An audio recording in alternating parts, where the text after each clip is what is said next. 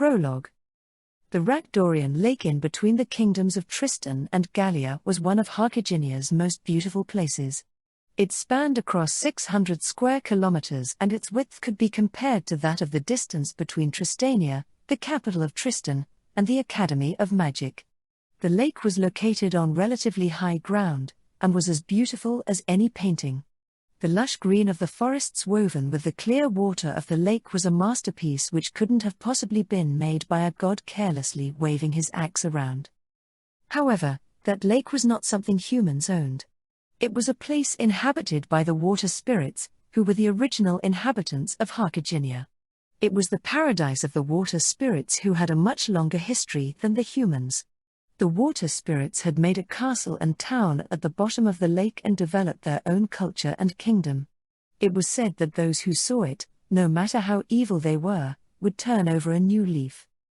These water spirits were called the spirits of oath, and it was said that oaths made by them would never be broken. That being said, the water spirits, who were said to surpass the beauty of the woven colors of the forest, the sky and the lake, rarely appeared in front of humans. Tens of years ago, they had appeared once to renew their oath with the royal family of Tristan, but since then, they had not come up from the depths of the lake. Which is why, even though it was said that oaths made by them would never be broken, it was an extremely difficult task to prove it. The first time Henrietta and Wales met was at that Ragdorian lake. It was 3 years ago.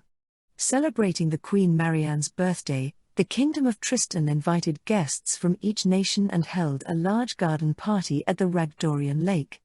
The nobles and royals invited from all over Carthaginia, the Kingdom of Albion, the Kingdom of Gallia, and the Empire of Germania, gathered at the lake all dressed up and socialized to their heart's content. Fireworks of magic were set off, and under a large tent, a ball was held throughout the night with the world's finest food and wine prepared. On the night at the end of the first week, as the celebrations were half over, the 14-year-old Henrietta left her tent and made her way to the shore of the lake without any attendants or guards. She was tired of the celebrations, which seemed to stretch on forever. The days had been packed with events, such as feasts, dance balls, poetry recitals. She was already fed up with all the greetings and flattery. She wanted to be alone and take in some fresh air. She had passed through the area where the tents and buildings stood with her face hidden under a large hood, and had made her way to the quiet bank side. The moon shone brightly, creating an illusionary atmosphere. Captivated by the sight, Henrietta simply stared at the river, which reflected the dazzlingly bright moon. It seemed that just being captivated by the sight did not satisfy her. Henrietta looked around herself. After making sure that no one was around, she boldly slipped off her dress. With a mischievous smile rising on her beautiful face, she slowly made her way into the water. The cool water enveloped her body. It was just the beginning of summer, so the coolness felt pleasant in the warm night. She would be scolded if she were to be found in such a place by the Chamberlain Laporte, but she had endured the constrained garden party for so long. "I'll be forgiven for something like this," Henrietta whispered as she began to swim out. After swimming for a while, she suddenly sensed someone on the bankside. Henrietta's face became red and she hid her body with her hands. "Who is it?" The figure did not reply. Who could it be? The annoying Chamberlain Laporte? Her friend who was 1 year younger than her, Louise François?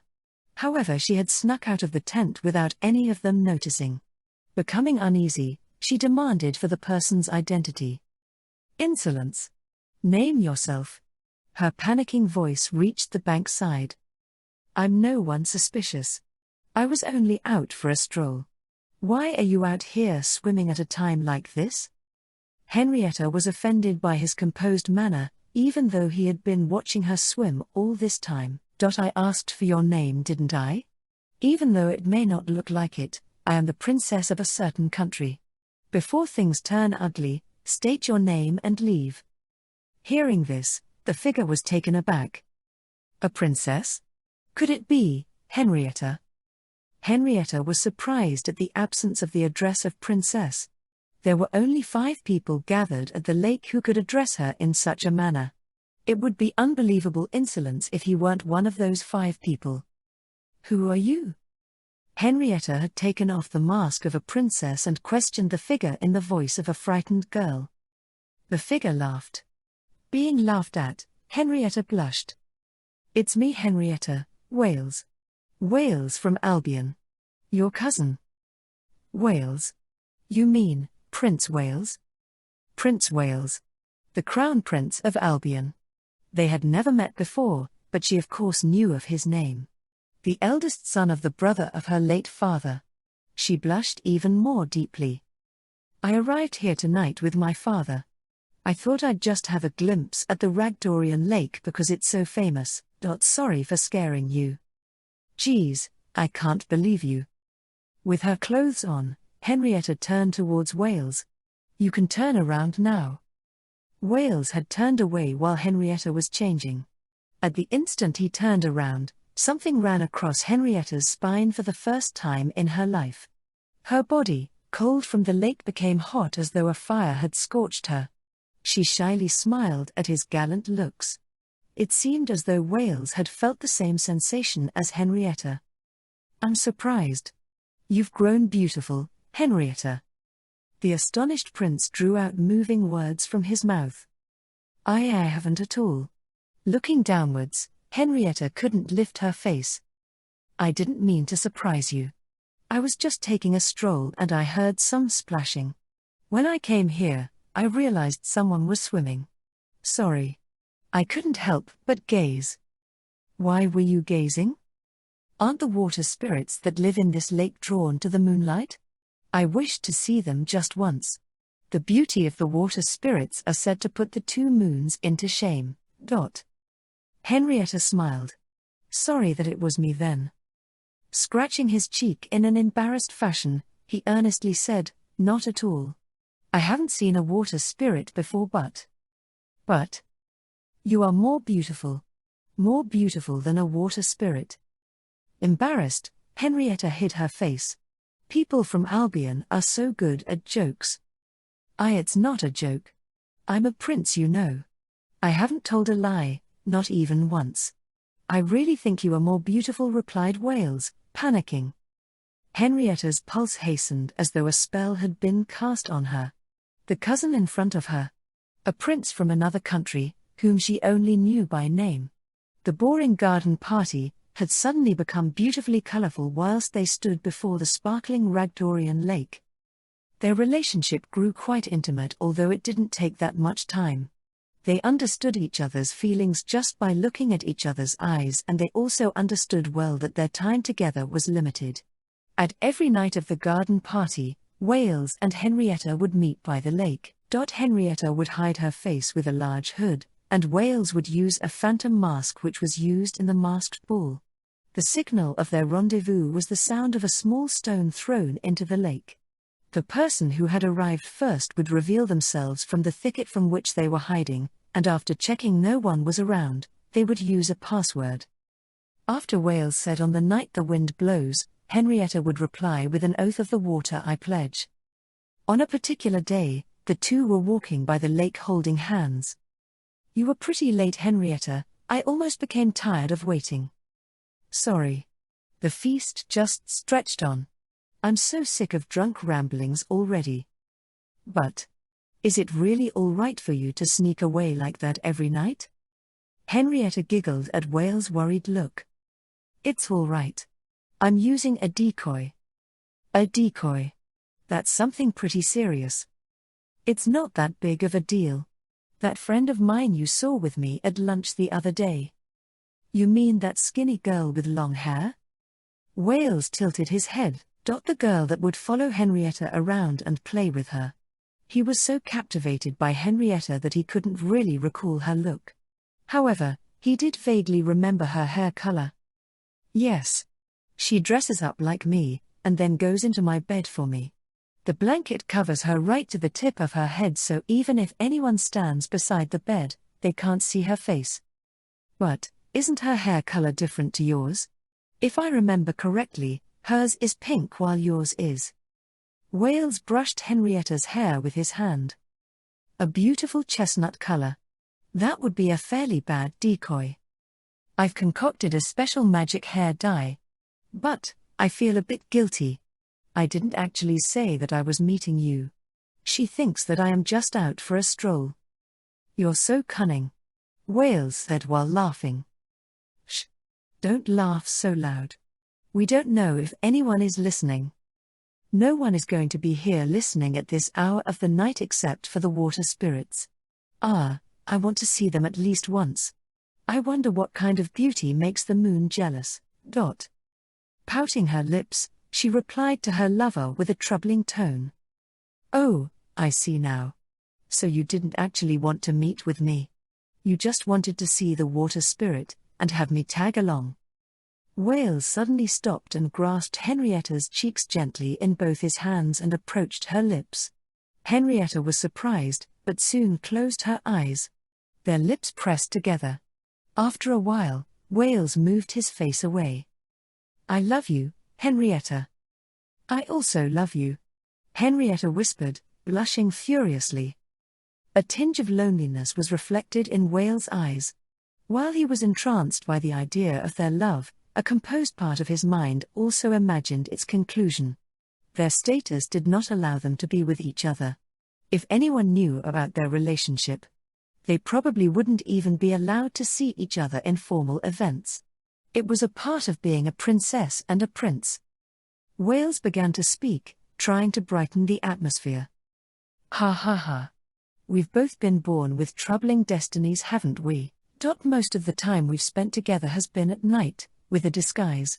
It would be good, at least just once, if I could walk by this lake with just you and the sun. Henrietta closed her eyes and slowly nestled against his chest. Then make an oath. An oath? Yes. The water spirits living here are also known as the spirits of oath. Oaths made before them are said to be unbreakable, whispered the 14-year-old Henrietta while she hid her face. It's a superstition. Just an old folks' tale. Even if it's a superstition, I believe it. If by believing, it will grant me my oath, then I will believe forever. Forever. A tear dropped from her eyelashes and rolled down on her cheek. Wales gently stroked Henrietta's cheek. I love you, Henrietta, because you love me so much. So don't cry like that. The river will overflow with your tears. The people gathered here will drown, you know. You probably don't know how much I love you. The more serious I get, the more you tease me.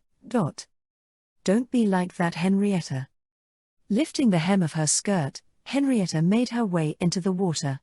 The Princess of Tristan. Henrietta vows before the spirits of water that she will love Prince Wales for eternity. You're next, Wales. Make an oath like I just did. Wales entered the water and embraced Henrietta. Henrietta clung to his shoulder. Wales. Your feet will get cold. I don't mind. Rather than that, I made an oath that I will love you forever. Make an oath as well. Unbreakable oaths are just a superstition. Are you saying that you will have a change of heart? Wales went silent for a while, deep in thought. With a gentle expression, he cast his oath into the lake. The Prince of Albion, Wales, vows before the water spirits that he will one day walk on this Ragdorian lake with Princess Henrietta and the sun, hand in hand. I made the oath. Henrietta buried her face into Wales' chest and whispered quietly to herself. So you won't vow to love me? The surface of the lake twinkled with light. Then after a while the lake was once again engulfed in silence. The two looked at each other. Was it the moonlight, or was it the spirits of the water accepting their oaths? They didn't know. But nestling against each other they continued to gaze at the beautiful lake of Ragdorian. Chapter 1, The Saint. On the Bourdon street in the town below the Tristan Castle, a magnificent parade was being held in commemoration of their victory. The parade was led by Princess Henrietta's chariot, which was pulled along by the legendary beasts known as unicorns. Renowned nobles in their chariots followed after her. Around them, the magical defense squad served as their bodyguards. The narrow road was filled with spectators.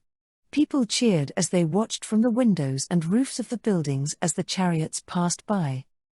Long live Princess Henrietta! Long live Tristan! The crowd was extremely enthusiastic. Princess Henrietta had led the Tristan forces to victory at the plains of Tarbes the other day against the Albion forces who had broken their treaty. Princess Henrietta, who had defeated the enemy which outnumbered them, was praised as a saint and was as popular as it was possible. After the parade was over, a coronation was awaiting Henrietta, in which she was to assume the throne. This was proposed by Cardinal Mazarini, with most of the court's nobles and cabinet ministers agreeing. The marriage of the prince of the neighboring country, Germania, with Henrietta was cancelled, much to their disappointment. After all, they could not afford to be unyielding to a country that defeated the invading forces of Albion.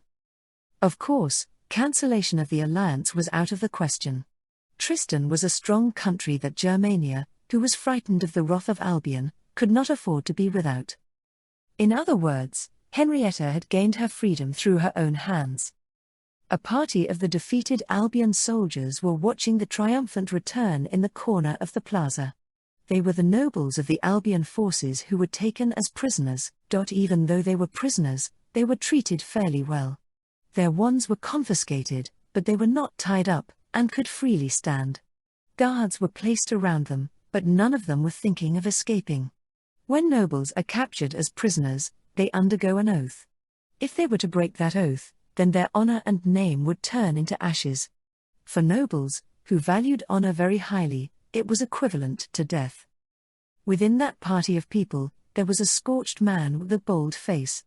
It was Sir Bowood, who was the captain of the Lexington warship, which Louise sunk by engulfing it in flames with her void magic. He nudged at the noble beside him and spoke to him. "Look, Horatio, it's the saint who defeated us." The noble called Horatio turned his fat figure and replied, There hasn't been an enthronement of a princess in Carthagena before. Even though they defeated us, the war still isn't over. Furthermore, isn't she a bit young? Horatio, you should study some history. There's been one instance in Gallia and two in Tristan, where the princess has been enthroned. Horatio scratched his head. History, you say? If so, we're just a ribbon decorating the first page of St. Henrietta's Brion history. That light. Not only did it annihilate my ship but yours as well. Bowood nodded. That ball of light which shone above the Lexington expanded to a huge size in just a matter of seconds. Not only did it cause the fleet to be engulfed in flames, but it also destroyed the wind stones on board the ships, causing them to sink towards the ground. What was even more surprising was that the light did not kill a single person. The light destroyed the fleet, but had no effect on the people. They managed to glide down onto the ground with what little control they had left. The flames did injure many people, but there were no casualties. A miraculous light. I can't believe it. I haven't even heard or seen that kind of magic before. Our country has chosen a fearsome enemy, Bowood whispered. He called out to a soldier who was holding a large halberd. You. Yes, you. Raising his eyebrows, the soldier approached Bowood. Did you call for me, Your Excellency? No matter if the person was an enemy or ally, nobles were to be treated with respect. The soldier waited for Bowood's words in a polite manner. My subordinates aren't locked up, are they? Are they being fed properly? The soldiers who were captured are being gathered and are being invited into the Tristan forces. There is compulsory labor imposed on them, but most of them should be aspiring to join our forces.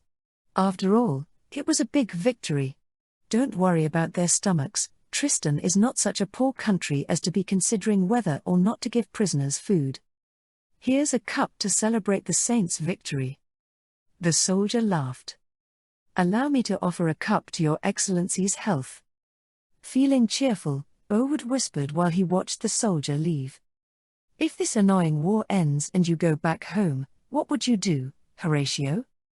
I'm going to retire from the army. I wouldn't even mind if I gave up my wand, after seeing that light.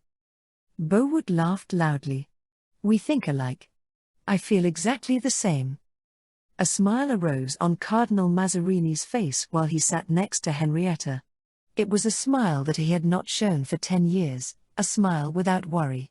Opening the carriage windows, He waved his hands in response to the deafening cheer of the crowd. He was glad that the two weights on his shoulders were lightened. Internal administration and diplomacy. He was considering leaving them to Henrietta and acting as an advisor himself. Mazarini noticed that his new lord had a sad expression on her face. Tweaking his moustache, he asked her, "It seems that you are not feeling happy. I haven't seen you cheerful since you stepped in this carriage. Why must I take the throne? Mother is here, isn't she? She won't even respond if we call her Your Majesty the Queen. She said that she is not a king, merely the king's wife and your mother, and she would definitely not accept the crown. Why did my mother refuse to accept?" A sad expression came over Mazarini's face. "The Queen is still mourning. She still longs for your late father." Henrietta sighed. "Then I'll just be like my mother. The throne can remain empty. The coronation won't proceed." "Don't say such selfish things. Your coronation is something your mother has hoped for as well. Tristan cannot be a weak country right now. The nobles and citizens of Tristan, our allied countries as well, are hoping for you to take the throne." Henrietta sighed again. She looked at the winged ruby on her left ring finger. It was the ring which Sato had brought back to her, a memento of Wales. The victory that had ascended her to the throne was in a sense Wales' victory. The ring had given Henrietta courage to face the enemy. If mother left the throne empty because she was longing for father, then I want to do the same. I don't want to become a queen. But she could hear the crowd's cheers. As if admonishing, Mazarini quietly whispered, "The citizens are all hoping for the coronation. Your Excellency's body is already something that is not yours." With a cough, he continued, "I'll explain the procedures of the coronation, so that you won't make any mistakes. It's only wearing a crown. Why is it such a big fuss? Don't say such things. It's a holy ritual. It's a ritual where you bear the power bestowed by the founders and declare it to the world. The procedures are all a tradition." In an air of importance, Mazarini explained the procedures. "Then, when the ritual is finished, Your Excellency will approach the Queen at the altar. You will state the written vow to the founders and the gods, and your mother will place the crown on you. Then everyone in Harkiginia, including me, will be addressing you as Your Majesty." A vow. Pledging something that she didn't really hold true in her heart. "Isn't that blasphemy?" thought Henrietta. "I just can't think of myself as queen. That victory. The victory at Tarbes that ascended me to the throne was not through my leadership, but by the abundant experience and wit of the generals and Mazarini. I was only leading, I didn't do anything else. If Wales were alive right now, what would he say to me? Me, who's been given the duty of rising to the apex of power. Wales. My dear Wales. The only person I have loved. Before that or even after that, the only time I have truly vowed with the words ringing true with my heart has been that one time in the Ragdorian Lake. The great victory and the brilliance of the coronation did not lighten Henrietta's heart from such thoughts. She blankly stared at the parchment in her hands. It was the report that had been delivered to Henrietta the other day. Recorded there was the interrogation of the prisoners done by a guard. There was something written about Sato Zero fighter shooting down the dragoons.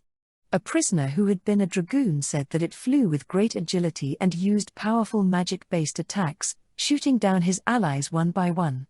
But such a dragoon did not exist in the Tristan forces. Puzzled by this, the guard had investigated further in the matter. A report from the village of Tarbes continued. The dragon the dragoon was using was in fact a magical item called the dragon's raiment belonging to the village of Tarbes. But it seems like it wasn't a magical item, but instead an unknown machinery. The one who was controlling it was the familiar of her friend, La Valère. And there was a slight hint of information regarding the light which destroyed the enemy fleet as well. That light had appeared near the flying machine. The guard had made quite a hypothesis that La Valère and her familiar were the source of that light. However, the guard seemed troubled whether to directly contact the two. The report ended with a request for further directions regarding the investigation. The light which brought me victory. The intense light that resembled the sun. Even by thinking about the light, her body grew warm. Was it you, Louise? Whispered Henrietta quietly. Meanwhile, in contrast to the excitement on Bourdon Street, the same old repetitive days continued on for the Academy of Magic. The headmaster of the academy, Osman, had praised the victory of the kingdom's forces at Tarbes, but other than that, nothing else had happened. But then again, they were in a school, an environment that had no place for things like politics. Even in the midst of war, the students were off somewhere doing their own things. For the nobles of Carthagena, war was something that occurred every year. There was always some quarrel somewhere in the world. And when things got more serious, there would be an uproar, but when the battles had settled, things would be like always. Within this process, another little war had been set in motion in the quiet vestry courtyard. On a bench under the warm sun, Sato opened the package in his hands. His face shone brightly. Wow! That's great. A muffler. A blushing Siesta sat next to him. Well, what was it called? An aeroplane? It's cold when you're riding that, right? It was 3 hours past noon. Since Siesta had something to give him, she had told him to go to the vestry courtyard. And the present was a muffler. A muffler as white as snow. It was warm like Siesta's soft skin. Yeah. It does get quite cold when I open the windshield. Sato wrapped it around his neck to try it on. It was the start of summer, but the skies were cold, and all the more cold when the windshield was open. During takeoff and landing he needed to stretch his head outside of the windshield to check below him. It was different from the modern aeroplanes where they could do everything with the windshield closed. On the white muffler, words were written with black knitting wool.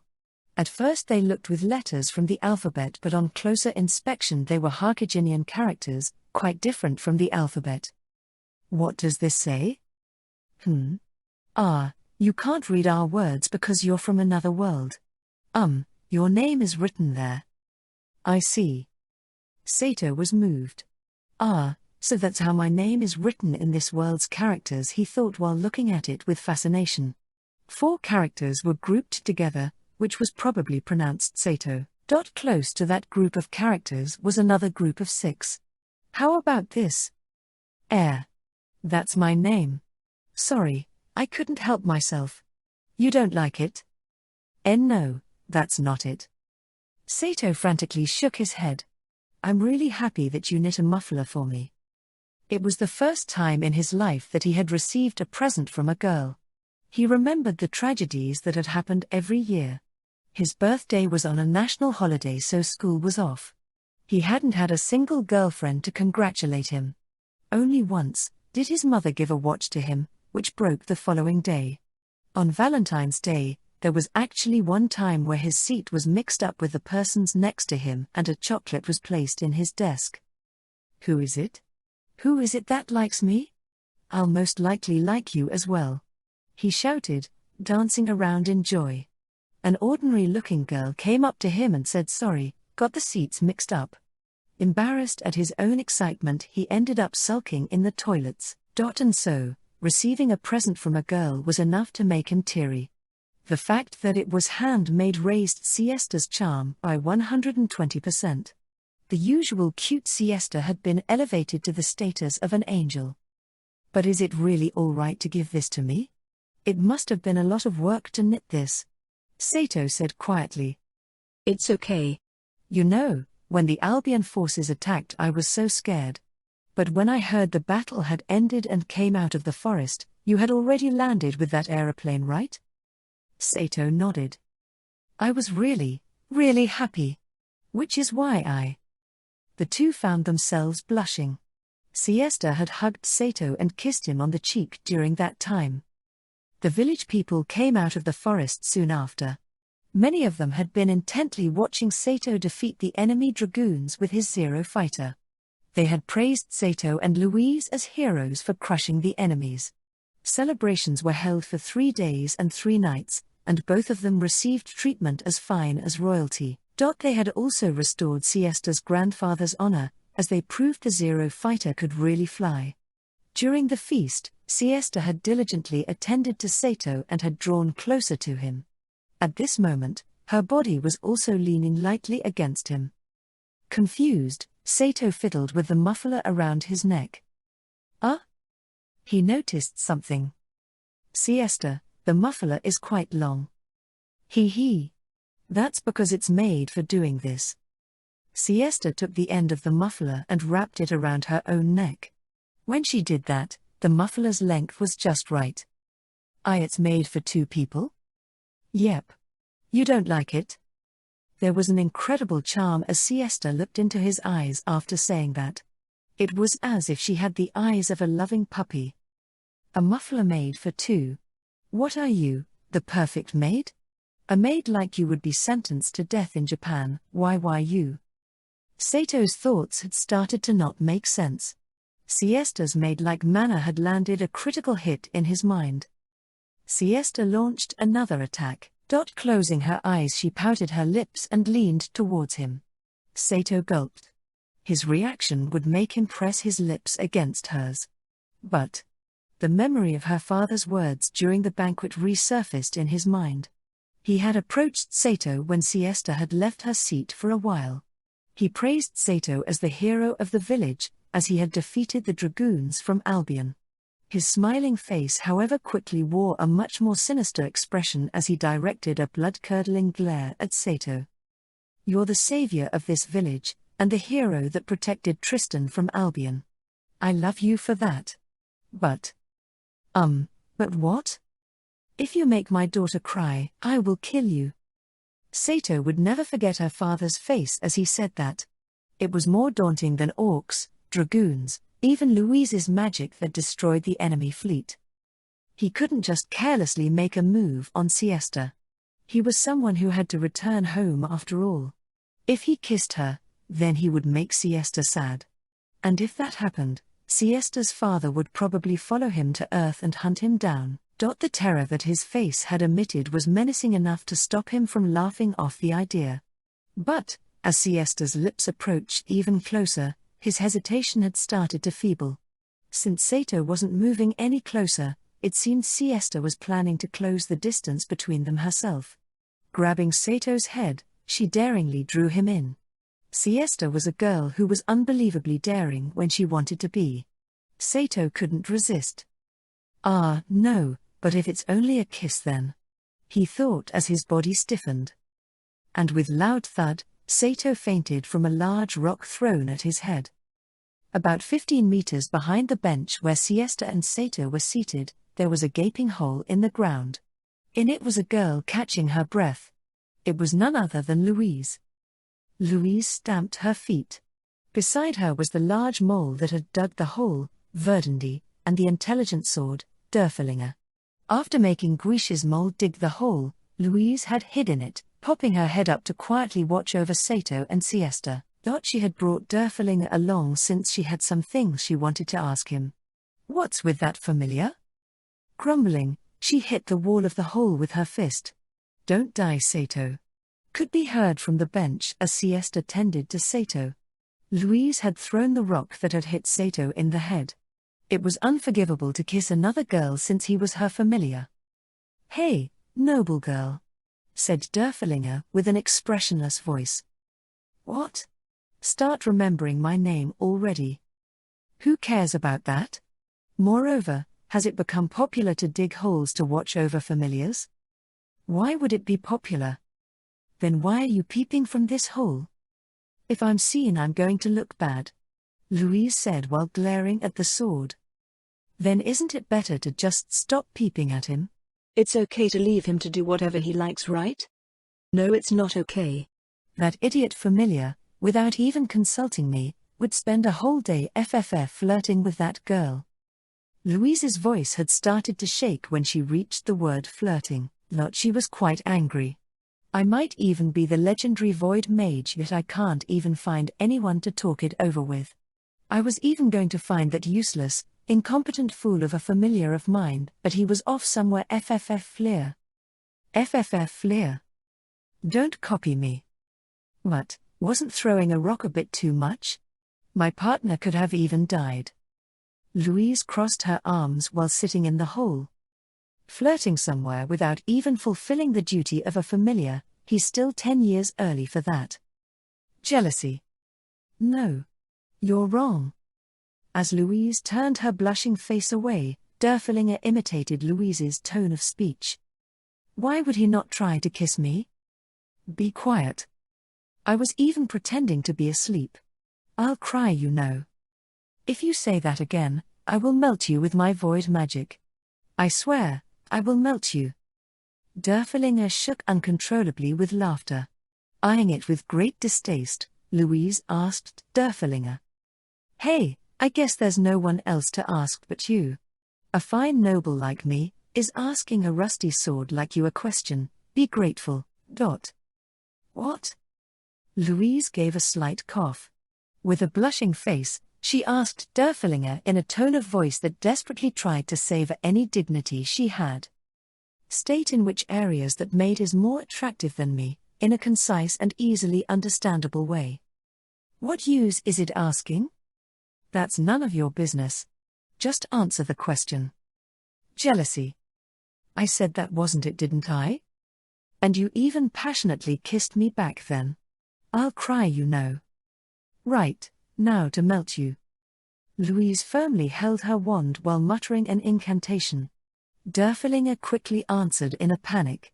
He couldn't possibly withstand an explosion of magical light. Oh, okay, I understand. There's no helping you, is there? Well, firstly, that girl can cook. I guess so. But so what? You can just order food. Guys like girls like that. She also seems to be good at sewing. I can also do that. I was taught by my mother, you know. You are like a lizard, and she is a dragon if one were to compare you two in sewing. Next. Well, the face.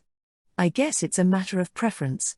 You're quite good in this area, but that girl also has her own charm. But that girl has a weapon you don't have. What would that be? Breasts. People grow, you know. Louise said as she stuck out her chest. A magnificently flat chest. How old are you? 16. Oh. Grown up already. No hope left. Louise started muttering an incantation. Wait. Stop. Hey. Guys naturally like girls with large breasts. He literally was off in fairyland when he had a bath with that girl. Derfelinger said, as fury started to fill Louise's eyes. What? What did you say just now? When they bathed together.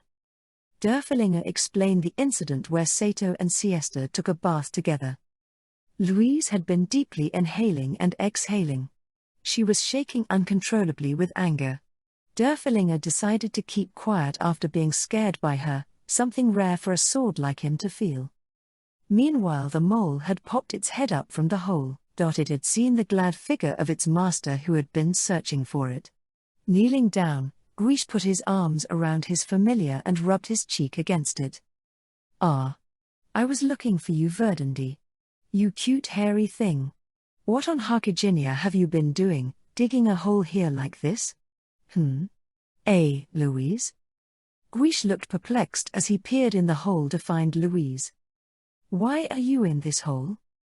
With a troubled expression, Verdandi looked at both Guiche and Louise. Guiche gave a slight nod and started to speak in a convinced manner. I understand, Louise. You let Verdandi dig the hole, so that you could go looking for earthworms? In the mood for concocting beauty serums, I see. And your familiar seems to be occupied with that maid from the dining hall as well. Guiche said, as he glanced over at the scene of Siesta nursing Sato. Just as usual, Sato was unconscious. Siesta was clinging to his chest and making a big fuss. Ahaha. You'll have to work hard on your beauty to win back that familiar of yours. Being taken by a peasant girl, your honor will surely be ruined. Crap. Derfelinger muttered. Louise grabbed onto Guiche's ankles and pulled him into the hole. In a mere 2 seconds she finished him off. The mole worryingly prodded its nose against Guish's unconscious face. Clenching her fists, she muttered in a low voice. Next up is him. Seems like this zero is 100 times more scary than the previous ones. Derfelinger said to himself. Rubbing his sore head, Sato returned back to Louise's room to find Louise simply sitting cross-legged on the bed staring at the window. The room was dim. It was already evening but Louise hadn't turned any lights on. Sato felt a slight shiver down his spine from the ominous atmosphere. Is anything wrong, Louise? Isn't the room a bit dark? Louise didn't reply. She simply kept her back to Sato. She seemed to be in a bad mood. What could she be angry about? Sato wondered. Quite a late time to return, isn't it? What have you been doing? Louise asked without moving an inch. Her tone of voice was cold, but it didn't seem like she was angry. Sato gave a sigh of relief and replied. I met up with Siesta in the vestry courtyard. She said she had something to give me. And then a rock from nowhere hit my head. It really hurt. Really? Must have been divine punishment. By the way, I have something to say to you. So sit on the floor. The floor? You dog. Ah, back to dog tilde, muttered Sato as he slowly backed towards the door. Don't curse the gods, as they say. Heck, Louise was scarier than a god. Was it because of the founder or the void magic? He didn't know, but it was Louise, who had annihilated all the enemy ships with a single spell. Louise gave a flick of her wand when Sato tried to open the door. Huh? When he tried to turn the knob it wouldn't turn. Strange, huh? Seems like I can do common magic with ease now. Louise said with her back still turned towards him. Louise? Asked Sato in a trembling voice. Louise was terrifying. Her voice was normal, but still, she was terrifying. I've always failed on the spells of the 4 major branches of magic up until now. Perhaps I really am the one chosen to bear the void, and then day after day there'll be growth. What do you think, dog? Sato was now desperately trying to turn the door knob, but it wouldn't budge. It's useless. I cast a lock spell on it. By the way, dog, your master has been very uneasy. I might even be the one chosen to bear the void magic, but I can't even find anyone to talk over something with. No one knows that I can use void magic at the moment. It seems like my explosion spell has just been treated as a miracle by the people. But I think the castle will know soon enough. Then what will become of me? In such a dire moment, my ungracious fool of a familiar decides to go on a date with a maid. And you even kissed me, Louise was about to say before she quickly shut her mouth. Taking a deep breath, she chose her next words. Sato's face had grown pale already as he continued trying to turn the knob. No matter how hard he tried to turn it, the knob wouldn't turn. The lock spell was very strong. A date is all right, I guess, but a bath. Now that won't do at all. That's the worst of the worst. Ignoring your master and taking a bath with a maid? I'm pretty sure that's enough for a death sentence. You're so lucky I'm a kind person. Louise started trembling. You even kissed me. A bath. A bath with the maid. Something was flying towards the window. It was a pelican. Ah. That was quick. Louise untied the package at the pelican's feet, placed it on the bed and put some gold coins in its beak. Seems like pelicans are used as the equivalent of home delivery services in this world. What did you buy? I've come to realize that dogs just don't learn when you use a whip. Sato's face stiffened as he madly tried to turn the doorknob. Help. Help. I told you, it's useless. When he glanced backwards, Louise was standing right behind him. Sato gave a scream at the sight of her face. Louise was biting her lip with her eyes lit up. She was probably even scarier than Siesta's father. Just as usual, Louise aimed a kick at Sato's nether region, which resulted in Sato collapsing on the floor. Why are you so inhuman to my sensitive parts? Louise pressed a foot down onto Sato's neck. Listen up, dog. It seems like what you're lacking is dignity. Always wagging your tail here and there, which is why I've bought this. Louise started to tie something that seemed like leather ropes on his body. And with a clink, the lock on his chest was locked. It was some kind of body suspender. What's this? A magical restraining device used to tame wild creatures. You have to be joking me.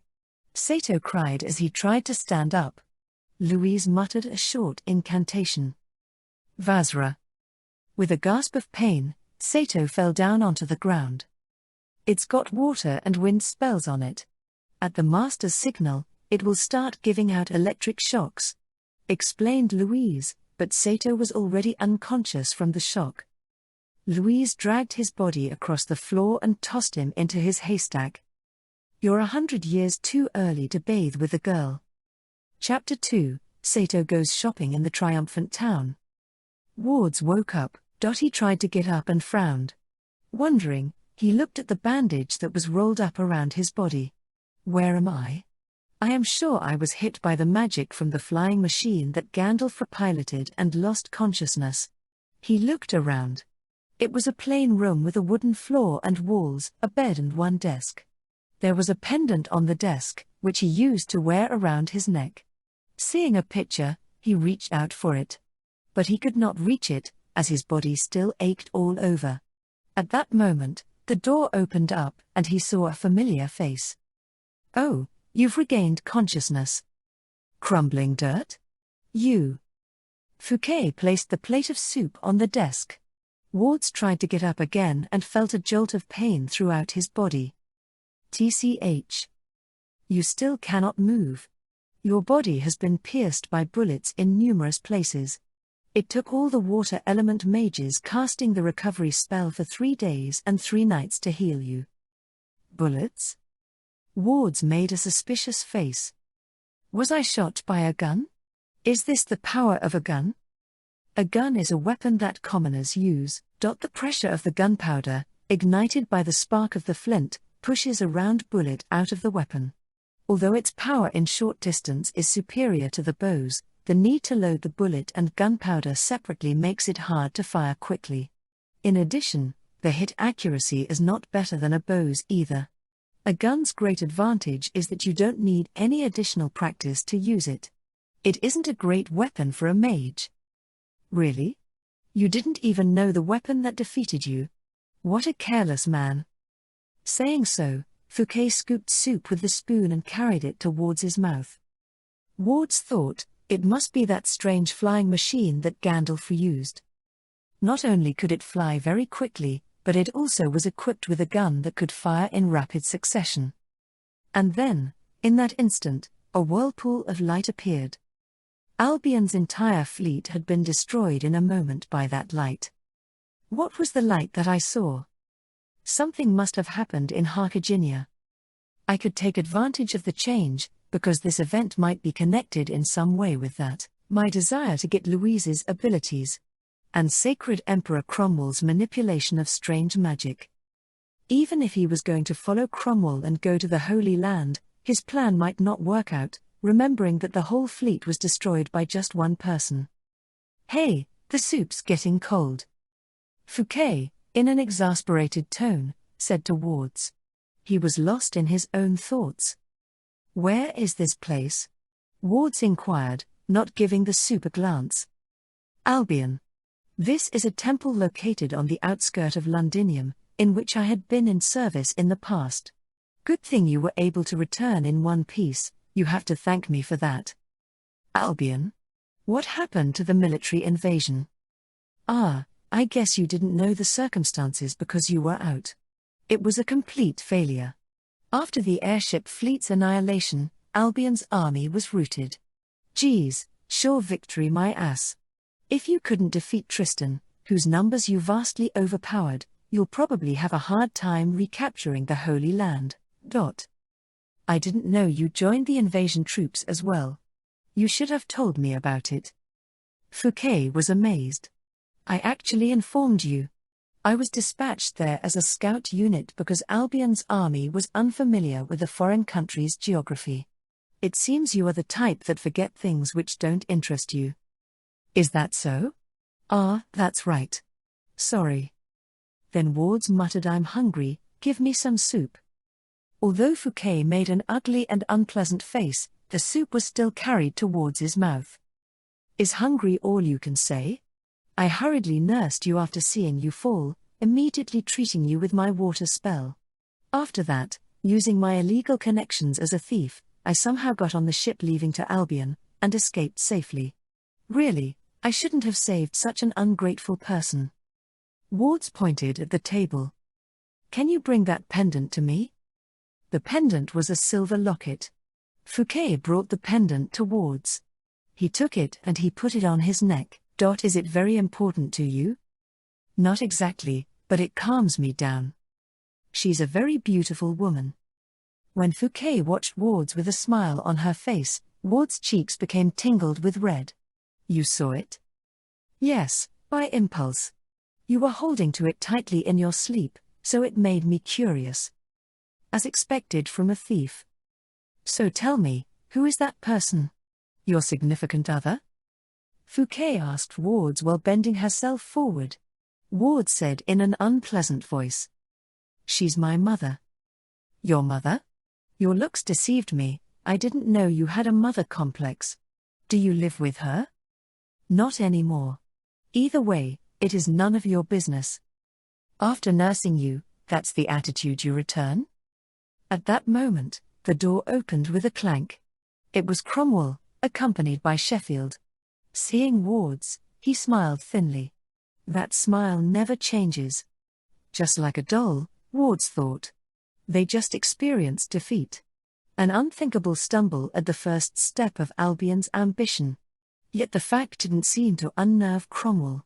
He was either a truly strong man or a carefree optimist. It was hard to tell. Looks like you regained consciousness, Viscount. I beseech your forgiveness, Your Excellency. I failed you not once, but twice. But it seemed your failure was immaterial. Sheffield, who was standing by Cromwell's side, nodded, then read the parchment scroll that seemed to be the report, and muttered. A sphere of light appeared in the sky and blew off our fleet. In other words, the enemy used an unknown magic against us. This was a miscalculation and it's no one's fault. If there was anyone to blame, it was our leadership's fault for not properly analyzing the enemy's war potential. A mere soldier like you should not be blamed for that. You should just focus on recovering your health. Cromwell offered his hand to Wards. Wards kissed it. I thank Your Excellency's kindness. Wards remembered Louise's long, pinkish blonde hair. Louise was in that flying machine. Such magic never. Wards saw through Louise's talent. He wanted to have it in his own hands. The element that Founder Brimmer used. The lost element, void. He shook his head. Cromwell said that void is an element controlling life. But how can it create such a light that would defeat an entire fleet? Even if it was really powerful magic, it was hard to imagine Louise having control over it. Was the void the source of that light? But the void that Your Excellency talked about and that light seems to be completely different. No one can say that they have a full knowledge about what void is. Void is a great mystery. Sheffield stepped in. It is wrapped up on the other side of an ancient, dark history. History hides many interesting things. Once, I happened to come across a book that named one of the founders' shields as St. Aegis. It has a fairly small amount of information regarding void. Cromwell spoke as if reciting a poem. Founder created the sun, to shine upon the ground. Indeed. There was no light within that small sun. Mystery upon the mystery, I feel ill. Awakening is also bad. Less than greater than, is it so, Viscount? It is as you say. It is said that Tristan's army was led by Henrietta. For what reason has an inexperienced princess fought? That princess made use of the founder's prayer book. Maybe she sniffed out the sleeping secret of the royal family. What is the sleeping secret of the royal family? The royal family of Albion, royal family of Tristan, and royal family of Gallia. were one branch in the beginning. And the founder's secret was split between them. Isn't that so, Miss Sheffield? Cromwell urged the woman at his side. It is as your excellency says. The treasure that was given to Albion's royal family was the Ruby of the Wind. However, where the Ruby of the Wind disappeared to is yet to be found. Since the investigation has not ended so far. Wards watched the woman with a dubious feeling. Because her face was hidden by the deep robe, it was not possible to see her expression. Though one could think she was Cromwell's secretary. She didn't give an impression of being just a secretary. No strong magic was sensed from her. However, because she was promoted here by Cromwell, she might have some special ability. Now, Henrietta, a worshipped holy woman, enthroned to a queen. Cromwell muttered. Sheffield said. The ruler of the kingdom. The queen of the country will also get the royal family's secret. Cromwell smiled. Wales then. Wales, who was revived by Cromwell, entered the room from the corridor. You called, Your Excellency? I want to offer congratulations for your lovers. The holy woman's coronation. I want her to come to my castle of Londinium. However, the journey seems to be very tedious, so keep her company to dispel the boredom. Wales muttered, certainly in a monotone voice. Then, Ward-san. Take care of yourself. I will leave it up to you to invite the holy woman to the dinner party and ensure her safe arrival. Wards bowed. Cromwell and others left from the room. Fouquet muttered absent-mindedly. Disgusting man. Baiting one lover with their dead lover is not a way a noble should act. Fouquet added, though she herself hated nobles. That man is not a noble. Haven't you heard? He was a mere bishop at first. Then Ward snuffled loudly. What's wrong? I just cannot stay calm. If only the wound would be done healing. I could do my work instead of playing with corpses. After that, Wards regrettably buried his face in his hands. Damn. Am I powerless? Hasn't the Holy Land slipped away again? Fouquet laughed with a smile, and placed her hand on Wards's shoulder. You are a weak man. Yet, I knew that from the beginning. And then, Fouquet brought her face close to Wards's and placed her lips on his. Slowly pulling her lips back, Fouquet muttered. Rest for now. I do not know what you are hiding. Yet once in a while you need to rest as well. In Tristan's royal palace, Henrietta was waiting for her guest. Even though she was a queen, she never sat on the throne. She mostly did the king's work.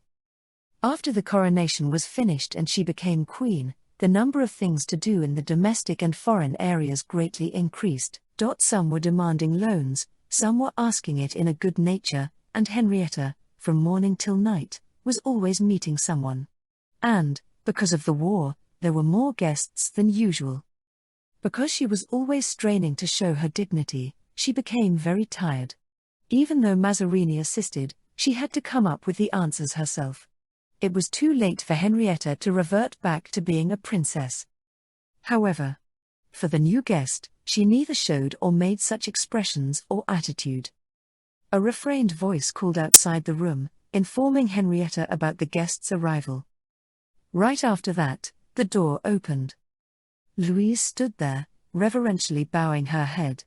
Next to her, Sato's figure could be seen. Even now, a restraining device used to tame wild creatures was attached to his body. Louise, Louise. Henrietta ran up and embraced Louise closely. Looking up, Louise muttered. Princess Summer. No, I have to call you Your Majesty now. I don't like it when you say it so formally. Louise Francois. Aren't you my beloved friend? Then, I will call you Princess Summer, as usual. Please do it for me. Louise, I didn't want to be a queen. It is twice as boring. It is 3 times more straining. And 10 times more worrisome. Henrietta muttered, looking bored. After that, Louise became silent, waiting for Henrietta's words. This morning, the messenger from Henrietta came to the Academy of Magic. They boarded the carriage that Henrietta prepared and came here. I guess I was called for a specific reason, thought Louise. Is it about the void spell? However, she seems hesitant to talk about that. Henrietta just looked into her eyes, not talking. Reluctantly, Louise said I ought to give my congratulations on the victory. Louise tried to find a harmless topic to talk about with Henrietta. This victory was all thanks to you, Louise. Louise watched Henrietta's face with a startled expression. You can't hide such a great secret from me, Louise. But I didn't do anything. Louise still tried to pretend not to know. Henrietta smiled and handed a report, written on parchment, to Louise. After reading it, Louise sighed. You scouted even that? Well, since it is the war results, it is better not to overlook anything. After that, Henrietta faced Sato, who was left out up till now. On the way there, he heard from Louise that Henrietta became a queen, so he felt very nervous. For controlling the foreign country flight machine that destroyed the enemy's Dragon Knight Corps, I express my greatest gratitude. No. It's not like that. You are the hero of this country. So now I am giving you a noble's title. That's so wrong. Turning a dog into a noble. Dog? No. It doesn't matter, Louise murmured with a blush. Then, I will grant you a peer's title. When Henrietta said this, Sato muttered, "Ha." Then he remembered Kirsha's words a while ago. That in Tristan, if you are not a mage from birth then you cannot become a noble. But, despite his thoughts about the peerage, he didn't open his mouth. Either way, when returning to Japan, all the titles would lose their meaning. Great.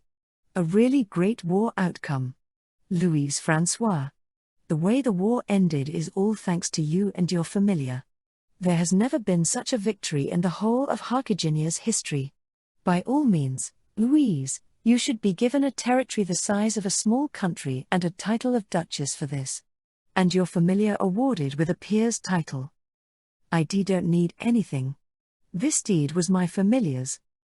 Louise muttered hesitatingly. Weren't you the cause of that light, Louise? That light was called a miracle of the castle, yet I do not believe in miracles. The light came from the flying machine that you were flying in. Aren't you the cause of it? Henrietta intently watched Louise. It was impossible to hide anything this way. And what about Sato? Even though he constantly pulled Louise's shirt sleeve, trying to cut in with "by the way," she slowly began talking about the Founder's Prayer Book. She could not consult about it with anyone else. It was too risky to do so. Slowly, Louise talked to Henrietta. She took Henrietta's water ruby, placed it on the pages of Founder's Prayer Book, and an ancient script appeared. When she read it out back then, she cast a spell of the light. The Founder's Prayer Book was written using the element of void. Is this true, Princess Summer? Henrietta stared over Louise's shoulder. You knew, Louise? Founder Brimmer gave rings to 3 children from 3 royal families to keep as a treasure. Tristan got the water ruby and Founder's Prayer Book, which are now both in your possession. It has been handed down like this among the royal families. Royal families were the ones that inherited the Founder's power. I am not from a royal family. What are you saying, Louise? The ancestor of Duke of La Valère was the king's illegitimate child. And you are the duke's child. Louise was startled. You, too, have the Tristanian royal family's blood, and that is good enough. After that, Henrietta took Sato's hand. Seeing the runes, she nodded. Is this the sign of Gandalf? The sign of the familiar that Founder Brimmer used for protection while casting spells? Sato nodded. Sir Osmond also said the same thing. Then, I am really a void user. I think it really is so. Louise sighed. That's why you understand that I cannot reward you that way, right, Louise? Sato, who didn't understand, asked why. Why? Henrietta answered with a clouded face. If I were to give the reward, Louise's secret services would be exposed in the daylight. That would be dangerous. Louise's power is too big. Even one country could not manage such power. If an enemy learned about Louise's secret, they would become frantic about it and would do anything to get it. I alone should be the enemy's target. After that, Henrietta sighed. Enemies are not the only ones interested in Void.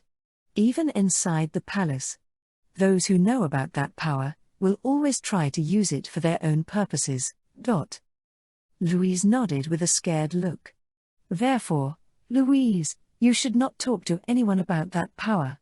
Your secret is safe with me. Then Louise thought for a while. And, in a slowly determined way, she opened her mouth. Don't worry, Princess Summer. I want to dedicate my Void to you. No. It is all right. You must forget that power as soon as possible. And never use it again. But, Princess Summer, I want to help you with the powers I was granted. However, Henrietta shook her head. Mother said, great power drives people mad. Who could be sure that you, after gaining the power of Void, would not turn out the same way? Louise proudly lifted her face. It was the face of a person who had decided her mission. However, such a face was somewhat dangerous. I always wanted to dedicate my power and body to Princess Summer and the mother country. I was taught so, I believed so, and I grew up with that. However, my magic always failed. As you know, I was nicknamed Zero. Behind sneers and contempt, I was always shaken with regret. Louise clearly asserted. However, God gave such power to me. I, myself, believe in using this power. Still, if you say that your Majesty will not need it, then it is necessary to return my wand to your Majesty. Henrietta was touched by Louise's speech. Louise, I understand. You are still my best friend. From the times when you helped me on Ragdorian's lake. You took the blame for me. Princess Summer. Louise and Henrietta tightly embraced each other. Sato, who as always was left out, swung his head absent-mindedly. Louise is too eager to promise without thinking. He thought, though he didn't say that. Though it was nice to help Henrietta. But what about the travel to the east to find a way to return me home? By helping Henrietta, it seemed like they would not go there. After this, I will help Louise too. Naturally, Princess Summer. Then I give the Founder's Prayer Book to you. However, Louise, promise me. Don't tell anyone that you are a Void user. And do not use it recklessly, either. Certainly. After this, you will become my court lady and will obey only me. Henrietta then took out a quill pen and smooth parchment. After that, she signed the document and put down the quill pen. Take this. This is my formal permission. With this, whether in the royal palace, or inside or outside the country, you will have supreme authority over everything, even over the police. If there is no freedom, one cannot work well. Louise reverently received the permission with an expression of gratitude. Henrietta's authorization. This meant that Louise was granted with the right to act in the Queen's name. If I face a problem that only you can solve, I will surely consult you. Officially, please act as a student of Academy of Magic like you have up to now. Since it is you, you will, without a doubt, do well. After that, Henrietta turned towards Sato. Having an idea, she fumbled within the pocket of her dress.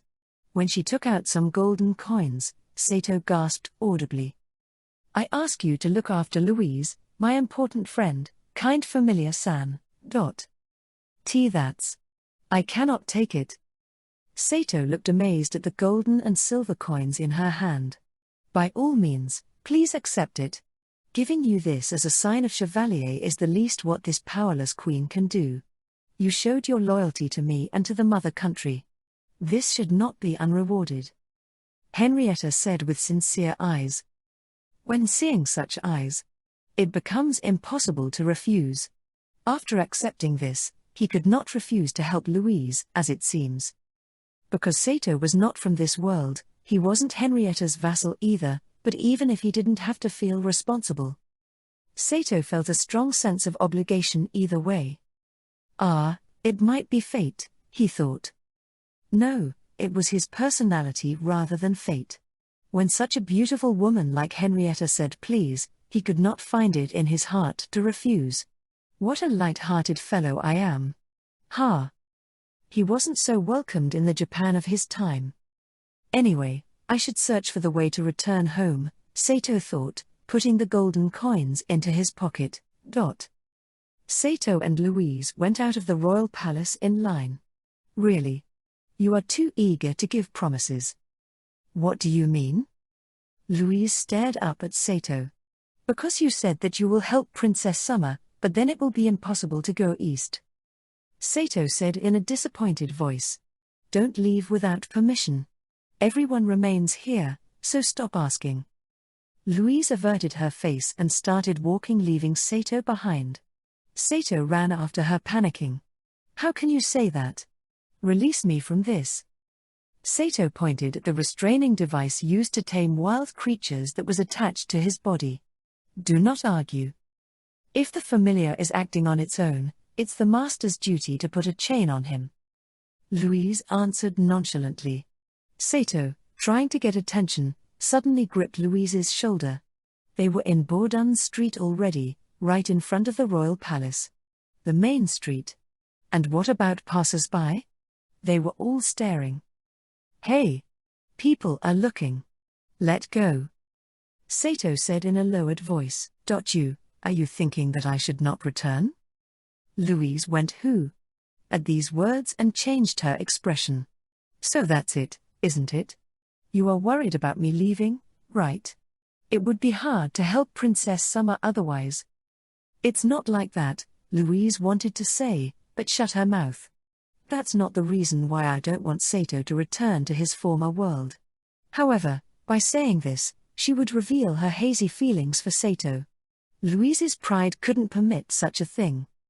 In that sort of division, Louise nodded reluctantly. That's right. No one would worry for a familiar like you otherwise. Lovely. So that's how it is. Sato muttered, and began walking again. What he really thought was, she didn't have to say because I love you, but she could have said I would be lonely, or at least I want you to be near. If she would have said that, he would not have minded helping her and would have searched for the way to return later. When Henrietta asked for his help a while ago, though he thought it was bothersome, he was also glad for a moment. No one really needed him in Japan. The earth kept on spinning, even with Sato gone. However, it was different in this world. Siesta and Henrietta. There were some people that needed him. Yet he wanted to feel needed by Louise more. However, judging from her words earlier, all that she cared about were his Gandalf powers. Sato pouted. He was sulky. Determined, he started to push his way through the crowd. The town was still crowded from the victory celebration. A drunken group was yelling out toasts while hanging out their cups filled with wine. Louise, still in shock from Sato's lovely, was petrified for a while. With face down, she bit her lower lip. When she looked up after a while, Sato was already gone in the crowd and could not be seen. Louise ran out panicking. Move. Louise bumped hard into a man. A man, who looked like a mercenary, collapsed. In his hand he had a bottle of sake, which he was gulping down vigorously. He seemed to be completely drunk. Though Louise tried to pass that man sideways, he grasped her hand. Wait, Mississippi. You ought to apologize for bumping into a person in the middle of the street. Then another man, who seemed to be a mercenary, noticed Louise's mantle and muttered a noble, huh? However, the man who was clasping Louise's arm didn't move. Today is the festival celebrating the victory at Tarbes. Put aside the rank. Today nobles, mercenaries and salesmen are equal. Hey, Miss Noble, how about sharing one drink with me as an apology for bumping into me? Saying so, the man thrust out his jar of wine. Let me go. You brute. Louise shouted. The man's face became brutally distorted at once. What did you call me? Hey! Who do you think attacked Albion's army in Tarbes? Holy woman or nobles like you? No, us, soldiers. The man reached out to grasp Louise's hair. However, his hand was stopped. Sato, who showed up right before their eyes, firmly gripped the man's hand. What? Go away, kid. Let go. Sato said in a quiet voice. If it were the old days, his legs would be shaking while threatening such a scary-looking man. However, now it was Sato who had gone through many battles. Thus he had gained courage. Now he only had to grip Derflinger, who hung on his back when the time came. Not pulling it out, just grasping it would be enough to knock all those soldiers out. The man looked at the sword on Sato's shoulder, with a similar look. The experience that he had gained through battlefields in many years told him that Sato's attitude wasn't just a bluff. Then the man spat nonchalantly and, urging his companions, left. Sato silently took Louise's hand and began to walk. Louise tried to say something to Sato. However, being all flustered, she could not find the words. Sato walked rapidly, pushing through the crowd. Are you angry? Louise asked in a small voice. Not really, Sato answered snappishly. The clasp of his hand made Louise flurried for a moment. Does Sato feel the same? However, because Sato walked straight ahead, she couldn't see his facial expression. Louise followed while being dragged. It was chilly just as much as a pleasant feeling that Louise could not understand or explain. Louise, while walking and holding hands with Sato, cheered up. The town was filled with colorful festivals, joyful shows, food carts and stalls where unusual goods were sold were stretched all the way down the street. Being a local lord's daughter, Louise never walked in such a lively town this way. More so, she never walked in a town holding hands with someone of the opposite sex. Those two things combined made Louise's head light and dizzy. So very noisy, Sato said. True, Louise muttered happily. Feels like my world's festivals. Really? Yeah. The showy street stalls line up just like this. Goldfish catching, yo-yo fishing, okonomiyaki shops, and food carts queuing in line. While saying so, Sato's eyes turned distant. Louise tightened her grasp on Sato's hand. Somehow, the thought about Sato suddenly leaving to some place made her feel bad. Sometime. The day when Sato leaves will surely come. However, when walking together this way, the one that I want you to see is me, Louise thought. Just for now. And nothing else matters. And at the same time she was angry at herself for thinking that way. Because of love?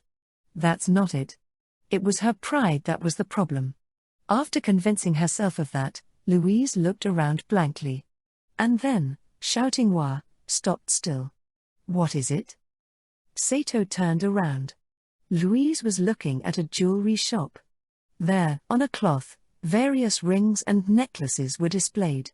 Do you want to take a look? Sato asked, and Louise, with a blush on her cheeks, nodded. Seeing two people approaching, a merchant with a turban on the head rubbed his hands together. My. Please come in. I see you are a noble miss. We have rare goods to offer. This is made from wrought gold and it is not a sham. The presented jewels were suited for nobles to wear, beautifully ornamented to satisfy the most various tastes. Louise took a pendant. It was a pure white pendant, carved in a shape of a shell. There were a lot of big jewels placed around. However, upon closer look, the jewels were nothing but cheap crystals. Still, Louise liked this shiny pendant. Within the atmosphere of noisy festival, filled with quality goods, such a showy one attracted attention. Do you want it? Louise shook her head embarrassed. Don't have the money. Well then, I will cheapen it. It will be only 4 AQs. The merchant sweetly smiled. Too expensive. Louise shouted. You don't have that much? Sato asked amazed. Louise puffed her lips nonchalantly. I would if I hadn't bought that impertinent sword the other day. I spent all my month's pocket money on that. Sato reluctantly fumbled in his pocket. He tightly gripped the golden coins that he got from Henrietta a little while ago. Holding the golden coins that were approximately of the size of 1 yen coin on his palm, Sato asked. How much is this worth? The merchant was surprised that it was Sato who was carrying money. This is. Hi, this is splendid. Taking up 4 gold coins on which an old king's portrait was carved, the merchant passed the pendant to Louise. Louise was taken aback with surprise, her cheeks unintentionally loosened up a bit. The first thing that Sato did with the money given by Henrietta was shopping for me. She was very happy. After it was in her hand for a while, she cheerfully put it on her neck. It suits you well, said the merchant gracefully. I want Sato to have a look, she thought while pulling his sleeve. However, Sato, whose attention was on the stall near the sides, didn't move. What on earth is he staring at? Sato was gazing at the loot, taken from the Albion army, displayed on the ground. Things that soldiers captured were taken to merchants. They were articles taken from the enemy. Swords, armor, clothes and clocks. Sato took one of the clothes. I want him to look at me, Louise pouted lips sulkily. However, Sato's full attention was on the clothing. It was not unreasonable to want new clothes after all. What, you want clothes? But it is not a good idea to wear second-handed middle-aged clothes that the enemy used to wear, there are much better ones.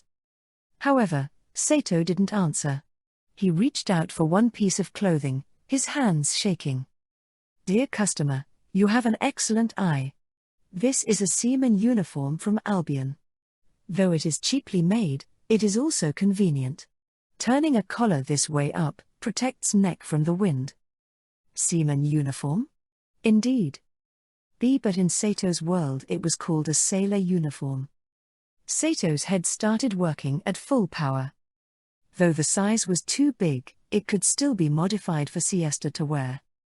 He imagined Siesta wearing this. It looked good. The enjoyment increased. No, that's not it. Not personal enjoyment. Gratitude. It was gratitude for the muffler. He still felt slightly guilty though. That's right, Sato cooled down. Money, he should absolutely use it for this. How much? Sato asked in a voice overcome with emotion. 3 for 1 AQs would be fine. Louise was amazed. Paying such money for second-handed clothing was too much. However, Sato paid the asked price. Louise, who returned back to her room, was lying on the bed, listing the founder's prayer book while humming. It seemed like she was in a good mood.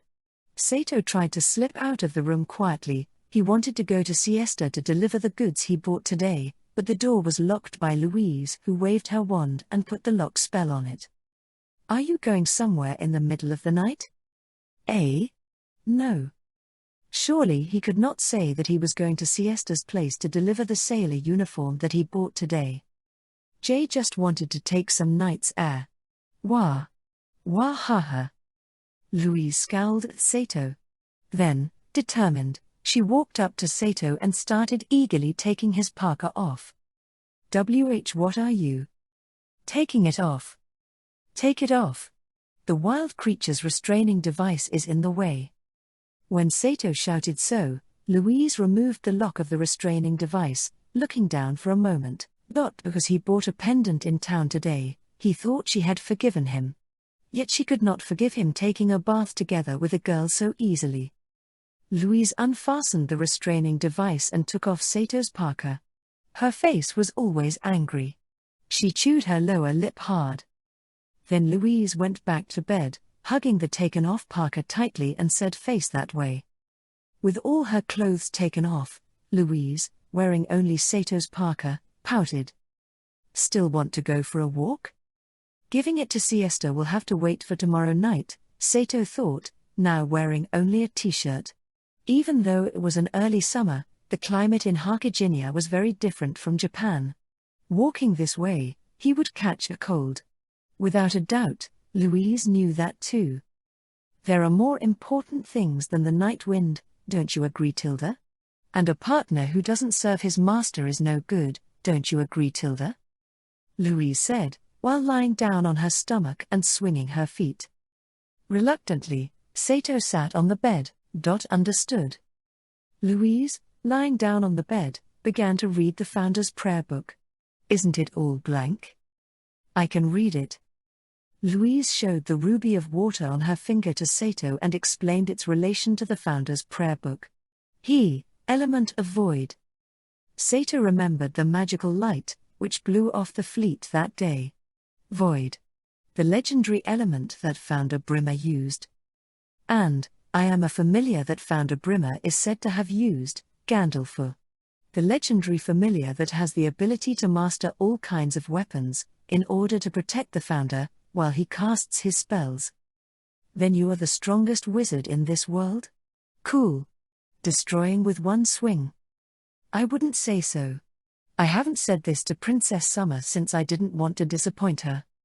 With a sigh, Louise took the wand. What?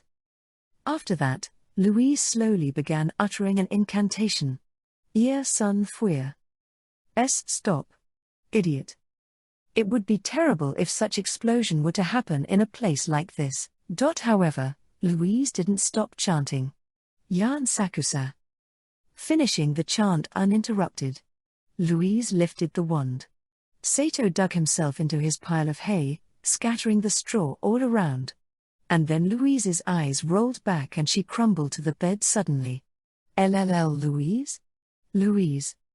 Sato shook Louise in panic. After being shaken for a while, Louise opened her eyes. You. What? What's wrong?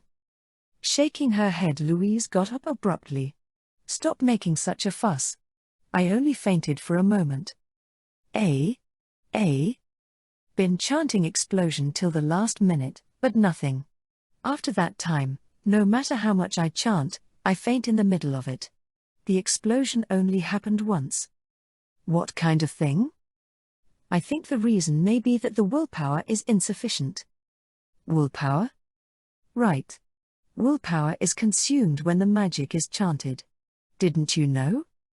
How could I know such a thing? Then, Louise sat up straight demurely, lifted a finger and started explaining, proud as a peacock. Listen, the number of elements that a mage uses can be increased, and his class changes accordingly. A mage who can use only one element is a dot. Ability to have two makes one a line. Being able to use three, triangle. Spells are also applied to the class. The spells from 3 elements are called triangle spells. Each time the spell class rises, the consumption of willpower doubles. For instance, the line spell would cost the mage 8 willpower, but when that mage decides to use the dot spell, only 4 of his willpower will be consumed. The cost depends on each person individually, however the same rule applies to all. The main point is that mage could cast 2 dot spells instead. 8 divided by 4 is 2. Therefore, you could cast the spell twice. But when you cast a line spell only once, because twice of the willpower consumed, and 8 divided by 8 is 1. When the line mage grows up to a triangular mage, consumption of the willpower spent on dot spells decreases by half. Therefore, 4 divided by 2, 2, he can use the dot spell 4 times. The line spell can be used twice. Triangular spell, 1 time. That's because the mage grows up. In other words, the low-class spells can be chanted many times, while the high-class spells can be chanted only so many times. Right. So now you understand the relation between spells and willpower? Somehow. Then, you fainting a little while ago. Yeah. I fainted a while ago because I overworked and used up my willpower. The spell was too strong and my willpower was insufficient. Then, why were you able to cast it the other day? Well, really why? I wonder myself. How does willpower recover? Basically, it recovers while sleeping. Sato thought while folding his arms together. Well, up till now, you haven't used many spells correctly. Well, yes. Therefore you collected a lot of willpower, right? And that time you used it all up at once. Louise made a startled face. For instance, let's assume that your willpower is 100. The explosion, consumed all 100 at once. While usually the willpower is recovered while sleeping at night, the amount needed is too large for you. Since it is as much as 100, you cannot store that much just with one night of sleep. Sato plainly stated his hypothesis. What? To me it seems that it might be the end of your magic. However, Louise's face was serious. It might be so. Applying the Earth Magic Square class spell wrought gold can be created. But do you know why the world still uses money?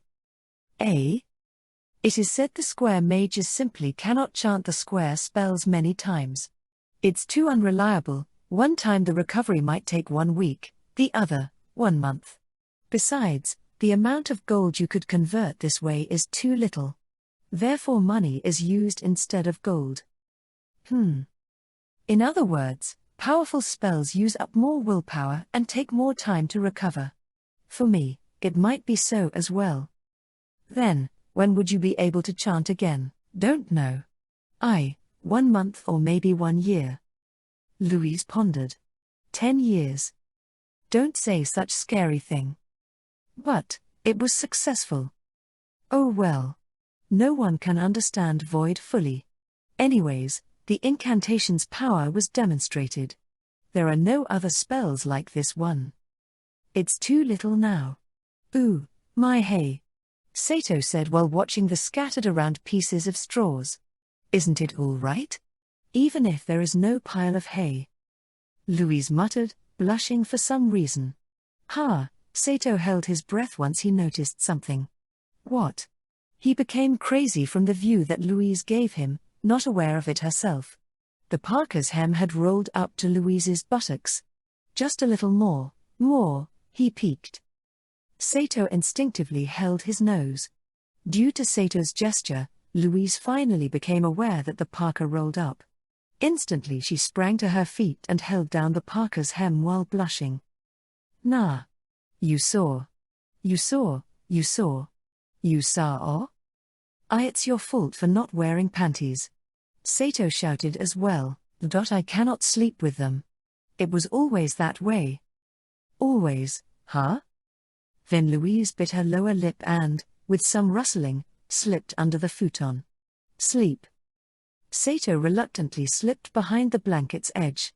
He heard the voice of a sulky Louise within the futon. Sleep in the pile of hay, peeping familiar. It was scattered. Though he heard Louise groaning a few times within the futon, she calmed down after a while. Thinking about the sailor uniform that he will deliver to Siesta tomorrow night, Sato fell asleep. Chapter 3, The Sailor Outfit and Louise's Jealousy. As the sunlight shone radiantly at Austria's plaza, Sato was groveling on the ground and trembling violently. Then, raising his face, he gazed at the work of art he had produced, and once again started to go mad from his excitement. His breathing became hot. The throbbing of his heart reached its climax many times and brought Sato's heart to utopia. Sato muttered quietly, "Shiver, my palpitations beat. Throb, my heart of homesickness. Shiver more and more heatedly, bless my genius." The angel said it here. I'm glad I'm alive. Sato tightly grasped the grass growing from the ground and yelled loudly. I'm the griot. Then he pointed at the angel in front of his eyes. Siesta is also the griotist. Siesta, dumbfounded, was staring at Sato's whole act of agony and excitement. Sato-san is strange, she murmured unintentionally. That was exactly just how abnormal Sato was acting. But these clothes. What? Something wrong? Is there something flawed? Sato sprung energetically towards her. Well. I mean, this is a military uniform, right? Even if I wear this, it won't look good. Don't say such stupid things. Sato's intimidating attitude caused Siesta to go high and back off. In Theus. World. That is certainly an outfit for the naval soldiers. Buyut. In my world, girls your age wear that and go to school. Go orying in present progressive form. Why yes, Sato-san is surpassing strange. Then Sato screamed while half crying. It is called sailor uniform in my world. I'm sorry for being born. Siesta thought so that is what this was about. This is an outfit from Sato-san's birthplace. Last night, Sato came to her and handed her the sailor uniform with a stiffened expression. When Sato said I'll modify this outfit for you to wear, she honestly thought that he had lost his mind. Even so, Siesta honestly felt happy that Sato bought clothes for her. And now, to Sato, who was delighting over having her dress in his birthplace's outfit, she felt darling. If Sato was normal right now, pulling away from him would be the only thing possible to do, but for that reason, Siesta blushed. At first, I thought Sato-san went crazy, but he had such a reason. I understand. Siesta nodded, and turned around to face Sato seriously. What should I do to please you even more? Sato, once again, looked at Siesta's appearance from the top to bottom. First, the upper half. It was a beautiful gem made from Albion's sailor suits. White long sleeves with black cuffs. The collar and scarf were deep blue in color. 3 white lines ran across the collar. And then, Sato condensed his genius into length. Sato, to his utmost ability, instructed Siesta to make the waist area short. By shortening the length of the upper half, it only reached to the top of the skirt. Therefore, whenever Siesta twisted her body, he could see her belly button. Sato was the real thing. Now, the skirt. He shouldn't have done it, but he stole Louise's alternate uniform. It had a pleat on it, so he put it to practical use. This, as well, was shortened to the best he could. As a result, most likely the first skirt in this other world to be 15 centimeters above the knees was created. And then the socks. Those were the result from a clash between Sato's preferences and reality. Sato carefully chose and arranged deep blue socks. Shoes. They were the high-laced boots Siesta always wore. It was the only scratch in this glittering work of art. He really wanted loafers here. But sadly, loafers did not exist in this world. Anyways, these articles were all scrutinized and coordinated by Sato. Her big breasts, usually covered and hidden by an apron, were raised up by the handmade sailor uniform. Her slender legs, healthy like a sero's, were sucked into the 15 centimeter above knees skirt. Siesta usually didn't wear such short skirts, so the mix of nostalgia and freshness made him even more emotionally moved. Tell me, Sato-san, what should I do to get closer to your birthplace? Sato thought. Seriously, staking his life. He recalled all kinds of patterns. Like a high-powered calculator, Sato's head rotated. The voice of his heart whispered.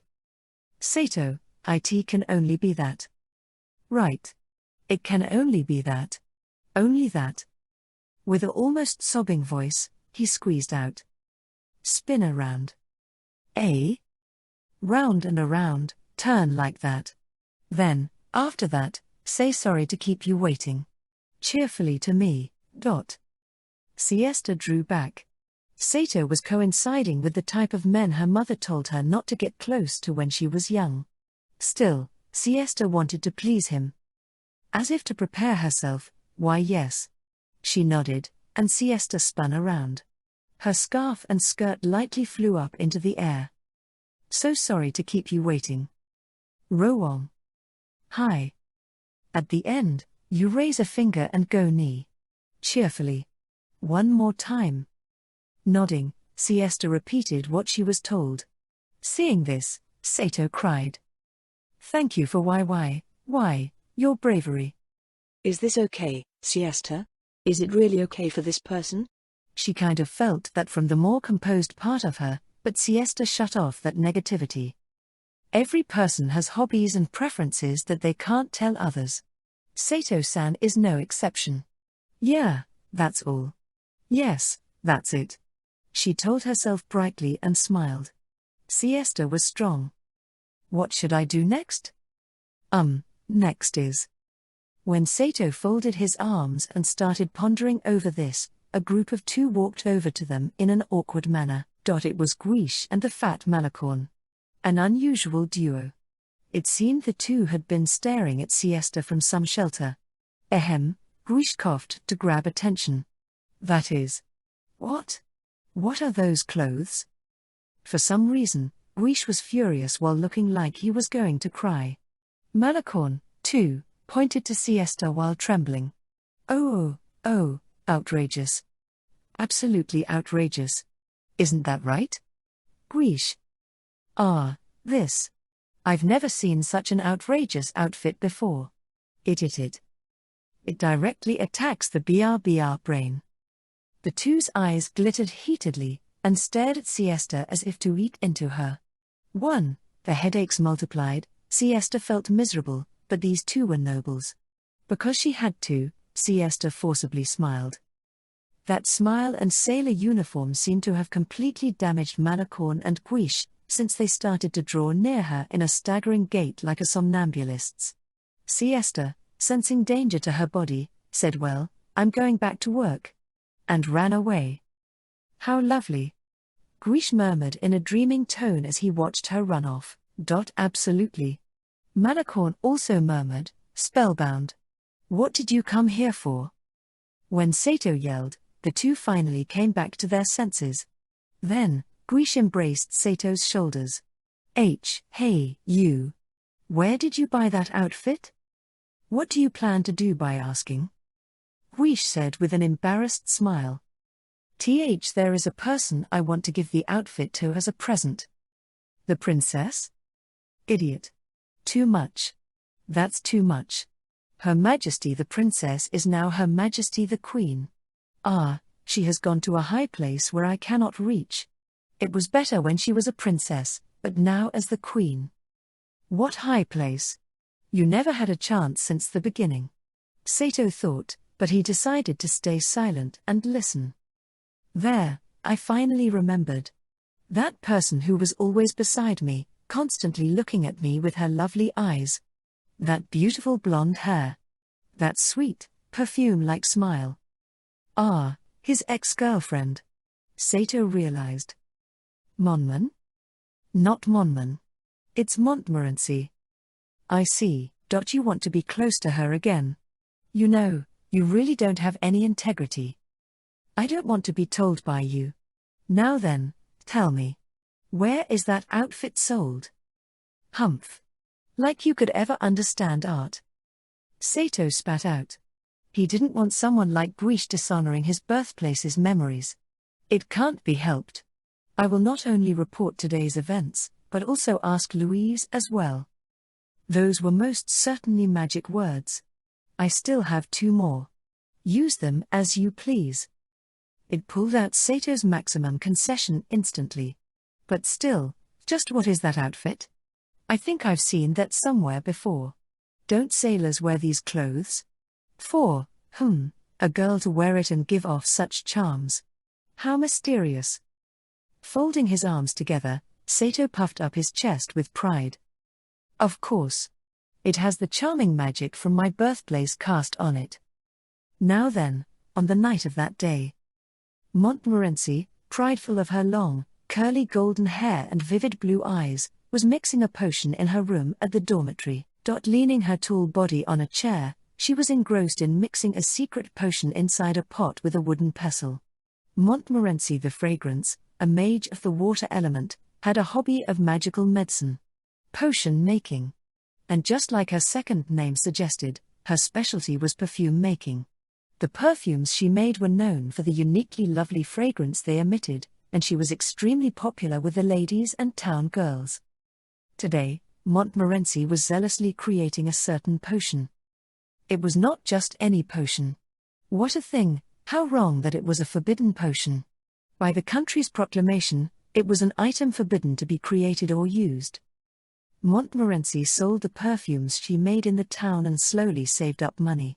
And then, this day, she used the money she saved up and obtained the recipe for the forbidden potion, as well as the high-priced secret medicine needed for the mixing, at a dark magic store. Hobbies won over morals. Getting fed up over making normal potions, Montmorency felt like creating something forbidden despite knowing that an enormous fine would be imposed on her if she was discovered. Along with the mashed up fragrant wood, dragon sulfur, and mandragora, at last, to pour in the essential secret medicine. The liquid that she had paid a large amount of money to obtain, she grabbed the small bottle beside her. Just a small quantity. For just this little amount of liquid stored in the perfume bottle, Montmorency used up pretty much all of the money she had saved up. 700 in AQ gold coins. An amount of money a commoner could use to live 5 to 6 years. When she tilted the small bottle to the pot, being careful not to spill anything, someone knocked on the door, causing Montmorency to leap up. Who is it? At a time like this.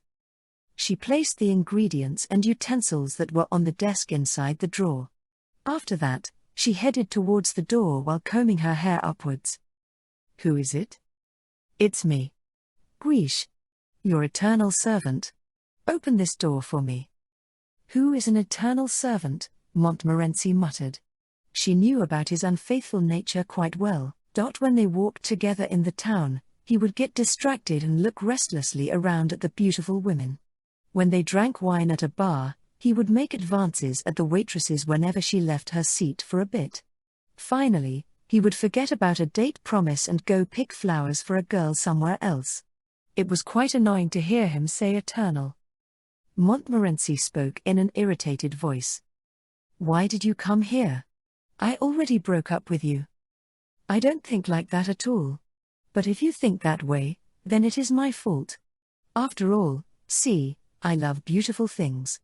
In other words, I am a servant to beauty. Like you already know, art, that's right, art. I'm too weak against beautiful things. You love art? For someone with bad tastes, you sure can say things. She thought. The color of the shirt he wore for dates was gingira violet, and she got a headache the time he came wearing a red and green scarf. But I've made sure that I will no longer accept any art except you. After all, you seem to be the most art-like. Like your blonde hair. Are you an idiot? Go away. I am busy. When Montmorency said that coldly, silence fell for a while. After that, Guiche breaking down and crying could be heard in the corridor. I understand. Being told like that, I can only perish on this spot. If I'm hated by you, who I love, so badly, then there is no worth at all in life. Do what you want. Men like Guiche couldn't die just because they get rejected. Montmorency kept up her indifferent attitude. Now then, I want to, at least. On the door of the room you live in, I will carve proof that I have lived. That I have loved you. What are you doing? Stop that. The sound of something hard could be heard scratching on the door. The man who sacrificed himself for love, Guiche de Gramont. Destroyed by eternal love, he dies here. There. Not there. Geez. Montmorency opened the door. Guiche was standing there with a full smile on his face. Montmorency. I love you. I really love you. I love you. I love you. And then, he embraced her tightly. Montmorency was enthralled for a moment. Anyways, Guiche continuously said I love you. It was because of his lack of vocabulary, but no matter how many times he said that, she didn't feel bad. Then, Guiche handed the bundle he was holding to Montmorency. What is this? Open it up. It is a present for you. Montmorency opened up the bundle. It was the sailor uniform. Sato had asked Siesta to remake the uniform to fit Montmorency's body. Guiche always memorized the sizes of the girls he got along with. What a strange outfit. Montmorency raised her eyebrows. How about you wear it? It will definitely fit you. Your purity will be amplified many-fold. Come on. Hurry. What? I'm facing in another direction. Facing backwards, Guiche started to bite his nails restlessly. Seeing the inevitable, Montmorency took off her shirt and put on the outer garment. I'm done. Turning around, Guiche's face brightened energetically. Montmorency tilde. You really are pure. My cute Montmorency tilde. While muttering that, Guiche tried to kiss her. Right away, Montmorency obstructed him. Monmon. Guiche's face distorted sadly. Don't misunderstand. I opened the door to my room, but I didn't open this door. I haven't decided to make up with you yet. Also, who are you calling Monmon? With just that, Guiche was happy. There was still some hope left. My Montmorency tilde. You feel like considering it, I see. If you understand, then leave. I was in the middle of something. Saying yes, of course I'll leave.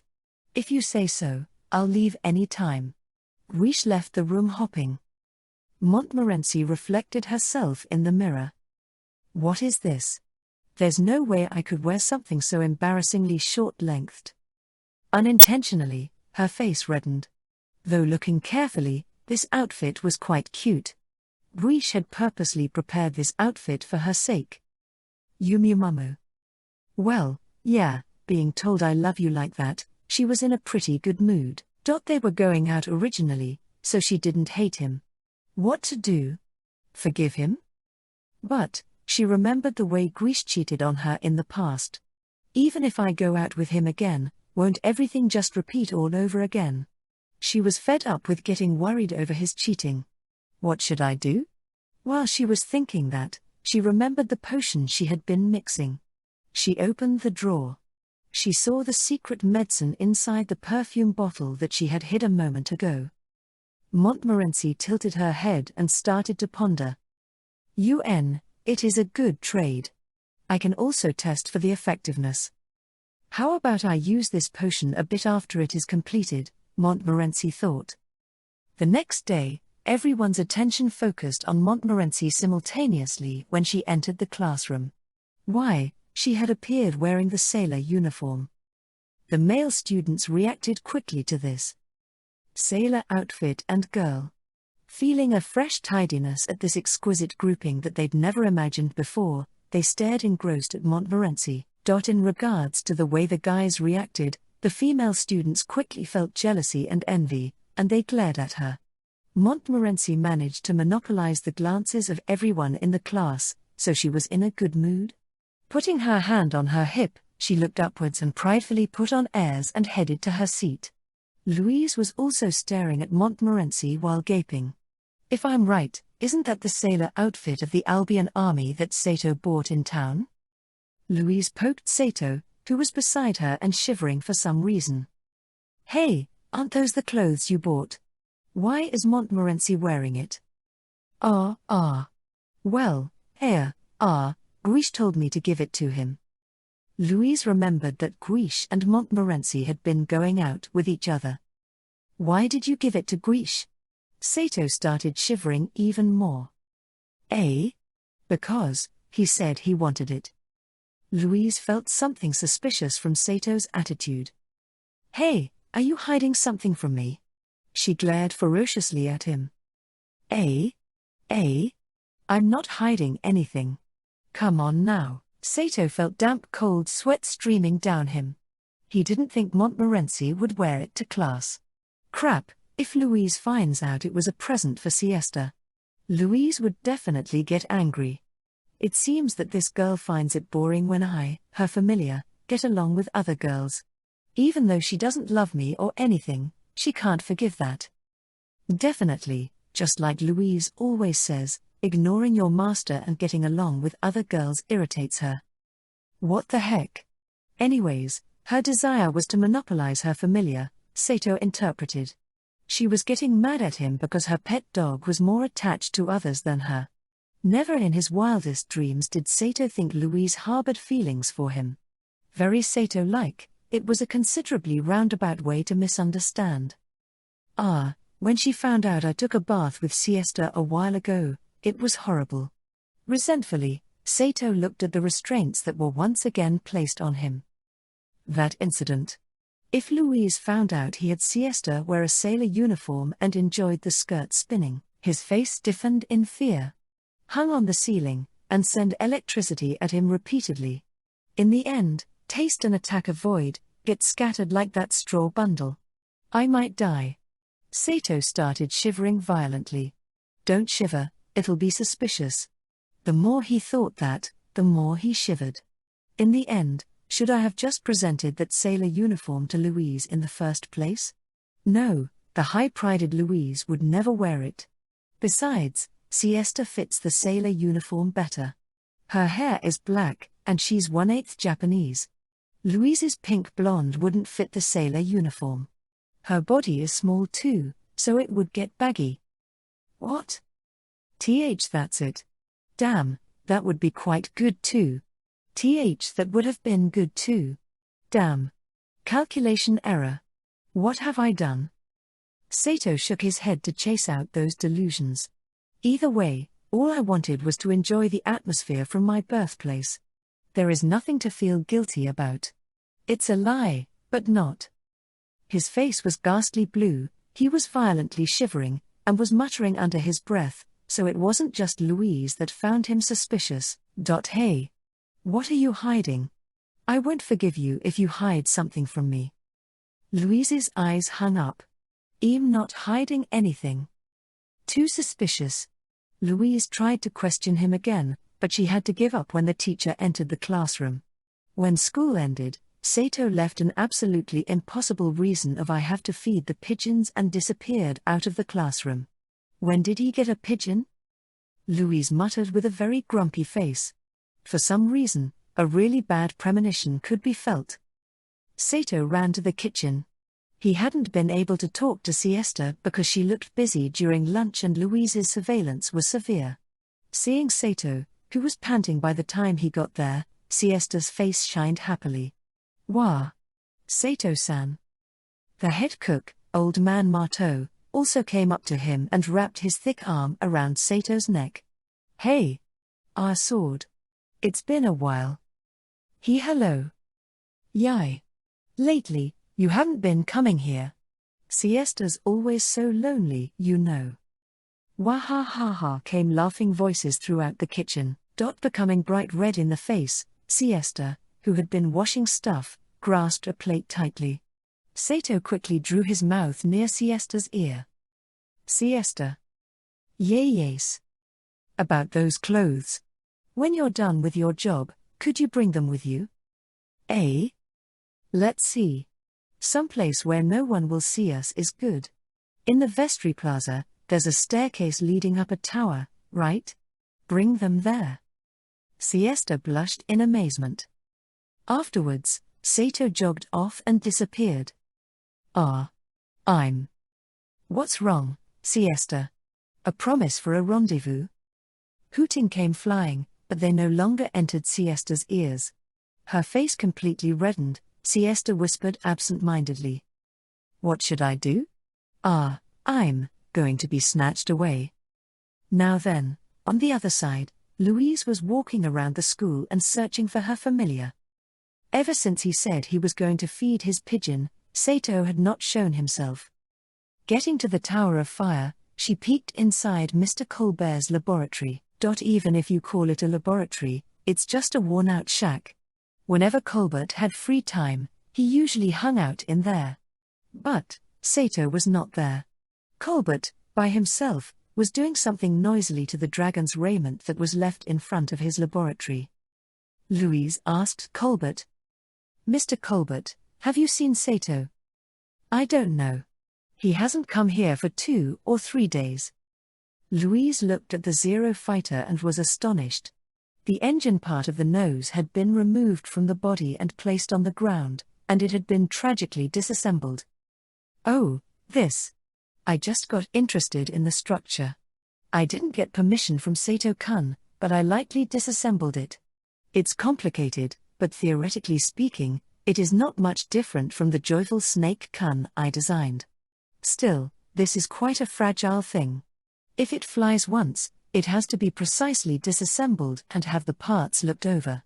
Otherwise, not only will it fail to perform to its original efficiency, there is also a chance it will break. Colbert finally started talking about the engine's structure and maintenance. Well then, pardon me.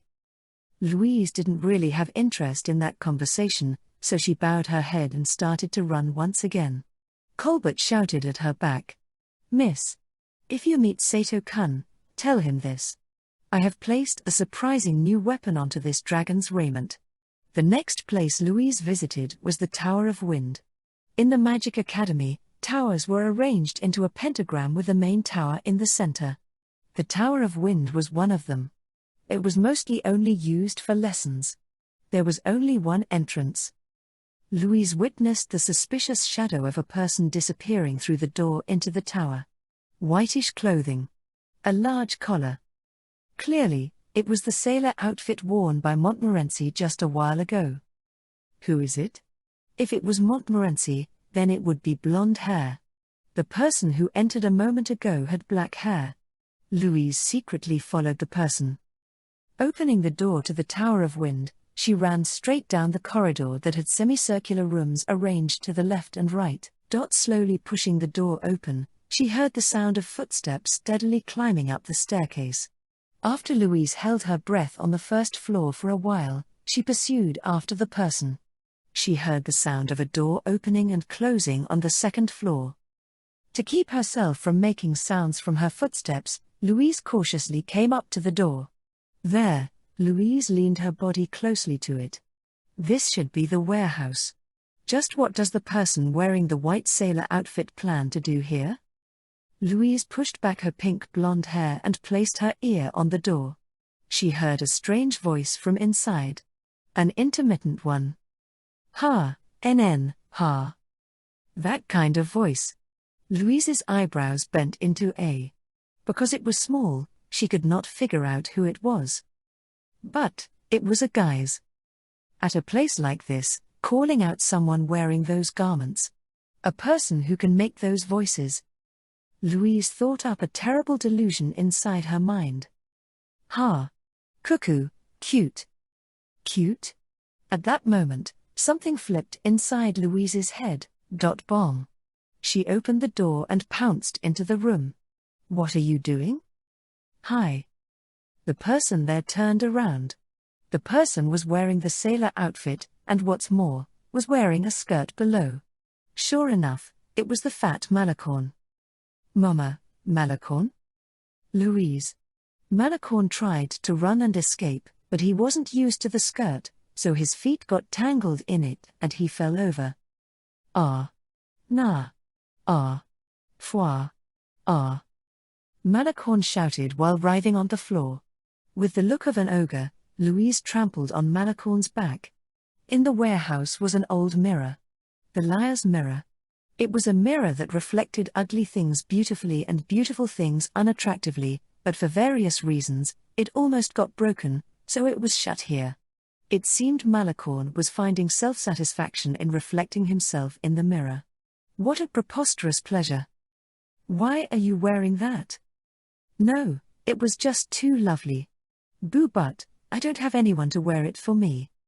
So you wore it yourself? That's right. Is that wrong? I have to wear it myself. Guiche has Montmorency and your commoner of a familiar has that made from the kitchen. But I don't have a girlfriend. What did you say? What about Sato and the maid? Louise's eyes went up.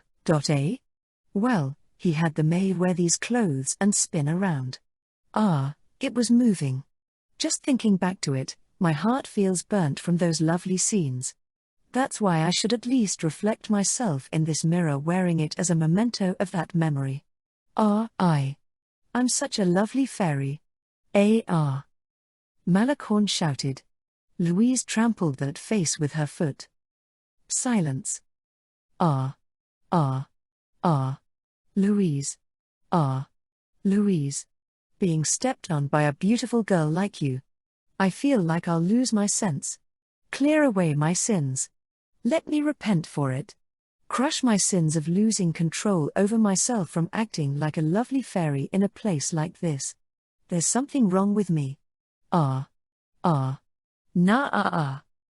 Just like that, Louise trampled Malicorn's face and caused him to faint. Yeah, there is something wrong with you. Louise muttered, her shoulders moving up and down from anger. I see. So that is what it was about. The maid is that good. So she's so good that you would give her a lovely outfit as a present. Plus, you had fun making her spin around and around? Don't joke with me. Tightly squeezing her hands into fists, Louise growled. That familiar. Even though he kissed me. At the corner of the appointed place, Vestry Plaza, Siesta came up to the staircase of the Tower of Fire after night had completely fallen. After her job ended, it took time to clean her body with a bath and finish dressing up. She headed towards the landing of the staircase, but Sato was not there. There were only 2 barrels there. The surroundings were dim. Siesta worriedly looked around her. Sato-san. Discouragingly muttering that, the cover of a barrel opened up with a sound. Siesta instinctively backed off, but Sato popped up from inside it. Siesta. Wah. Sato-san. Why are you there? Well, there were some circumstances. Why, eh? Sato looked at Siesta's appearance and his eyes widened. She was wearing that handmade sailor uniform. Why you came wearing it? Yes. Because, I thought Sato-san would be happier if I wore this. Crap. I should have said return it, instead of bring it. There's no way I can tell her to take it off right here. While Sato was panicking like that, Siesta spun around and raised a finger in front of her face. The skirt lightly soared up. Thanks for waiting. Then Siesta smiled brightly. See, cute. Sato involuntarily blushed. At that time, the sound of a barrel shaking behind them happened. Siesta went kya and clung to Sato. Naya, Naya came the cry of a cat. Sato stroked his chest in relief. Oh, just a cat. But, the problem wasn't the cat. Siesta was pressing her breasts on him. They were squashed by Sato's chest, and the handmade sailor uniform freely changed its shape. Sato's face paled. This sensation is. Siesta, What is it? You aren't wearing a bra. Siesta looked blankly at him. What is a bra? You know, to the breasts, like this, protected. But, Siesta still looked blankly at him. It seemed there were no bras in this world. I do wear drawers and a corset under my shirt when I am in my maid outfit though. Then she blushed. But, I am not wearing anything right now. Drawers would show if I wore it along with this short skirt. What are drawers? Undershorts. Ah, those things that look like expanded spats. So her breasts are like this when she isn't wearing a corset. Sato thought while looking up at the sky. He felt that he would get a nosebleed if he didn't do so. More importantly, there are no bras? I see. Now that I think about it, when I was washing Louise's underwear, I have memories of washing panties, chemise, and corsets, but no memories of bras. I thought it was because she didn't have breasts, but it seems bras themselves don't exist. Also, while noble girls can wear laced underwear, it can't be the same way with commoner girls like Siesta, right? She isn't wearing anything right now. Which means. You're so mean, Sato-san. I do not possess any small laced underwear like the nobles do, yet, you have me wear such a short skirt. In other words, she isn't wearing it. Indeed. Inside his head, fanfare resounded like Ban Baker Barn Ban Bon Ban Ban Baker Barn. First place. Siesta-san, first place. Siesta tightly leaned her body on Sato. Hugged his shoulders. Slowly, Siesta drew her lips closer to Sato's. Are we going to do it here? Well, yes, I am a village girl, so, I don't mind the location, but, Siesta? A more, cleaner place that people wouldn't go to would be better. But this is just a wish. So if Sato-san says this place is good, Then I am fine too. Ah, I'm scared. After all, this is my first time. Mother, forgive me. I'm going to finally be snatched away here. It seemed she was really misunderstanding things. Sato only wanted her to return the sailor uniform here. But Siesta thought she was going to be snatched away. The moment he thought that he needed to explain. Behind them, the cover of the other barrel popped straight up. What? When Sato turned around, the fallen barrel cover directly hit his head. Yeah. Then from inside the barrel, a silhouette stood up as the ground shook thunderously. Actually, the only thing that shook was the barrel, but it felt like the actual ground was trembling. That was just how angry the person inside the barrel was. Louise? Sato muttered with a trembling voice. Siesta was frightened by Louise, whose head was poking out of the barrel, and hid in Sato's shadow. Why are you inside a barrel? I was tailing you and saw you secretly hide inside a barrel, so I copied you and hid inside the barrel beside you. I was really careful to not make a sound. But I hit the barrel in anger a bit. The Naya part. Ah, that cat's cry was Louise. All of it, completely, she had heard our conversation just now. Louise's face was pale with anger. Her eyes raised up, her whole body was trembling like an earthquake. With a completely trembling voice, Louise murmured, That's quite a wonderful pigeon you're raising, isn't it? A lovely outfit as a present, huh? Fine. I am kind, so I'll forgive something like that. I don't really mind you ignoring your master and sending your pigeon presents. Louise, listen. But, that pigeon said this. You have me wear such a short skirt. Without any underwear, you have me wear such a short skirt. The best. That's the best joke this century. Louise. Listen. Please. Relax. It won't hurt. With my void, I won't leave a speck of you left. Setting up her founder's prayer book, Louise began to chant her spell. Sensing danger to his life, Sato instinctively grasped Derfelinger hung on his back. Siesta had become scared and hid herself in a shelter. What is with you? Are you planning to oppose your master? Isn't that interesting? Louise muttering that was scary. More than a battleship, more than a dragoon, more than an orc demon, more than wards. Louise was scarier than anything up to now. Sato's body trembled stiffly. What's with this intensity? Is this void, partner, give up? Derfelinger whispered in a bored manner. Demonstrating foolhardiness, Sato pulled out his sword. Void isn't anything. Bring it on. The rune on Sato's left hand shone. Louise swung her wand down halfway through her chanting. Boom. And the area in front of Sato exploded. Being swallowed by the flash, Sato was blown off the landing and struck the ground below. After striking the ground, Sato's face distorted with fear, and he stood up and ran away. Louise peeked out from the landing and shouted. Wait. Like I'd wait. If I wait, I'd die. Absolutely die. Primeval fear took over Sato's mind. Sato, while falling over, desperately ran. Louise chased after him. Guiche was trying his very best in Montmorency's room to woo his lover. About how Montmorency's appearance was like a rose, like a wild rose, like a white rose, how her eyes were like blue roses. Anyways, he used roses and complimented her, and then he extolled her by using the spirit of water as comparison.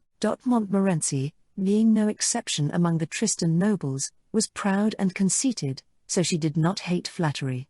However, her back was turned to Guiche, and she, acting, looked out the window wearily. It was the compliment me more sign. Seeing this, Guiche searched his head even more and unleashed words to attract her affection. In front of you, wouldn't the spirit of water run away? See, this hair. It is like a golden grassland. It's a sea of glittering stars. Any female besides you can no longer enter my eye. Guiche kept going in and out of the room, and he had already spat out enough lines to make a drama. I guess this should be enough, Montmorency thought. Slowly, still facing backwards, she gently held out her left hand to Guiche. Guiche let out a moan of wonder and kissed that hand. Ah, my Montmorency Tilda. Guiche tried to bring his lips near hers, but it was stopped by her finger. Before that, let us drink some wine. Since you went through the trouble of bringing it here. Of course. On the top of the table, a vase with flowers in it, a bottle of wine, and 2 ceramic glasses were placed. Guiche had come to Montmorency's room carrying those in his hand. Guiche hurriedly poured the wine into the glass. Doing so, Montmorency suddenly pointed out the window. Oh! A naked princess is flying in the sky. Eh? Where? Guiche's eyes widened and stared outside the window as if to eat into it. Whatis, any female besides you can no longer enter my eye, it seems that I have to use this. While thinking that, Montmorency secretly poured the contents of the small bottle she had hidden in her sleeves into Guiche's wine cup. The transparent fluid dissolved into the wine. Montmorency smiled sweetly. Just a lie.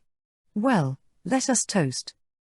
Come on now, don't startle me like that. The moment Guiche said that, the door opened with a bam and a whirlwind flew in. Guiche was sent flying and tumbled onto the floor. It was Sato. Ha, ha, ha, hi. Why are you here? Hide me. While saying that, Sato jumped in Montmorency's bed. Hey! Is there anyone who would jump into Montmorency's bed? Leave. You. Wait, what are you doing? Entering someone's room as you please. When Montmorency crossed her arms and shouted at Sato, another whirlwind flew into the room. Montmorency was sent flying and struck her nose severely on the floor. Louise. Guiche yelled. Why, it was Louise who had lost herself in anger. WH, what are you two doing? Shut up. Where's Sato? Being pressured by Louise's threatening attitude, Guiche and Montmorency exchanged glances and pointed at the bed. There was a thick bulge in the futon, shivering slightly. In a low voice, Louise ordered towards the bed. Sato, come out. A stiffened voice came out of the futon. Sato isn't here. Louise picked up the wine glass from the table. Montmorency went in a quiet voice, but it was too late. Louise drank it all in one gulp. Booer. I got thirsty from the running. Everything is all your fault. Fine, I'll be the one to go to you. Louise pulled away the bed's futon. Sato was there trembling. Prepare yourself. Nah? The moment she looked at him and said that, Louise's emotions changed. Louise had chased Sato around because she couldn't forgive him for giving other girls presents despite having kissed her. If you kiss a girl like Louise, it is going to get troublesome. In other words, it was a problem of pride. But, the moment she saw Sato just now, her feelings towards Sato jumped straight up. Until then, well, she vaguely liked him. She wouldn't accept it herself, but she liked him. That was probably why she was so jealous. In this moment, she loved with no hamper at all. That emotion was so big, even Louise herself was bewildered. Without thinking, Louise covered her cheeks with her hands. Oh my! I liked him this much? I loved him this much? Tears overflowed from Louise's eyes. Her feelings of sadness were bigger than her feelings of anger. She liked him so much, so why didn't Sato look at her? It was so sad. Louise started to sob. Louise? Sato suspiciously looked at Louise, whose attitude had completely reversed, and stood up. Guiche was also watching Louise, who had suddenly started crying, with a surprised look. Montmorency was holding her head and going, oh no, Tilda. The drug she had intended Guiche to drink had been drunk by Louise. Hey, Louise. Louise looked up at Sato and clung to his chest. Idiot. Idiot. Why? Louise started hitting Sato. Louise, you. Just what? Even though she was angry like fire up to now, her attitude was completely different. Sato panicked. Why won't you look at me? That's so mean. Yui tilde n. Louise buried her face in Sato's chest and wept. Chapter 4, Tabitha's Secret. A few hours before, in the late morning of the day Louise had been chasing Sato around. Kirsche and Tabitha sat in the horse-drawn carriage. They had traveled from the southeast, from the Magic Academy. Kirsche stretched her head out the window and gasped. Tabitha! Check it out. Cows. Cows. Look. There are a lot. The ranch was on both sides of the road and cows were grazing. They are grazing. Moo, moo moo. However, Tabitha didn't respond. She continued to read her book as usual. Feeling bored, Kirsche stretched both her arms out. Hey, Tabitha. It is a long-awaited return home from school, shouldn't you be more happy? Since Louise and Sato weren't here because they had been called to the royal palace, when she had come to Tabitha's room to play, she was shocked to find her packing her luggage. Are you going on a trip? Kirsche asked her. Tabitha answered that she had to go back home to see her mother. Though Tabitha was reticent as always, Kirsche felt something different in her voice. So Kirsche and Tabitha took the trip together. Because Tabitha's family sent a coach, they had no need to use her wind dragon. Instead, it circled above them in the sky during the trip carrying Kirsche's salamander on its back. Since the school had given us a formal approval for our leave, it won't be counted as an absence and we don't have to worry about having to clean the tower as punishment.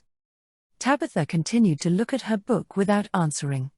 I've been her friend for more than 3 years, and I still don't know what she is thinking. Kirsche decided to try and spark a different conversation. This is the first time I learned that your motherland isn't Tristan, but Gallia. You are an exchange student? They were soon passing the border. Kirsche had already asked Principal Osman to sign and issue papers allowing for her safe passage. Kirsche had a vague sense that Tabitha's name was a pseudonym. But she had never asked her about the origin of her name. Tabitha. It was actually a quite common name. Even the commoners would use better names. It was the kind of name that could be given to cats. She had always thought that Tabitha was perhaps hiding that she belonged to a distinguished aristocrat family of Tristan, but it appeared she was wrong. She actually belonged to the nobility of the ancient kingdom of Gallia that bordered with Germania. The land of Harkiginia was prominent to the ocean and had a gentle arc, creating a giant peninsula. Only the original people of the land knew of the words to describe it. Gallia was located in the southeast and Germania, Kirsche's home country, was in the northeast. Tristan was between the two and its size was equivalent to the Netherlands plus Belgium mentioned in Sato's world. The territories of these two countries was around 10 times the size of Tristan. The people of Tristan called their own motherland the small country in self-ridicule. On the small peninsula in the south facing the sea, countries like Germania had to fight for local hegemony. The religious country of Romalia was involved in the fight over hegemony. The office of the Pope advocated the beliefs of the founder Brimmer and the gods. Incidentally, Cardinal Mazarini had come from Romalia. Towards the east of Harkiginia, there was uncivilized ground where barbarians and demons lived. Further to the east was a vast desert where elves who could reclaim the barren ground were protecting the holy lands. If we continue east, there was the unknown continent of Rub al-Khali. Constantly floating above the ocean and the mainland of Harkiginia was the floating continent of Albion. Strictly speaking, Albion wasn't a part of the mainland of Harkiginia. Kirsche turned to ask Tabitha, "Why did you study abroad?" However, Tabitha didn't reply to Kirsche's words. She continued to sit and read her book as she had before. Then Kirsche suddenly noticed something. The page in her book never changed, it was the same from before. Tabitha had been staring at the same identical page the entire time. Kirsche decided not to ask her again. Whatever her reasons were for studying abroad or returning home, she would wait till Tabitha told her about it by herself. She understood that at that time, when Tabitha was packing her luggage surrounded by the different atmosphere, Even though they were of different ages, they had become friends, and not just because they went to the same school. To become friends, there are things that the two sides shall not force the other to speak of. Tabitha, who might not open her mouth very often. Kirsche being concerned as a senior. Both of them had their own reason for passing through the border and having gone to Tristan. As they traveled, Kirsche recalled the various political situations of the various countries. Although she had no interest in politics. However, with the rumors of war floating around, she couldn't help but speculate within her mind. Gallia was still neutral and was staying silent over the invasion of Tristan by Albion. Even though a threat could be felt from the political change in Albion and their new government. A proposal of alliance was made by Tristan, but it was rejected. It was very likely that they were going to maintain their neutrality as long as their own territory was safe. A rumor she had heard, however, hinted that Gallia was giving rise to the domestic civil strife crisis. With all these internal and external political problems, it wasn't easy to imagine the headaches political rulers were facing. She continued to accompany Tabitha to the kingdom of Gallia. Although they were traveling as tourists, Kirsche had a bad premonition that the possibility of something going wrong was strong. As she was thinking of this, she absent-mindedly stuck her head out the window of the carriage. A line of pedestrians appeared ahead of the horse-drawn carriage. Kirsche's attention was grasped by this line of a little less than 10 pedestrians. All of them were wearing hooded capes covering their faces. Kirsche noticed that they were all carrying magic wands. They were nobles. Upon another look, the shape of their wands seemed to indicate that they were in fact soldiers. Because it was a time of war, this sort of thing was not unusual. The horse rushed forward to advance. Through a gap in the hooded cape, she could see the face of one of the nobles. It was the eyes of a clearly handsome young man. She leaned her head on her hand and sighed. A handsome guy, in the place where I am. After that she noticed it suddenly. I think I know him by sight. Where have I seen? Who is he? She gazed on at him while he was still in sight, her heat rising then cooling. Her enthusiasm soon left when she could no longer see him. He soon became forgotten. Kirsche moved forward and looked at Tabitha. Her limpid blue eyes hidden behind her glasses stared down at the same page of her book. Gently putting her hand on Tabitha's shoulder, she said in her usual optimistic voice, "It doesn't matter. No matter what happens, I will be together with you." So they continued to travel for 2 more days till they reached the frontier. At the border checkpoint, the guards read their papers and allowed them to enter through. Here was Gallia. The languages and the cultures of Gallia and Tristan resembled each other. They were also known as the Twin Crowns. When they arrived at the border crossing, the guards approached demanding proof for their trip. Holding huge spears, the men opened the doors upon confirming Tabitha's and Kirsche's travel permits. He looked at it and said hesitatingly, "The road up ahead can't be used anymore, you'll have to make a detour." "Why, what's going on?" "Because recently the lake overflowed and several roads are already completely flooded." The Rakdorian Lake was a big lake that stretched along the border of Gallia and Tristan. It was the place with the most beautiful scenery in Harkiginia and had a big reputation. After advancing for a while along the road, they finally reached an open place. The road was located at the edge of a small number of gentle hills, and the widening of highways separated from the Rakdorian Lake. On the other side of the shore of the lake was Tristan. As the guards had said, the water level of the lake seemed certainly to have gone up. Without even being able to see the border of the lake, they could witness that the water had already submerged some of the nearby hills. The flowers and the grass inundated by the water could be seen. Tabitha closed the book and looked through the window to the outside. "Is your home near here?" "Soon." It was the first time Tabitha had opened her mouth ever since they had gotten in the carriage. However, she became silent once again. Turning onto a mountain road, the horse-drawn carriage continued to advance forward to Tabitha's family home. They entered a forest and reached a place where many big oak trees were growing. Farmers were taking a rest in the shaded glade. Kirsche noticed a farmer with a basket of apples and called for the carriage to stop. Then she yelled out to the farmer. "Those look like some delicious apples, for how much would you sell them to me?" The farmer took an apple from the basket and passed it to Kirsche in exchange for several copper coins. "There is enough money here to buy the entire basket. 2 will be enough." Kirsche took a bite into the apple as the farmer handed the second apple to her. Kirsche quickly gave it to Tabitha. She went on to say, "This apple is really good. What is this piece of land called?" "The area around Ragdorian is a direct control territory. Huh? Direct control territory?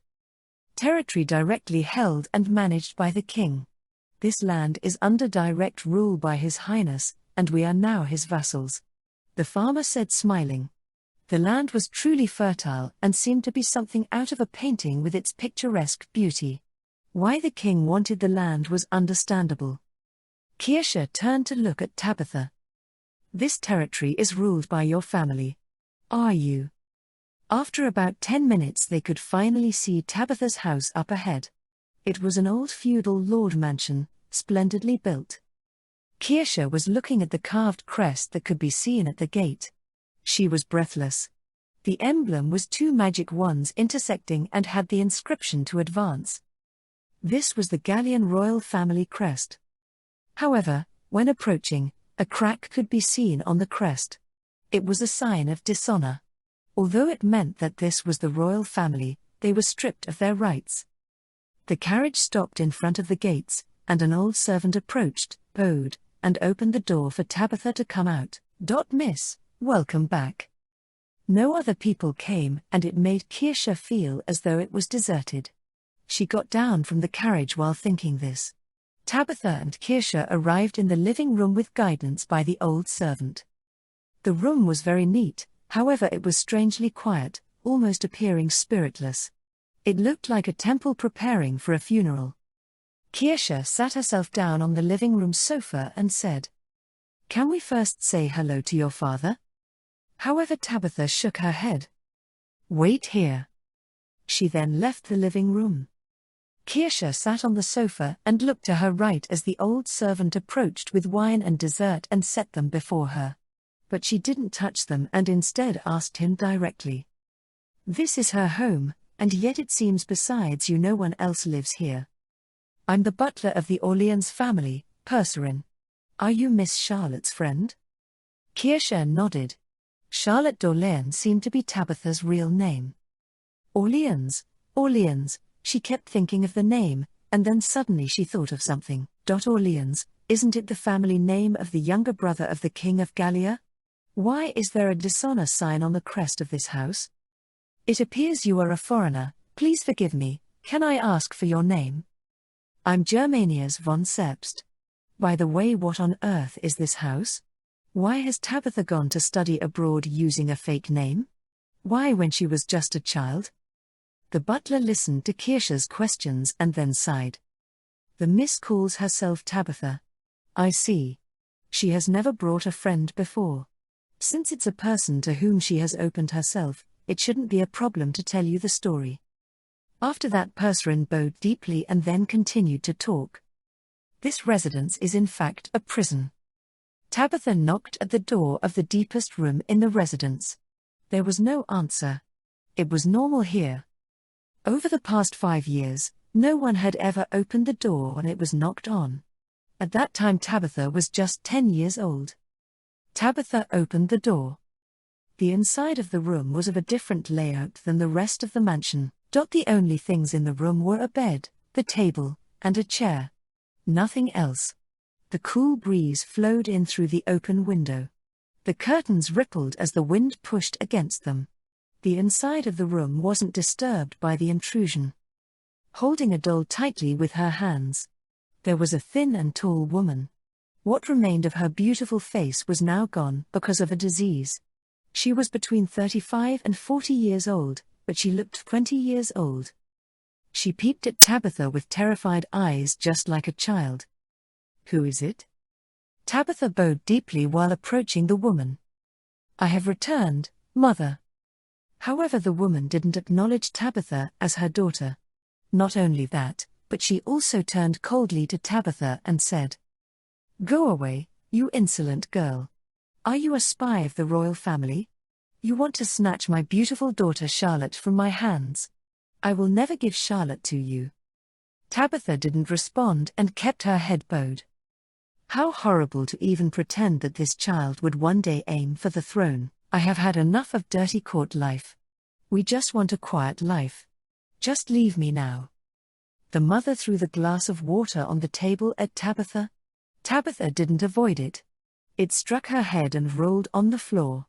The mother returned to rubbing the doll's face. Part of its face was exposed and revealed the cotton underneath, most likely worn out from all the previous times the mother had rubbed it with her hand. Tabitha revealed a sad smile, an expression she would only show in this room in front of her mother.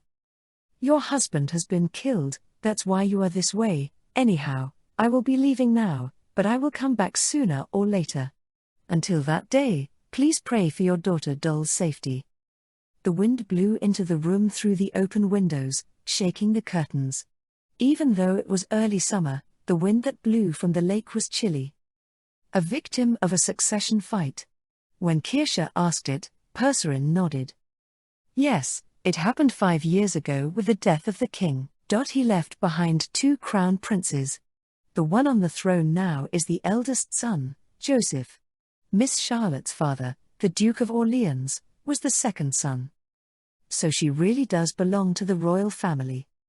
The Duke of Orleans was talented and loved by all and appeared as a qualified ruler in the eyes of the people, even though he had to meet hardships being the second son. Because of this, many people supported the Duke and wanted him to take the throne. The palace was then divided into 2 factions, launching into an ugly struggle for power. Finally, the Duke of Orleans was murdered. He was struck in the chest with a poisoned arrow.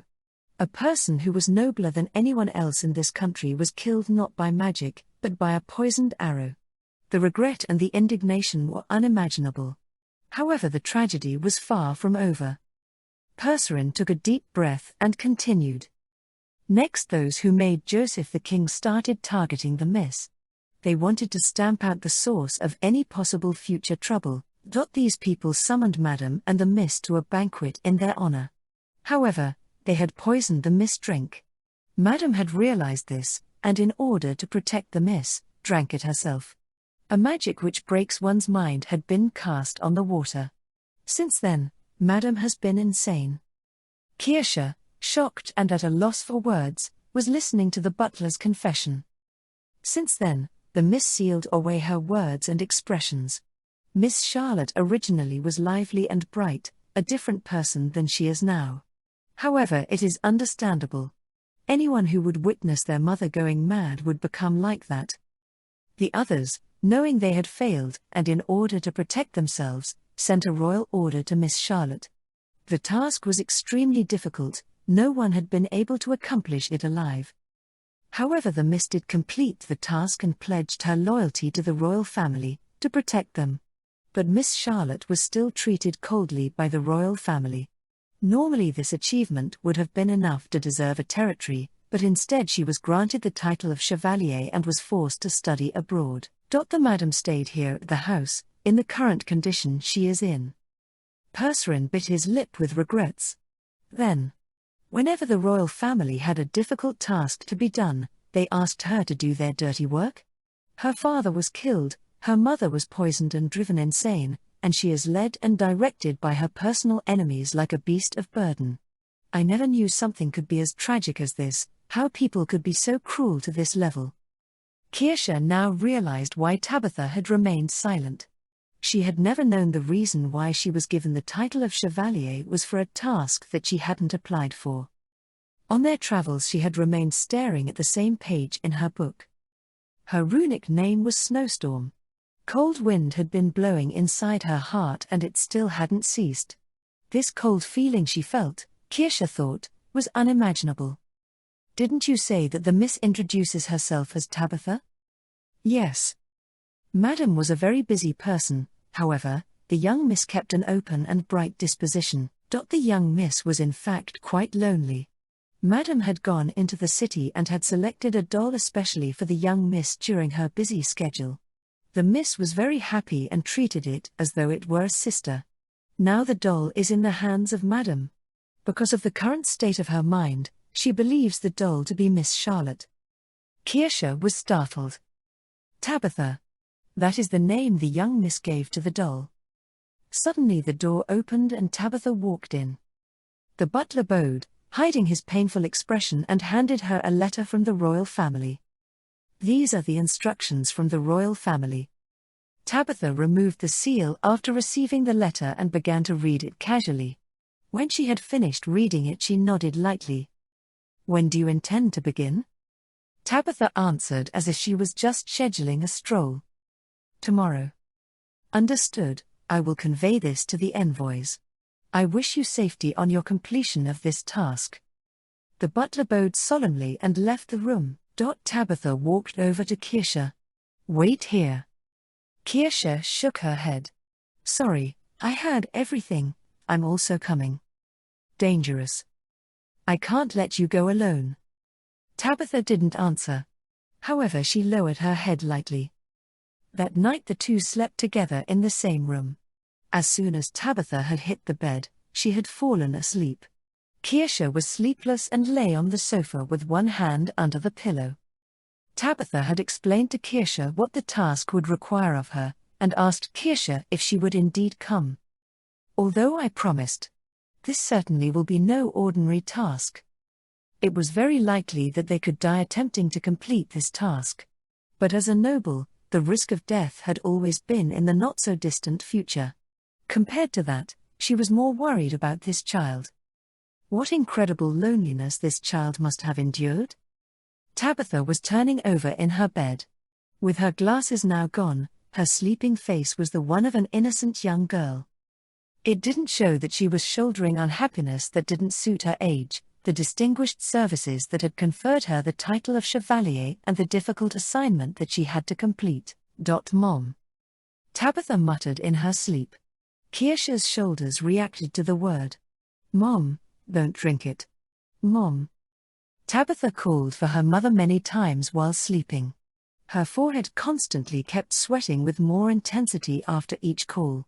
Kirsche gently stood up, laid on the bed next to Tabitha, embracing her closely. Tabitha buried her head in Kirsche's chest. Her heartbeat passed on to Tabitha as they lay there, it might have felt like a mother's. Tabitha soon became calm again, her night sweat leaving her. As for Kirsche, she thought that she somehow understood the reason why Tabitha treated her as a friend. Her heart hadn't been totally frozen, some warmth still remained within it. Only that the ice wind that flowed blocked it.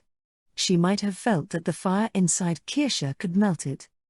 Kirsche, while slowly falling asleep, said in a gentle manner, "Hey Charlotte. The ardent warms and melts everything, so you can rest at ease." Chapter 5, The Strength of a Love Potion. When Sato woke up in the morning, Louise was sleeping by his side. The previous night, when Louise, whose eyes were swollen from tears, got tired, he brought her to the room and fell asleep at once. Cuckoo, with an innocent face, she breathed out through sleep. What made her change this way yesterday? One moment she was ready to kill, the other, she was suddenly weeping. Why don't you look at me? What? What? Sato wondered. She started waking up. Abruptly, Louise got up and, noticing Sato, bit her lip. Then in a wrung-out voice, she murmured, "Good morning."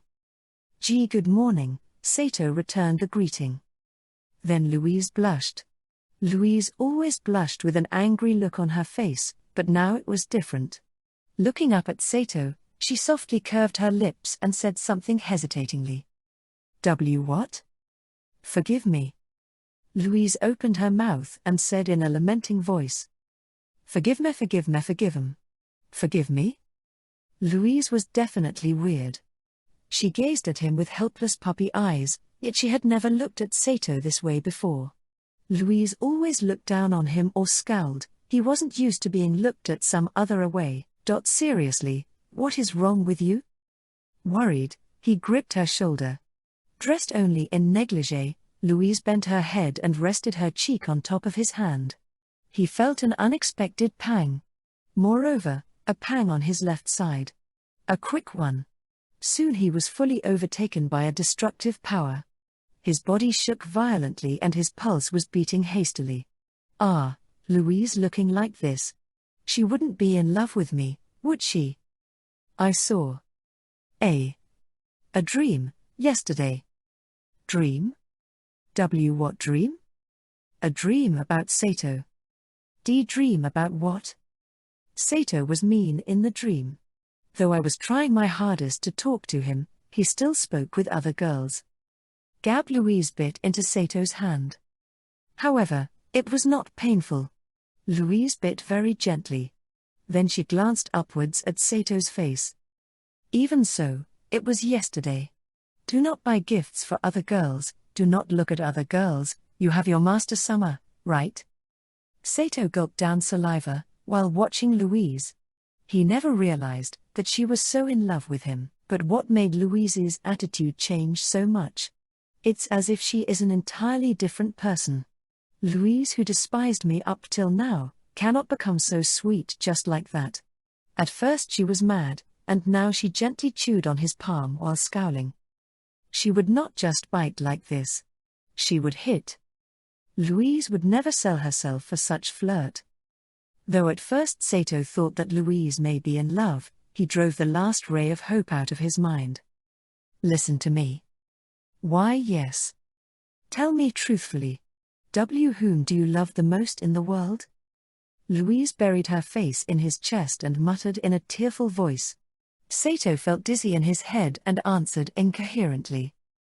Master Summer. Yes. Lies. It wasn't a lie.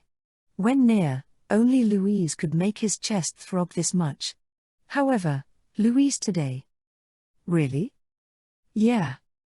Then Louise got up and, Totota, ran up to the other side of the bed. After taking out something from the secret gap in the wall beside the bed, she ran up to Sato with it. NNH. And then she thrust it out to Sato. What's? Take it. The thrust-out complex object was made from knitting wool. In any case, it seemed to be unwearable. Sato received it and tilted his head, trying to figure out its purpose.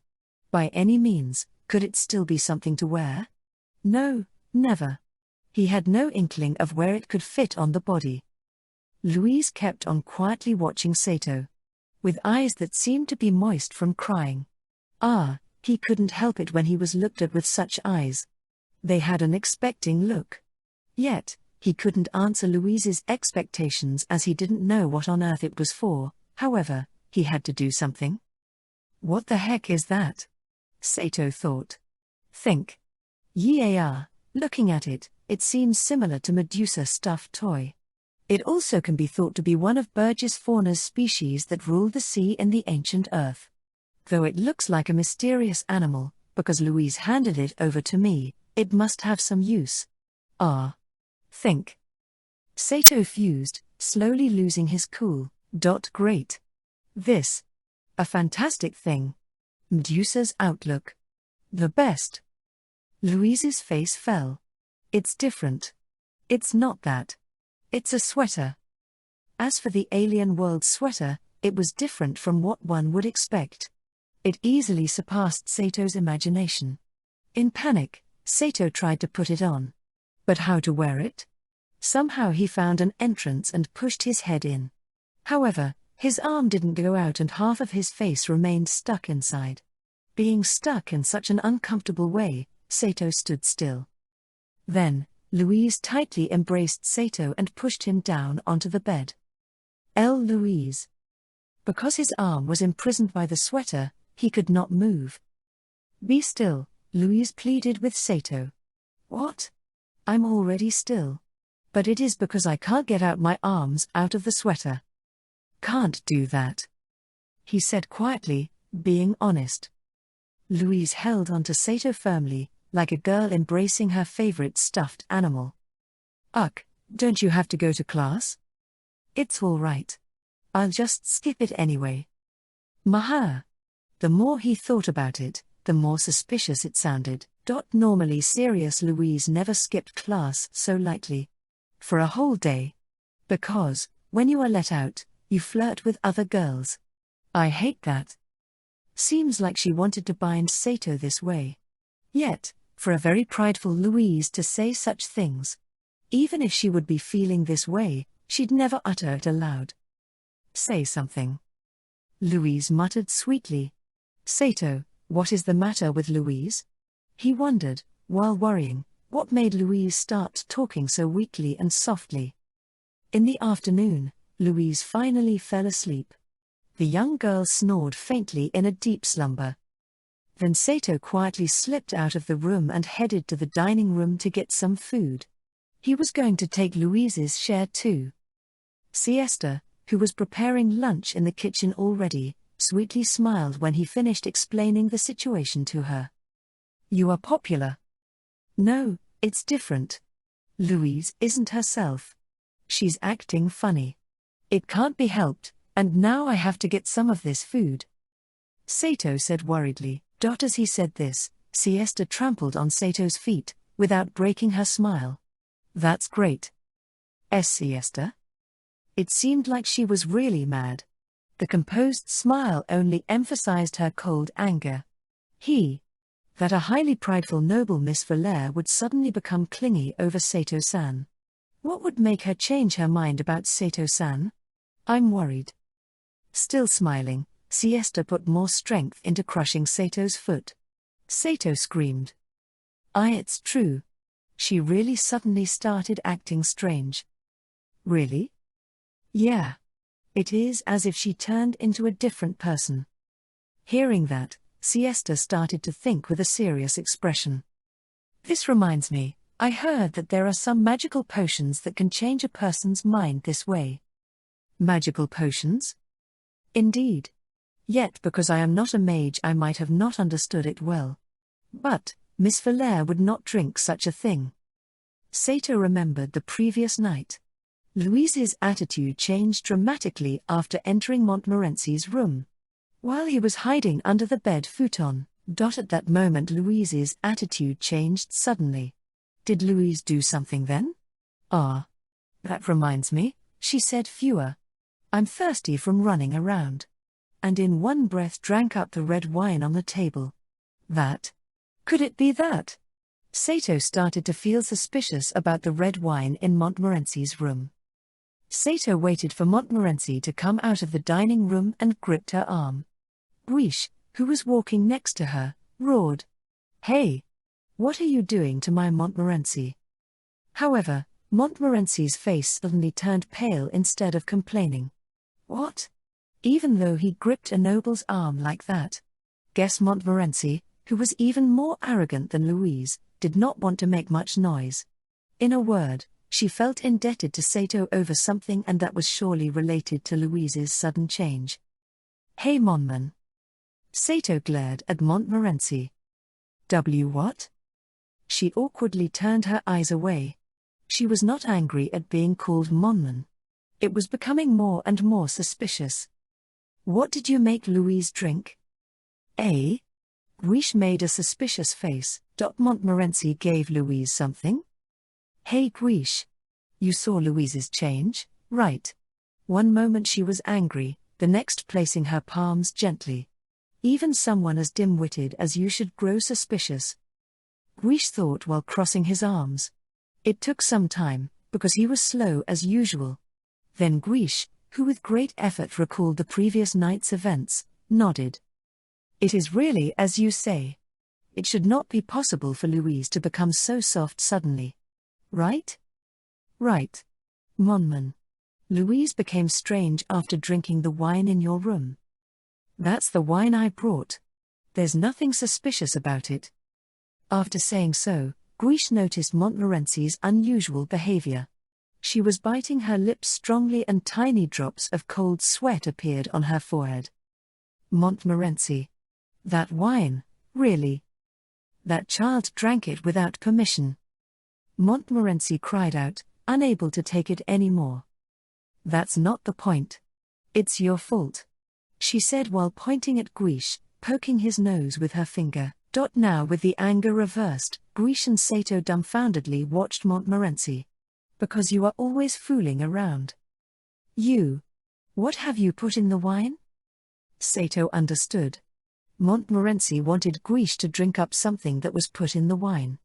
Yet Louise, who rushed into the room, drank it up instead. For a moment, both, Guiche and Sato, stood hesitatingly embarrassed and resigned. Then Montmorency in a calm, bared voice said, "Love potion. Love potion." Guiche and Sato cried out. Montmorency placed both hands over their mouths in panic. Idiots. Not so loud, it is banned. Sato gripped Montmorency's arm, removed her hand from his mouth and shouted. Then don't start such a mess to begin with. Help Louise somehow. Montmorency, Sato and Guiche racked their brains in Montmorency's room. Montmorency explained to them both in an arrogant manner that she made a love potion to prevent Guiche from having an affair. She put it in Guiche's glass to have him drink it, but then Sato and Louise had flounced into the room. It wasn't hard for Sato to imagine what happened after that. Unaware, Louise drank it all up. Sato screamed. What have you done? However, otherwise she would not have fallen in love with me, right? Guiche, who kept silent till then, clasped a blushing Montmorency's hand. Montmorency, you cared so much for me. Ha! You think that I did it for you? I would not waste my time on that. It was just merely unpleasant for you to have affairs behind my back.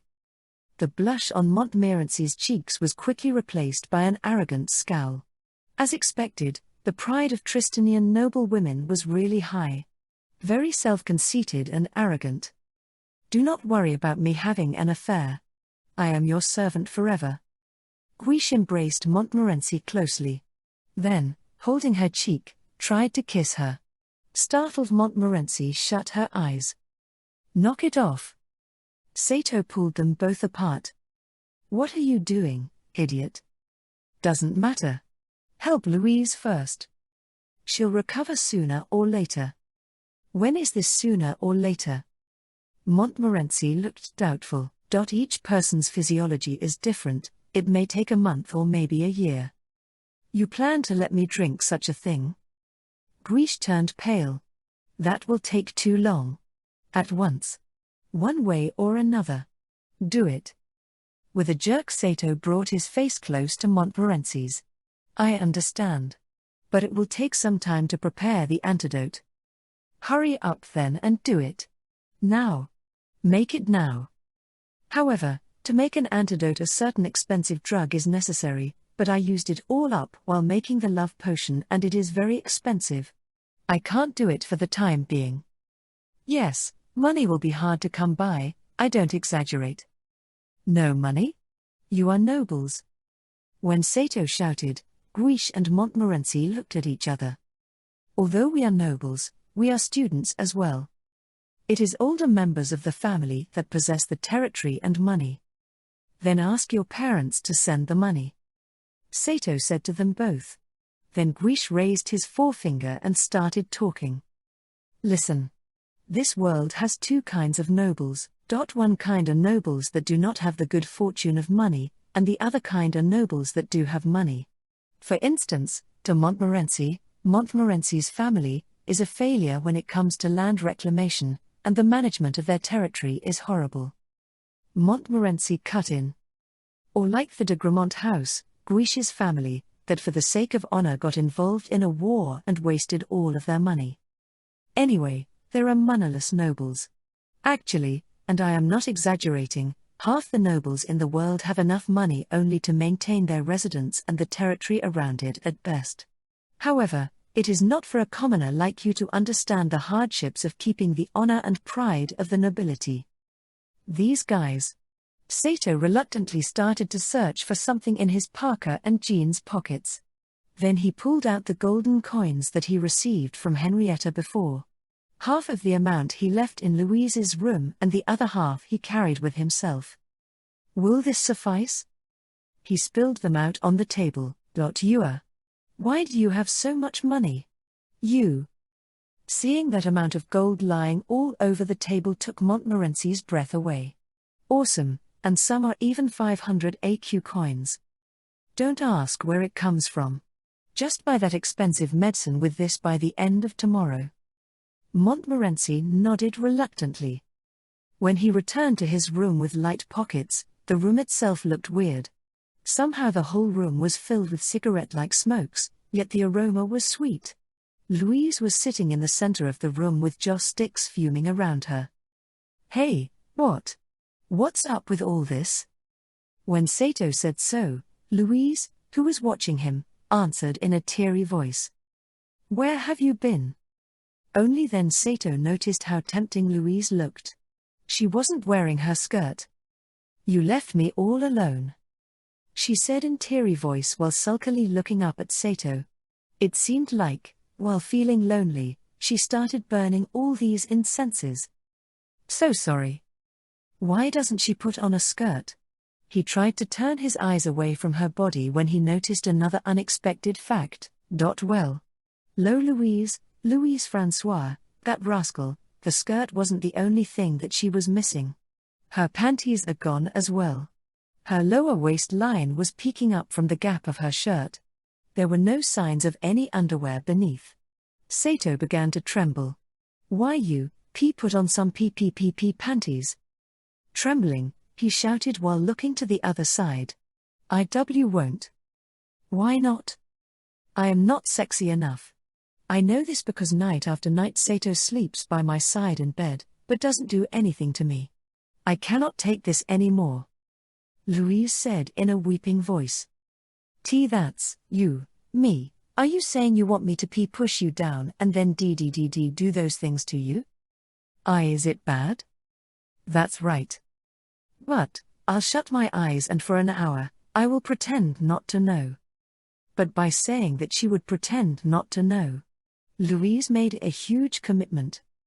Louise pulled the hem of her shirt down to cover her private parts and stood up. Louise moved her bare, slender legs. Sato's heart pounded inside his chest, sounding like a constant ringing of a bell.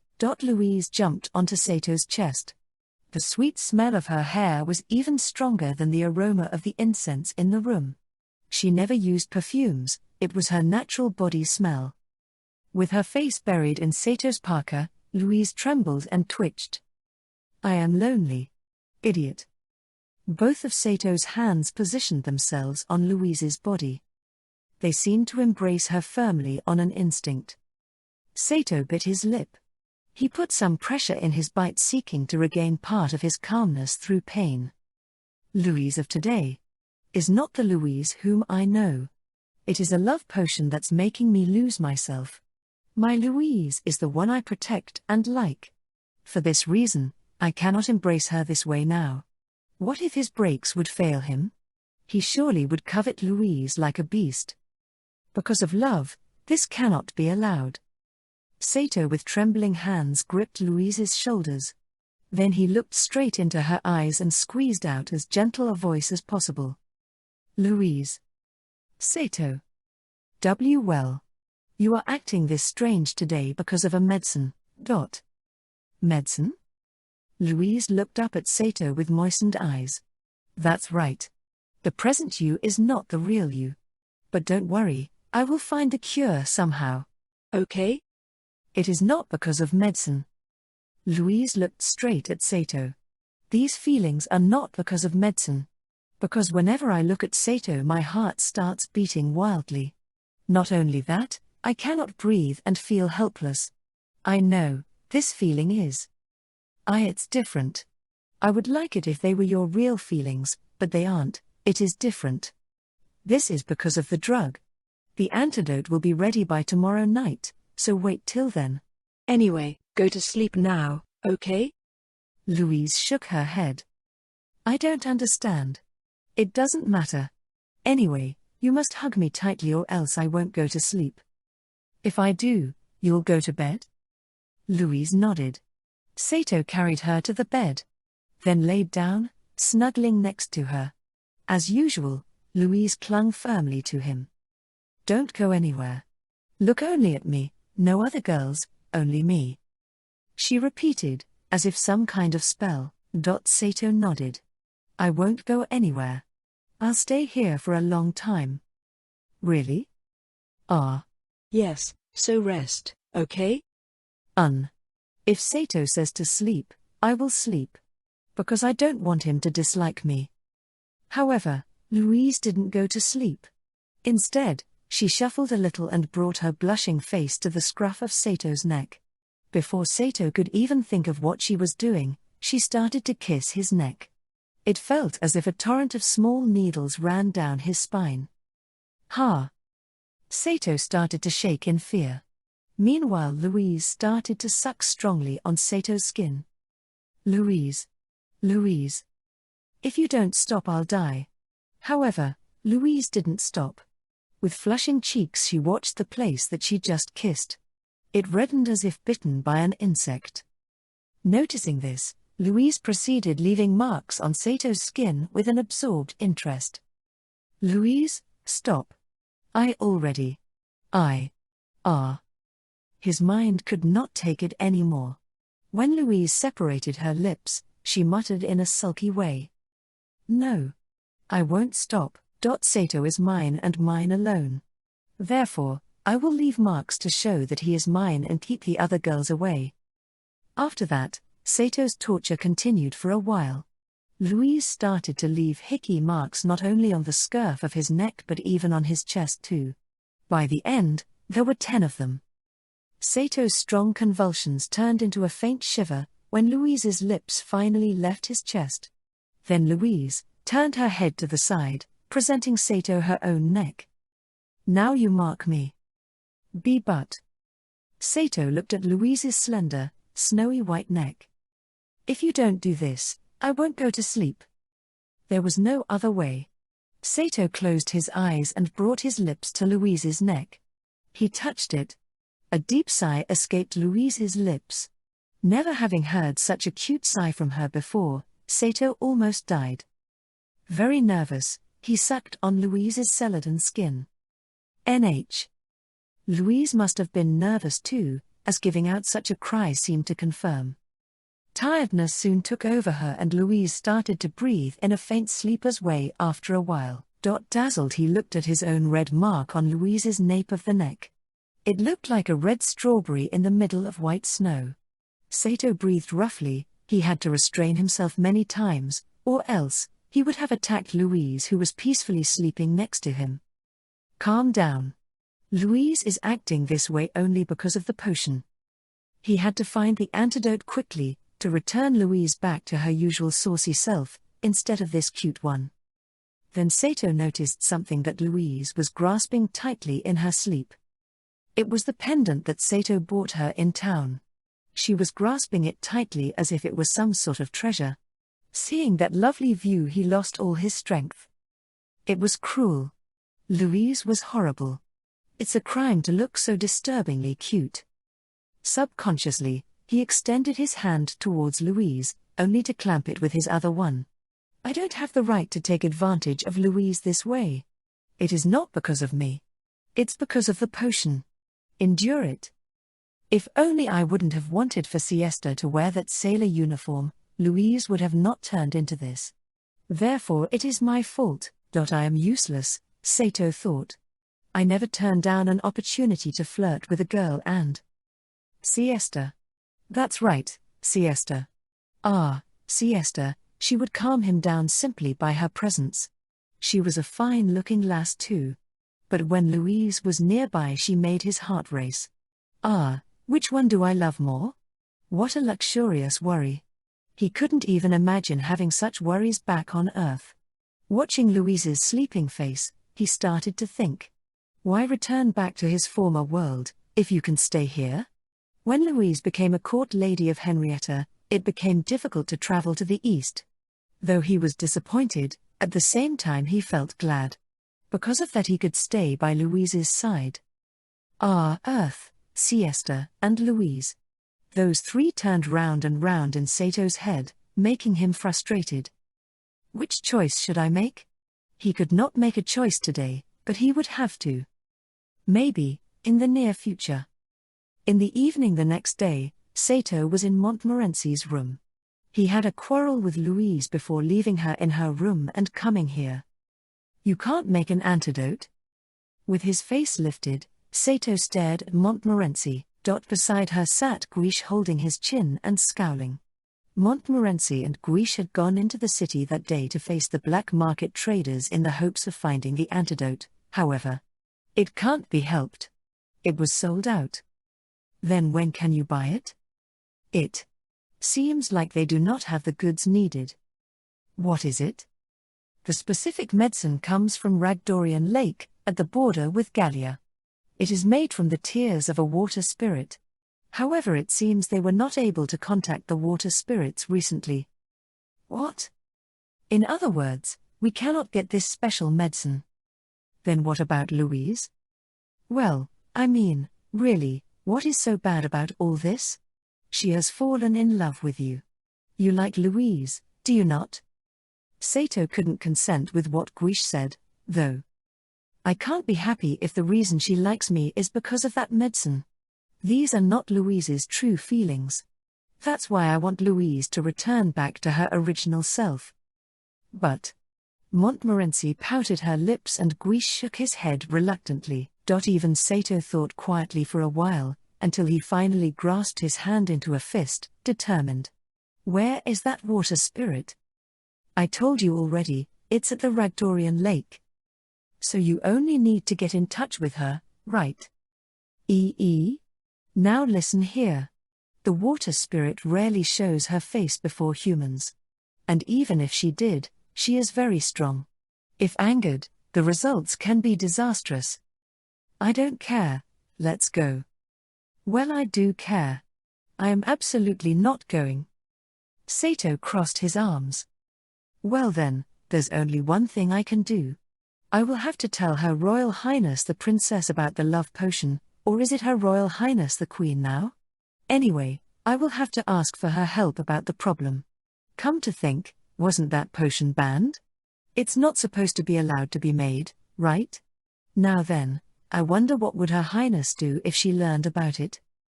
Montmorency's face quickly turned pale. What do you think, Monmouth? Fine, already. I understand. I will go, if you go. We can't let Louise stay this way, either, or else others may notice her strange behavior and suspect the love potion. Guiche shook his head. Fear not, my lover. I will stay by your side on this journey, said Guiche while leaning in and trying to slowly put his hand over Montmorency's shoulders, but she quickly evaded him. That's not really inspiring. You are too weak. After that, the trio made arrangements for the journey. They would leave the following day, early in the morning. Because they did not know how Louise might act if left alone, they decided to bring her along as well. This is my first time skipping school. Montmorency sighed. And what about me, as I have not been going to school for half of a year now? After Sato came, it was adventures every day. Guiche burst into a hearty laughter. Chapter 6, The Water Spirit. The hills and mountains overlooked the dark blue waves of Ragdorian Lake as they rippled. The sun's illumination on the lake was spread like a layer of shimmering glass. Sato and the others arrived at the lake on horseback. Because Louise disliked riding alone, she and Sato took the same horse. She sat in front. It seemed like she didn't want to leave Sato's side even for a single moment. Montmorency and Guiche were riding on separate splendid grey horses. This must be the famous Ragdorian Lake. No, the beauty of this lake is indescribable. The water spirit is in there. I'm impressed. Ho ho ho, yahoo! Yells Guiche while whipping the horse and sending it plunging down the hill. However, the horse was afraid of water, and when it reached the shore it came to an abrupt stop. Following the laws of inertia, Guiche flung off his horse and, with a thunderous crash, fell headfirst into the lake. Can't reach the ground. It's deep. Deep. Guiche desperately cried out for help while struggling in the water. It seemed that Guiche did not know how to swim. I wonder if we should reconsider our fellowship after all? Muttered Montmorency. Sato nodded. That would be nice. Louise looked up at Sato with a worried face. Montmorency is nice? I don't mean that. Just wait. I will return you to your normal self. Sato then brought the horse close to the shore. Guiche, after a long struggle, was shivering and soaked from head to toe when he finally reached the shore. He had a bitter look on his face. Hey, shouldn't you help me? Do not desert someone who cannot swim. However, Montmorency completely ignored Guiche and was instead looking at the lake suspiciously. Sato asked, "What is it?" And Montmorency answered, "Strange." What's strange? The water level has risen. Ragdorian's shore should be further down. Really? Yes. Look over there. That is a rooftop sticking out. It seems that the village has been flooded. Following Montmorency's gaze, they could indeed see the roof. Sato could even recognize the dark shadow of a sunken house in the clear water.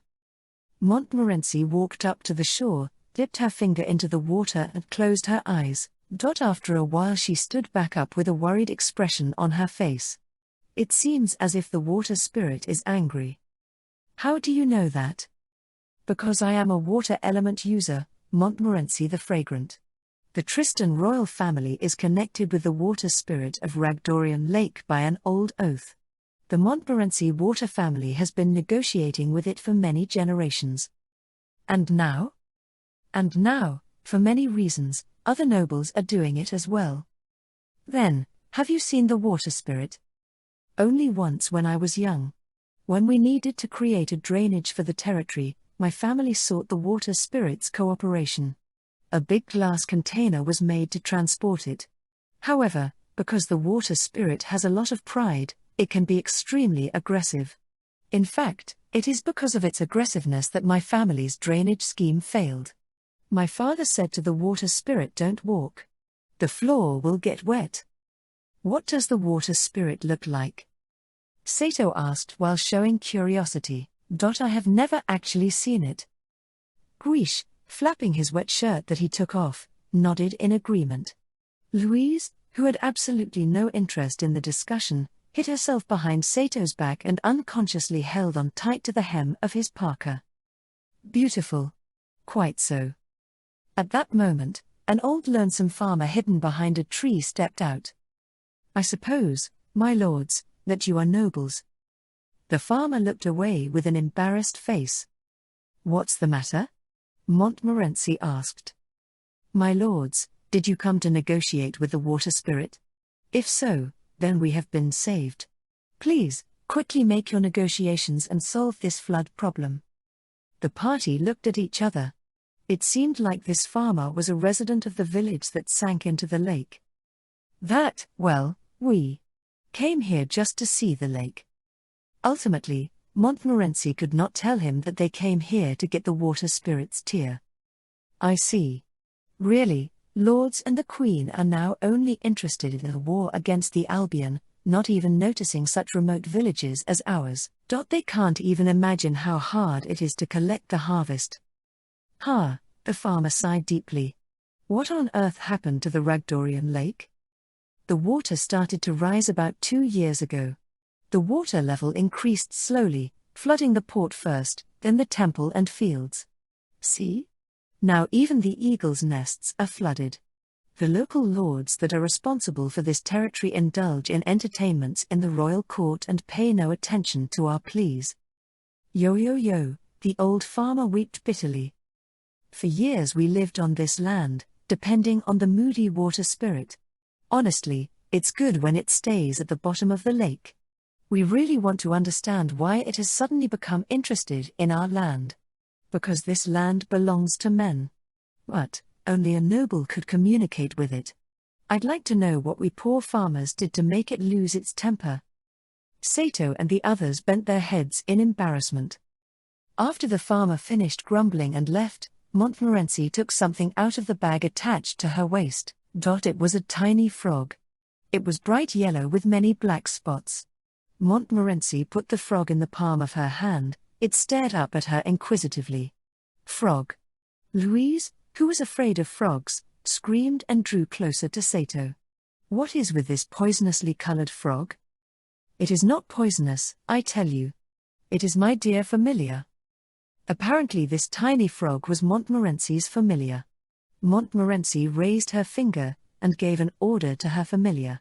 Listen, Robin, I want to contact an old friend of yours. Then Montmorency reached in her pocket and took out a needle. In one brief moment she stuck her finger with it, allowing a ruby of bright red blood to gush. Turning her finger over, she let a drop fall on the frog. After that, Montmorency cast a spell, treating the wound on the tip of her finger. Then she brought the frog close again. Since she knows who I am, she should know who you are. Robin, please, in the name of the great spirits of the dead, seek the old water spirit, and tell her I wish to speak with her because of our alliance. Do it for me, understand? The frog slightly nodded and disappeared into the water with a splash. Now, Robin went to call the water spirit. If she can find it, she is likely to bring it here. Sato looked doubtful. He hesitantly said, when it comes, we have to tell it a sad story, but I wonder what could be good. Maybe this story I know about a master and a dog would do. However, it is very old and I wonder if it would be suitable. Sad story? What are you talking about? Because we need tears of the water spirit. How else would we get them if we don't make it cry? You really are ignorant. Well, I guess since even non-water element mages don't know it either, so it is unreasonable to expect a commoner like you to know. The tear of the water spirit is only a name. It doesn't really shed tears. Sato and Guiche looked at each other. Louise, lonely without Sato's attention, rubbed her cheek against his back. It was really weird. Though one could die from such a cute Louise, all that mattered now was Montmorency's story. Then, what is the tear of the water spirit?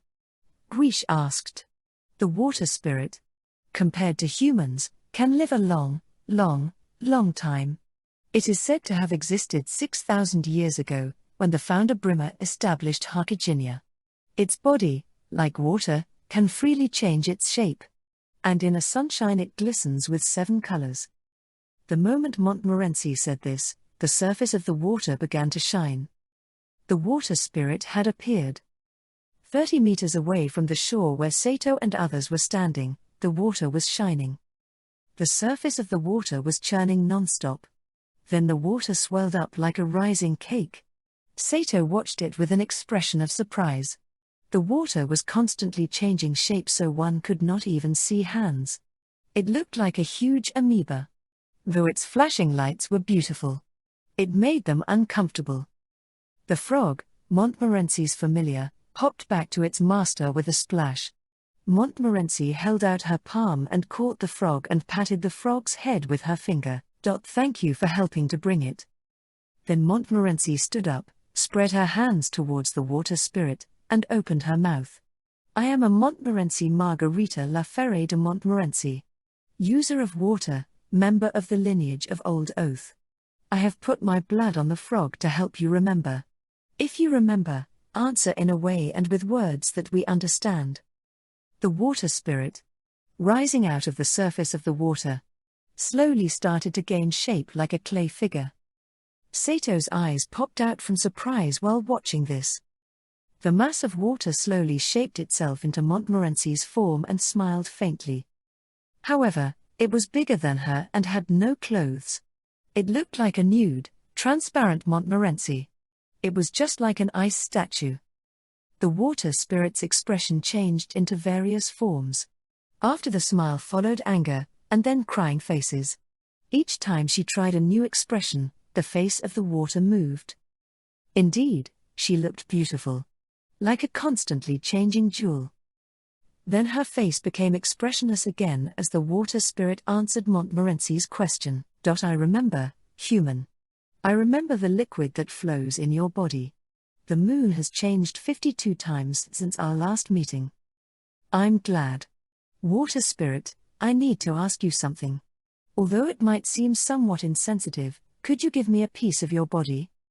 Part of its body? Sato wondered. What's that? When he poked Montmorency, she turned around annoyed. Although it is a tear, it is impossible to make immortal spirits cry. They are different from us. I do not even know if one can call them living beings. Either way, the tear of the water spirit is a part of its body. So we have to cut down its body? Sato shouted in surprise. Shh! Not so loud. The water spirit can get very angry. That's why it is nearly impossible to obtain the tear. How the people in the city's black market are able to get it, I simply cannot imagine. The water spirit smiled. Oh, it smiled. It must mean it's okay. But the words that came out of its mouth, maybe because it still didn't understand how to speak properly, were completely opposite of its expression. I refuse, human. Is that so? How unfortunate. Oh well, we'll be heading back now. Sato was shocked by how easily Montmorency gave up. Hey. Wait a moment. Don't give up on Louise so easily. Hey, water spirit. Sato pushed Montmorency aside and faced the water spirit. Wait. You. Stop it. Don't anger the water spirit. Montmorency tried to thrust Sato aside, but Sato didn't even flinch. Guiche inclined his head wondering. Louise silently drew closer to Sato. Seeing such a scene, it was hard to tell which one of them was the familiar. Great water spirit. Please. I will do anything you ask for your tear. A little bit. Only a little bit. The Montmorency-shaped water spirit didn't answer anything to Sato, who was prostrating on his knees while pressing his head against the ground. I beg you. The most important person to me right now is in trouble. Don't you have someone important to you as well? My important person right now needs help. And for that, a part of your body is needed. Therefore, please. Look.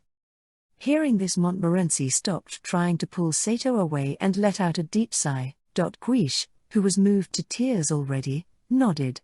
Louise, feeling insecure, kept on clinging to Sato. The water spirit changed her appearance few times before taking Montmorency's shape again, and said to Sato. Very well. Yes. Really? But with one condition. As a mere human that doesn't know the reason of this world, you said that you would do anything? Yes. That's what I said. Then repel those that attack me, your comrades. They looked at each other. Repel? Yes, I have raised the water level as far as I could. I no longer have the energy to fight them. If you can fight them off, I will bestow unto you my tear. No, I hate fights.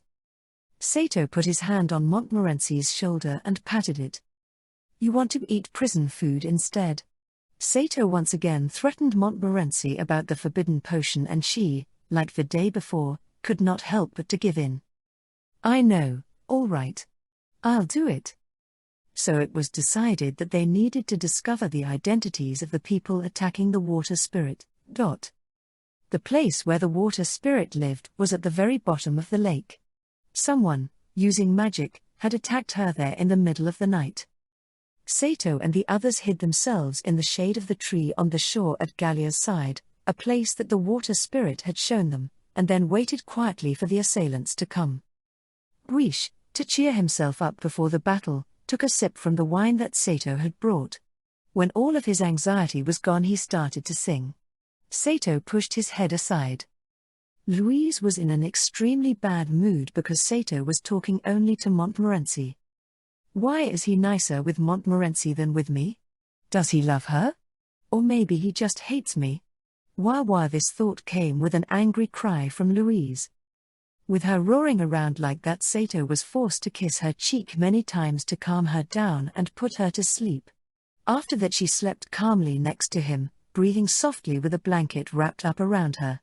It was easy to guess that anyone would be like that if a potion made them fall madly in love. Sato asked Montmorency. The people that attacked the water spirit went to the bottom of the lake. How can they breathe under the water? Montmorency thought for a while. Maybe it's a water element user? With a ball of air created around the user, it's not that hard to get to the bottom of the lake. At the same time, even if you use water magic and are able to breathe underwater, Directly touching the water would be suicidal as the water spirit controls it here. So maybe it was an air element mage, that way one can avoid touching the water. According to the water spirit, she was attacked every night on a regular basis, having bits of her body cut off. But how could someone wounded and still go unnoticed?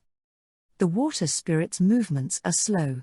Besides, if you separate the water spirit from her source of water, her magic will eventually wear out.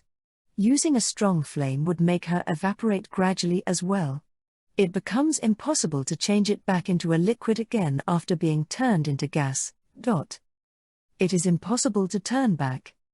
The water spirit's soul is like moss. Even being torn to pieces, it can reconnect itself into one again, as long as it has all the pieces. It is a really complicated creature compared to us. Sato nodded. And because the attacker is not touching the water spirit cannot reach him. Then it is not that powerful at all. Really. You do not know how scary the water spirit can be. Even if for a single moment one lost concentration and the air ball disappeared, allowing the water to connect, then it would be dreadful. Water controls the lives of all creatures. If you lose the protection of an air ball, then you would enter the water spirit's territory, where challenging her is something that even the greatest daredevil would not do. Sato sighed. Really, Harkiginia was filled with creatures that in the past he could not have even imagined. 2 moons were shining high above in the sky. It was midnight. Sato shut his mouth and with one hand withdrew Derfelinger, that was hanging on his back, out. Montmorency, scared by the sudden tension, muttered in a shaky voice. Anyhow, because I hate savage fights, I'll leave it all up to you. Guiche, who obviously drank too much wine, started leaning towards Montmorency. Don't worry, Montmorency. I'm here. I will bravely protect the maiden from war and punish the villain. Listen, just go to sleep already. You reek of alcohol. Guiche, be a decoy. Guiche nodded red-faced. Sato took a deep breath. The fighter's intuition that he gained from experiencing many fights was now telling him that someone was near. His mouth was filled with saliva. I'm guessing that someone is an enemy? But, will it be all right? I'm the legendary Gandalf. I should be able to beat mages up. Did it matter a lot against the dragon knights that attacked me before? Unnoticed to himself, Sato had become very self-conceited. He gazed at Louise's sleeping face and muttered silently, "Wait for me, I will definitely bring you back." 1 hour passed after that, then suddenly shadows appeared on the shore. It was from 2 people.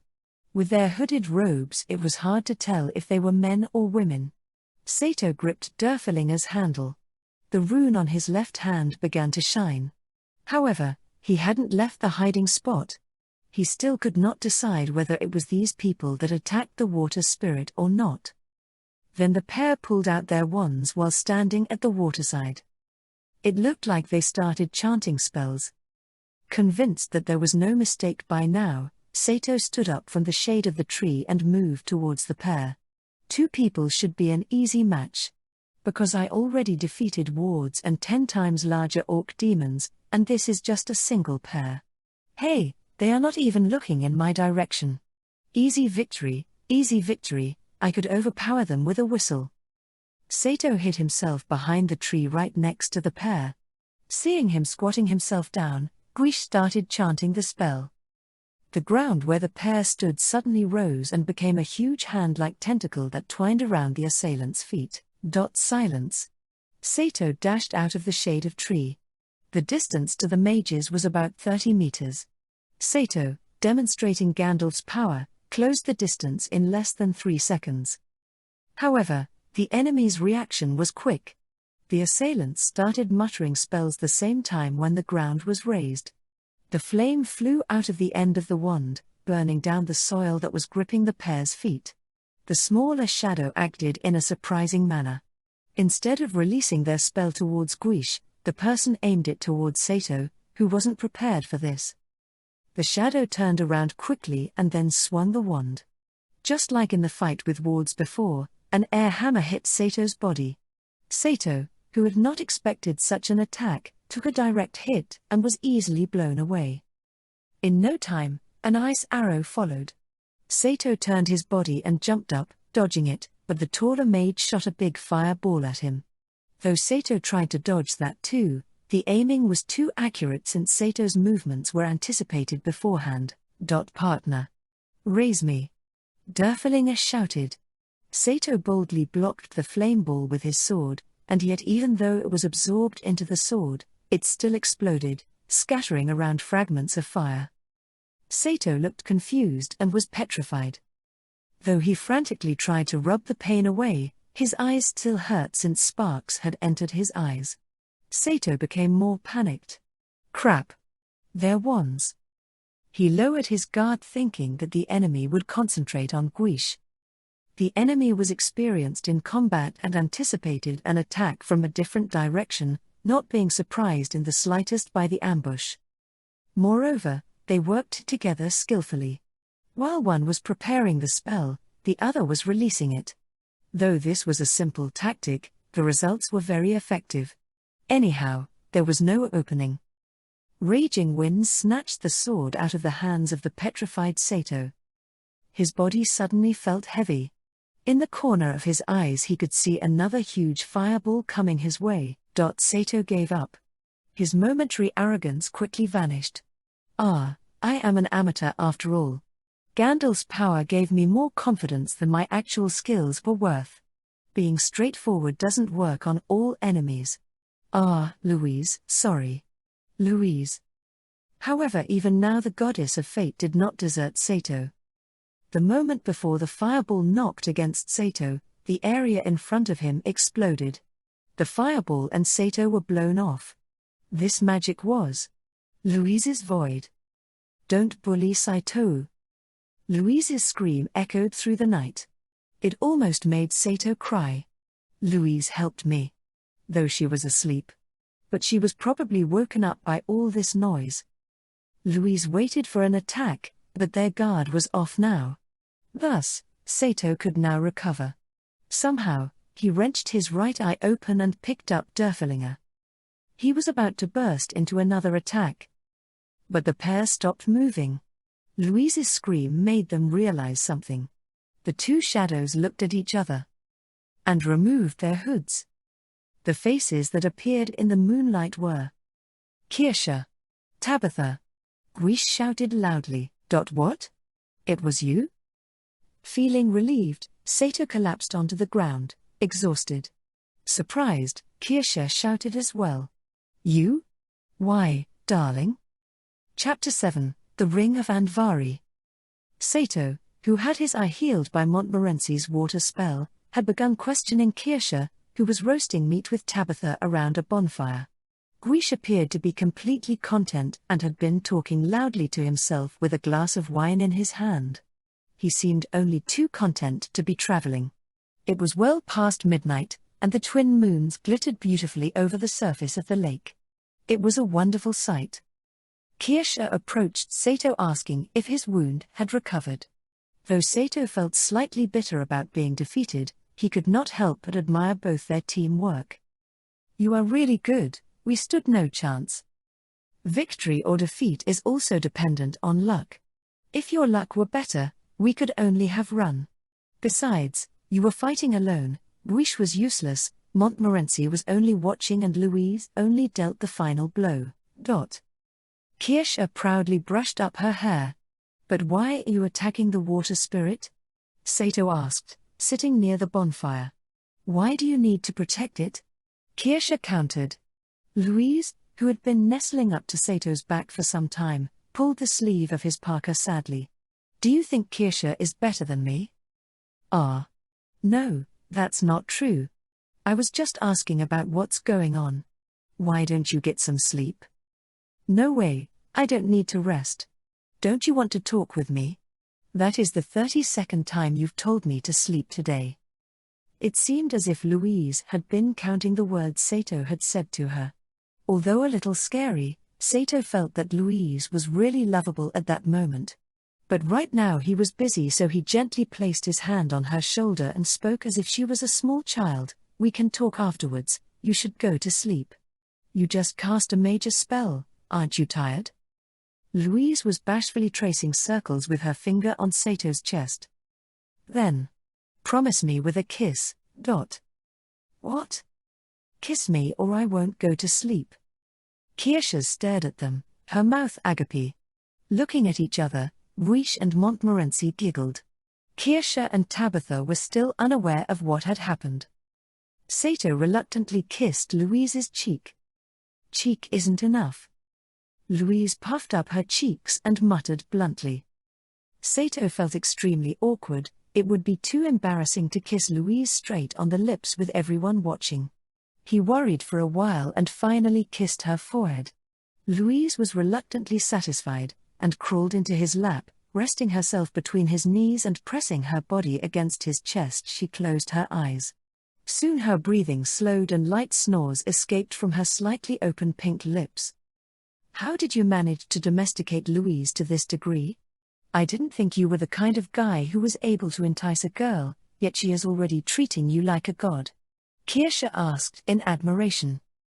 It's not like that. Montmorency made a love potion and Louise accidentally drank it. The first person she saw was me and now she has fallen in love with me. Love potion? Why did you make such a thing? Kirsche asked Montmorency, who was nibbling some meat. Oh, I was just curious to see if I could do it. Montmorency had sidestepped the question with a trivial answer. Really, a woman who has no confidence in her charms is the worst. Don't you agree? Go die. Anyways, it's all Guish's fault. If he had drunk it we would not need to search for the antidote now. Are you saying it's my fault to begin with? Sato explained the situation to Kirsche. In order to make the antidote, they needed the water spirit's tears. And in exchange for it they needed to repel the attackers. So that was it, that's why you are protecting the water spirit? Kirsche looked awkwardly towards Tabitha, who had been staring into the fire with a glazed expression.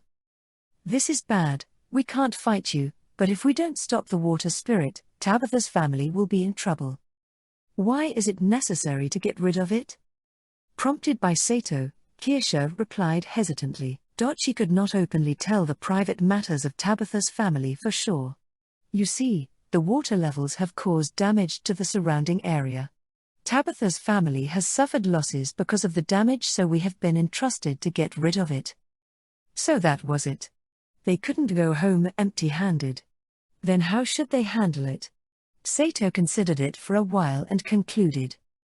That's fine, you can stop attacking the water spirit and we can find out why the water spirit is raising the water level so much and ask it to stop. The water spirit will listen to us. This morning we negotiated with it and it agreed to give us a part of its body if we stop the attackers. Kirsche considered for a second and asked Tabitha, as long as the floods stop and the land is restored to its original condition, would that be okay? Tabitha nodded. Great, it's decided. We can carry out the negotiations tomorrow. Early the next morning, Montmorency, like the previous day, released her small frog familiar into the lake to call the water spirit. The water parted and the water spirit rose up through the morning mist. Water spirit, the attackers will no longer bother you. As per the agreement, will you give us a part of your body? As Montmorency finished talking, the water spirit's body trembled and a portion of its body was repelled as a thin line into the vial Guiche was holding. Its promise completed, the water spirit sunk back towards the lake, however Sato quickly called for it to stop. Please wait. I have something to ask you. The water spirit rose up from the water's surface, taking, to Montmorency's displeasure, a naked Montmorency's shape once again. What, mere human? Why have you raised the water? Please, if there is a reason, can you tell us? We would be willing to help if you can stop. The water spirit's body grew in size and assumed various positions.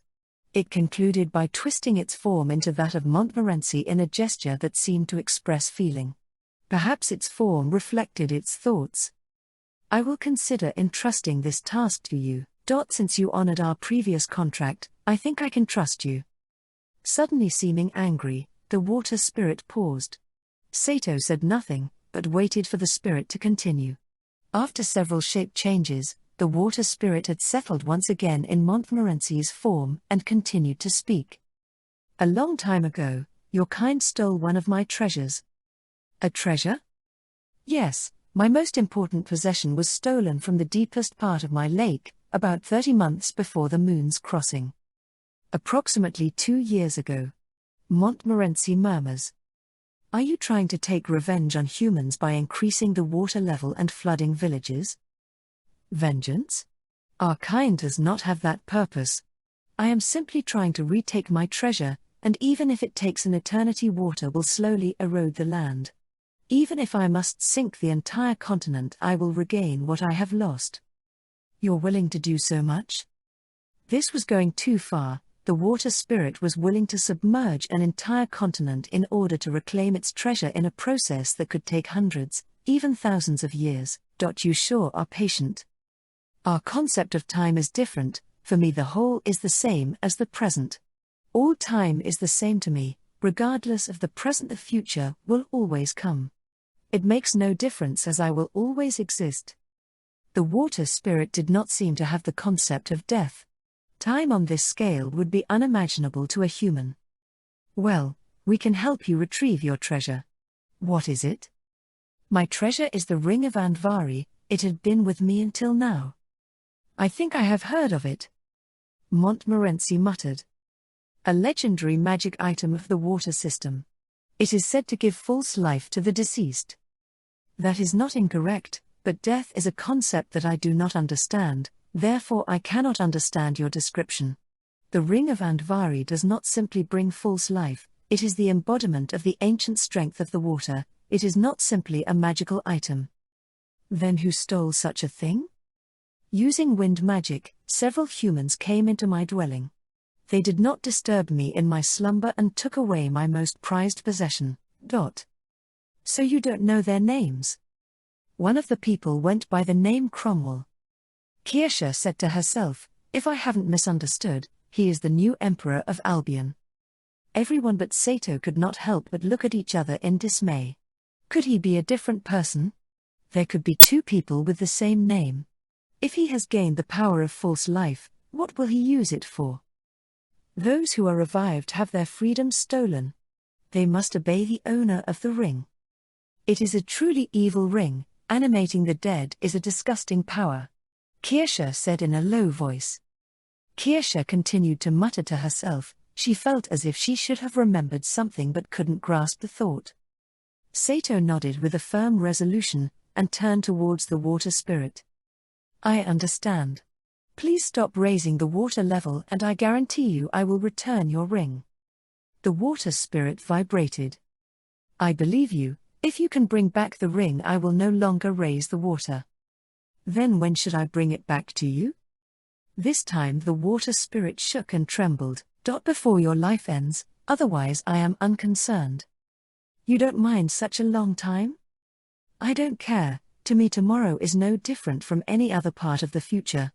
After saying this, the water spirit returned to the depths of the lake. In that flash, Tabitha stopped it by calling out, "Please wait." Everyone stared at Tabitha in surprise.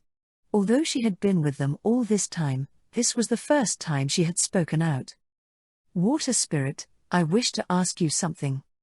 What is your question? We humans have always called you the spirit of oath. I would like to know the reason. Mere human, my and your existence are completely dissimilar. I cannot understand your question completely, but I can speculate.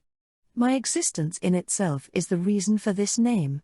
I do not have a fixed shape, yet I will never change. For uncountable generations I have always been here with the water. The water spirit, trembling, spoke. The sound rang in the air.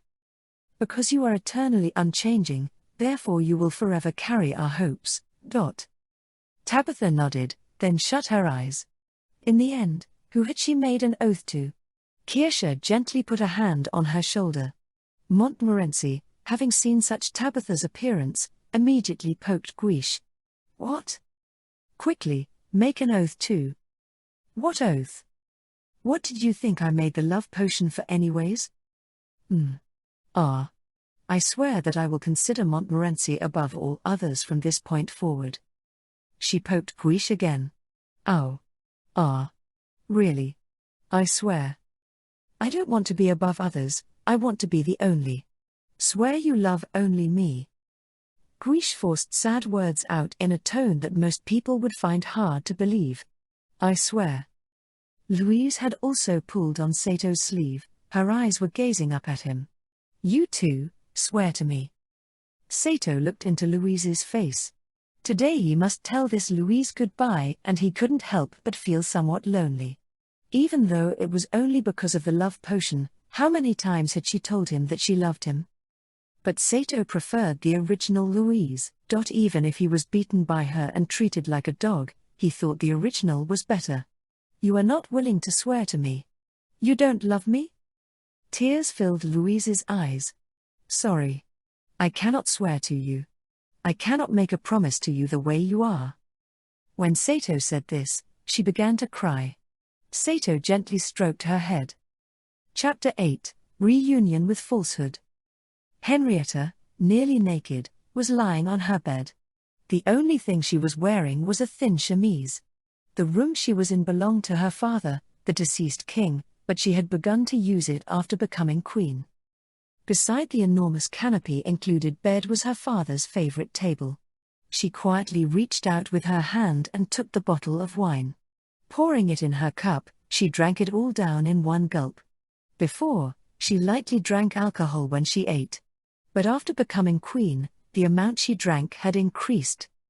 To Henrietta, who was nothing but a flower ornament for the government, being asked for decisions was something she felt anxious about. Most resolutions were brought to her in a decided state, but even so, the one who gave approval of those was her. What was more, even though a state of reduced activity was being kept, the war was still going on.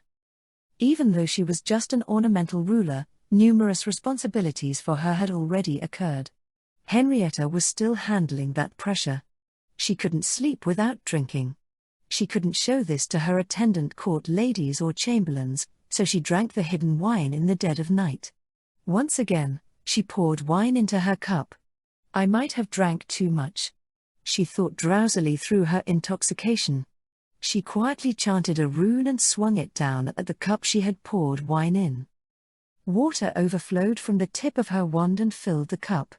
It was a spell to return water vapor in the air back into a fluid. It is a rudimentary spell of the water element. The water overflowed and spilled out of the cup. Possibly because of her drunkenness, she couldn't control the amount she poured. She drank it all. Henrietta, whose cheeks were dyed pink in color, fell on her bed once again. When she was drunk, what she remembered was the fun days, the glittering days, the few times where she actually felt she was alive, the short time of the summer when she was 14 years old. The words she wanted to hear just once. Why did you not say it at that time? Henrietta asked, covering her face with her hands. But the person who would say it is no longer here. Nowhere in this world. She felt that victory might heal sadness. She thought that the exhausting work of a queen might let her forget about it. However, she couldn't forget. Brilliant victories, words of praise, the shouts of the people who respect and love her for being a saint, cannot match just one word. She unconsciously shed tears. Oh no, she thought. Tomorrow's morning will be early. There are negotiations with Germania's ambassador. To Tristan and Henrietta, who wanted to end this foolish war as soon as possible, it was an important negotiation. I can't show them my face wet with tears.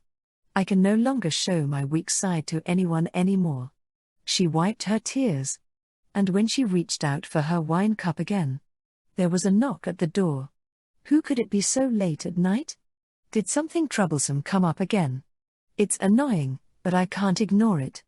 Albion might have dispatched their armada again. Henrietta put on her gown in a weary manner and asked from her bed. La Porte? Or are you the cardinal? What's wrong, in this dead of the night?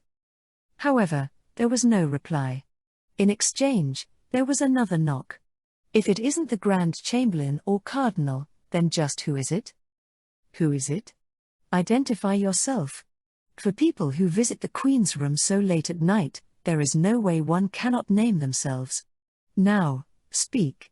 Otherwise, I will call someone. It's me. The moment those words entered her ears, Henrietta's facial expression disappeared. It seems I drank too much. This isn't good, to hear such hallucinations so clearly. Murmuring that, she placed her hands on her chest. But the intense palpitation of her heart would not stop. It's me.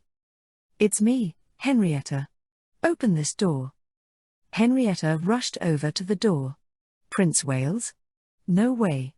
You should have died by a traitor's hands. In a trembling voice, she said that. That's a mistake. And I am alive. That's a lie. A lie. How? I had run away. The one that died was my impersonator. That. Even though the Ruby of Wind is. Henrietta checked the ring, a memento of Wales, that was on her finger. To deceive the enemy, you have to start with your allies, right? Well, it is understandable that you do not believe me. Then, I will let you hear the proof that I am me.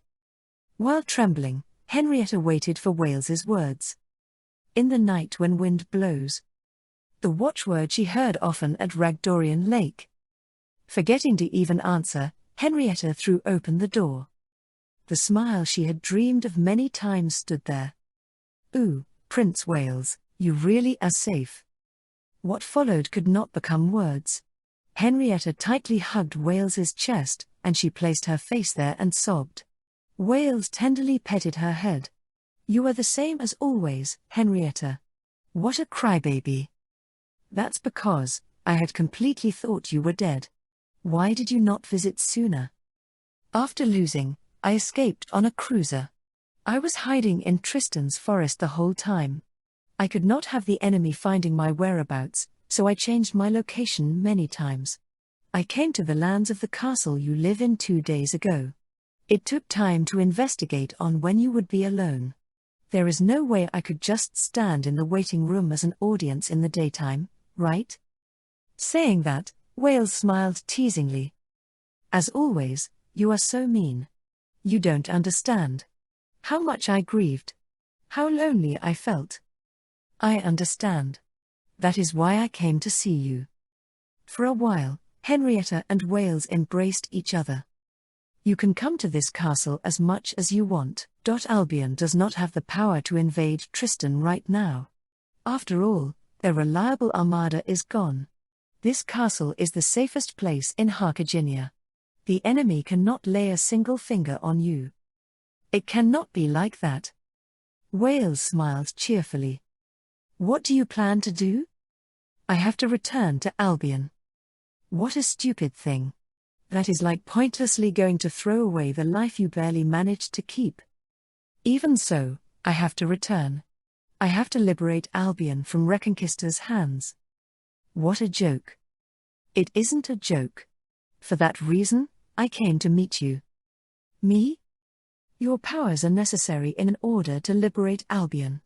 There are cooperators in the country as well, but even more, I need a person I can trust. You will come with me, right? No way. I am happy for those words, but that is impossible.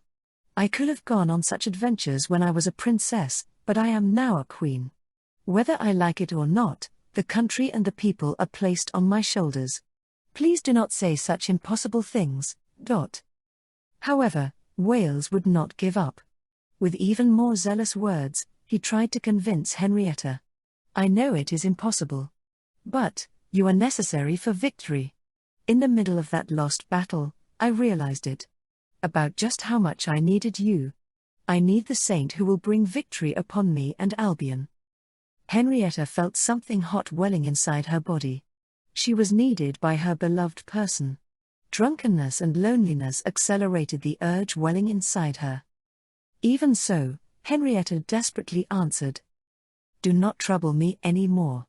Please wait, I will have people come and prepare a bed for you.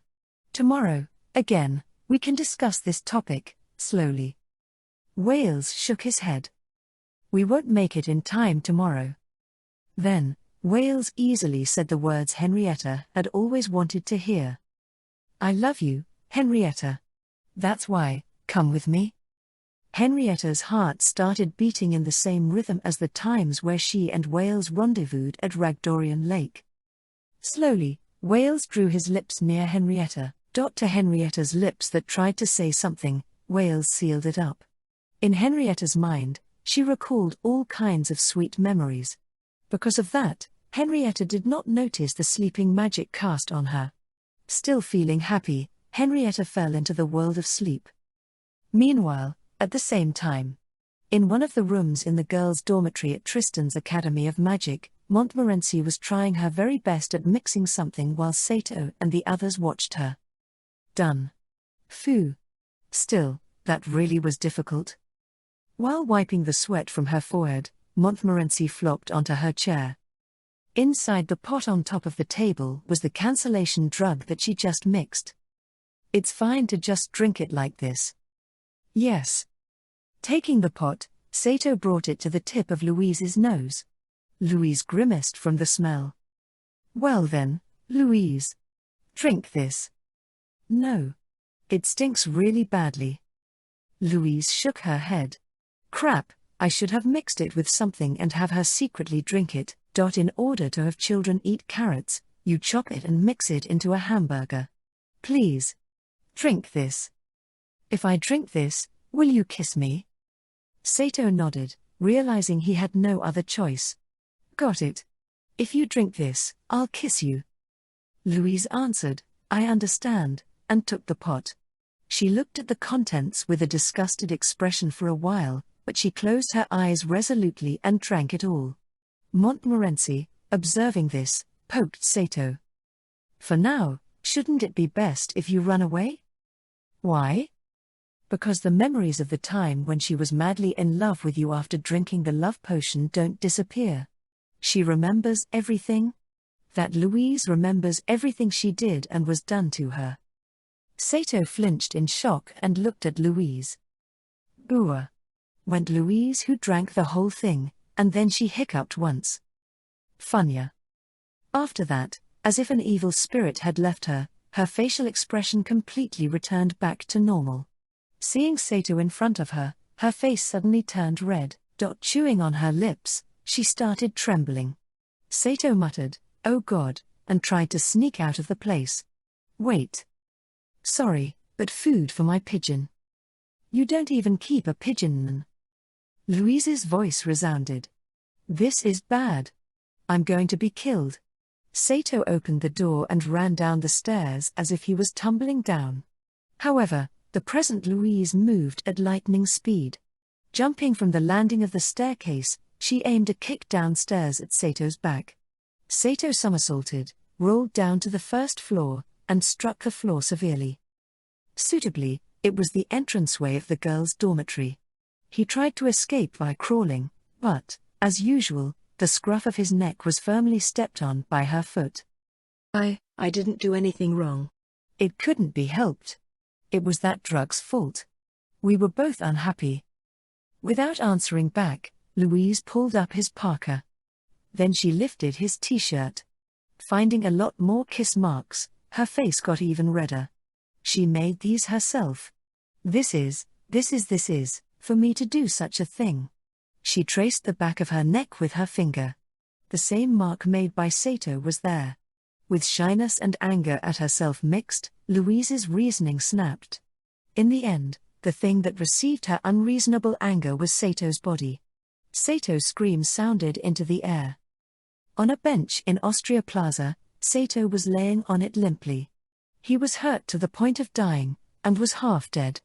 He occasionally twitched, so he wasn't dead. Beside him was the finally calmed down Louise, sitting on the edge of the bench, who was blushing and thinking about something while pursing her lips out as if she was angry. The two moons had risen and were shining on the two gently. However, the atmosphere running around the two was far from gentle and was awkward, hot, and numbing. In other words, the atmosphere between the two had returned to normal. Do you feel satisfied now? Sato muttered. If I had been normal, I definitely wouldn't have done something like that. Really? Humph. I know that. Sato muttered in an exhausted voice. By that time, finally, Louise realized that it was not Sato's fault at all.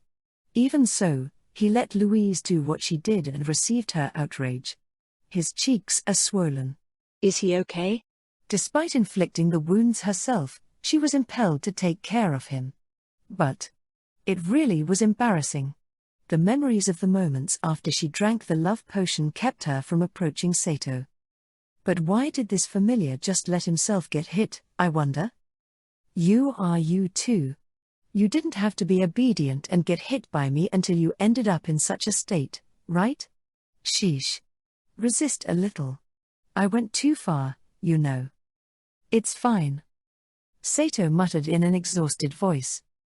Why is that? Because if I did so, you wouldn't feel satisfied, right? I understand how you feel. After all, you followed a guy you don't even like around so closely, and you even did those things and these things. For someone so prideful like you, there's no way you could forgive it, right?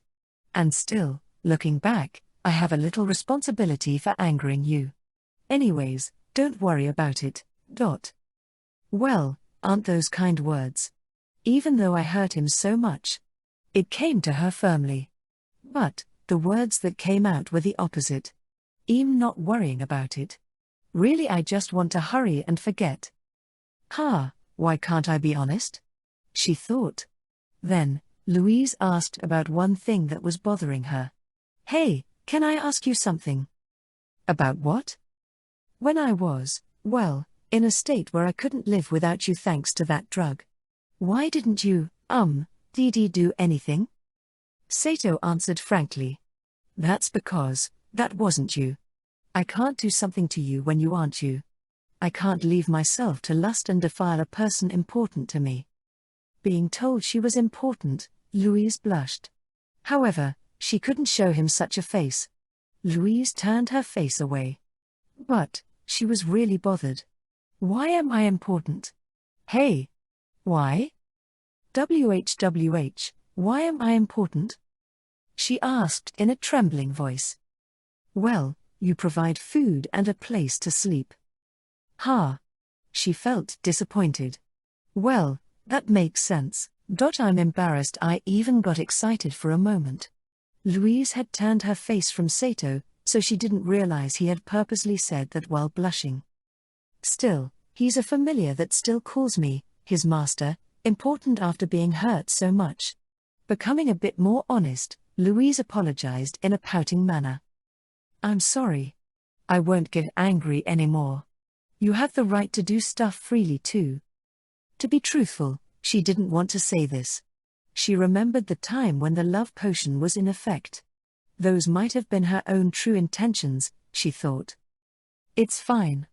You aren't you if you don't get mad. Do what you want. Then, the two fell silent. Unable to endure that atmosphere, Louise ended up changing the topic. Still, how nostalgic.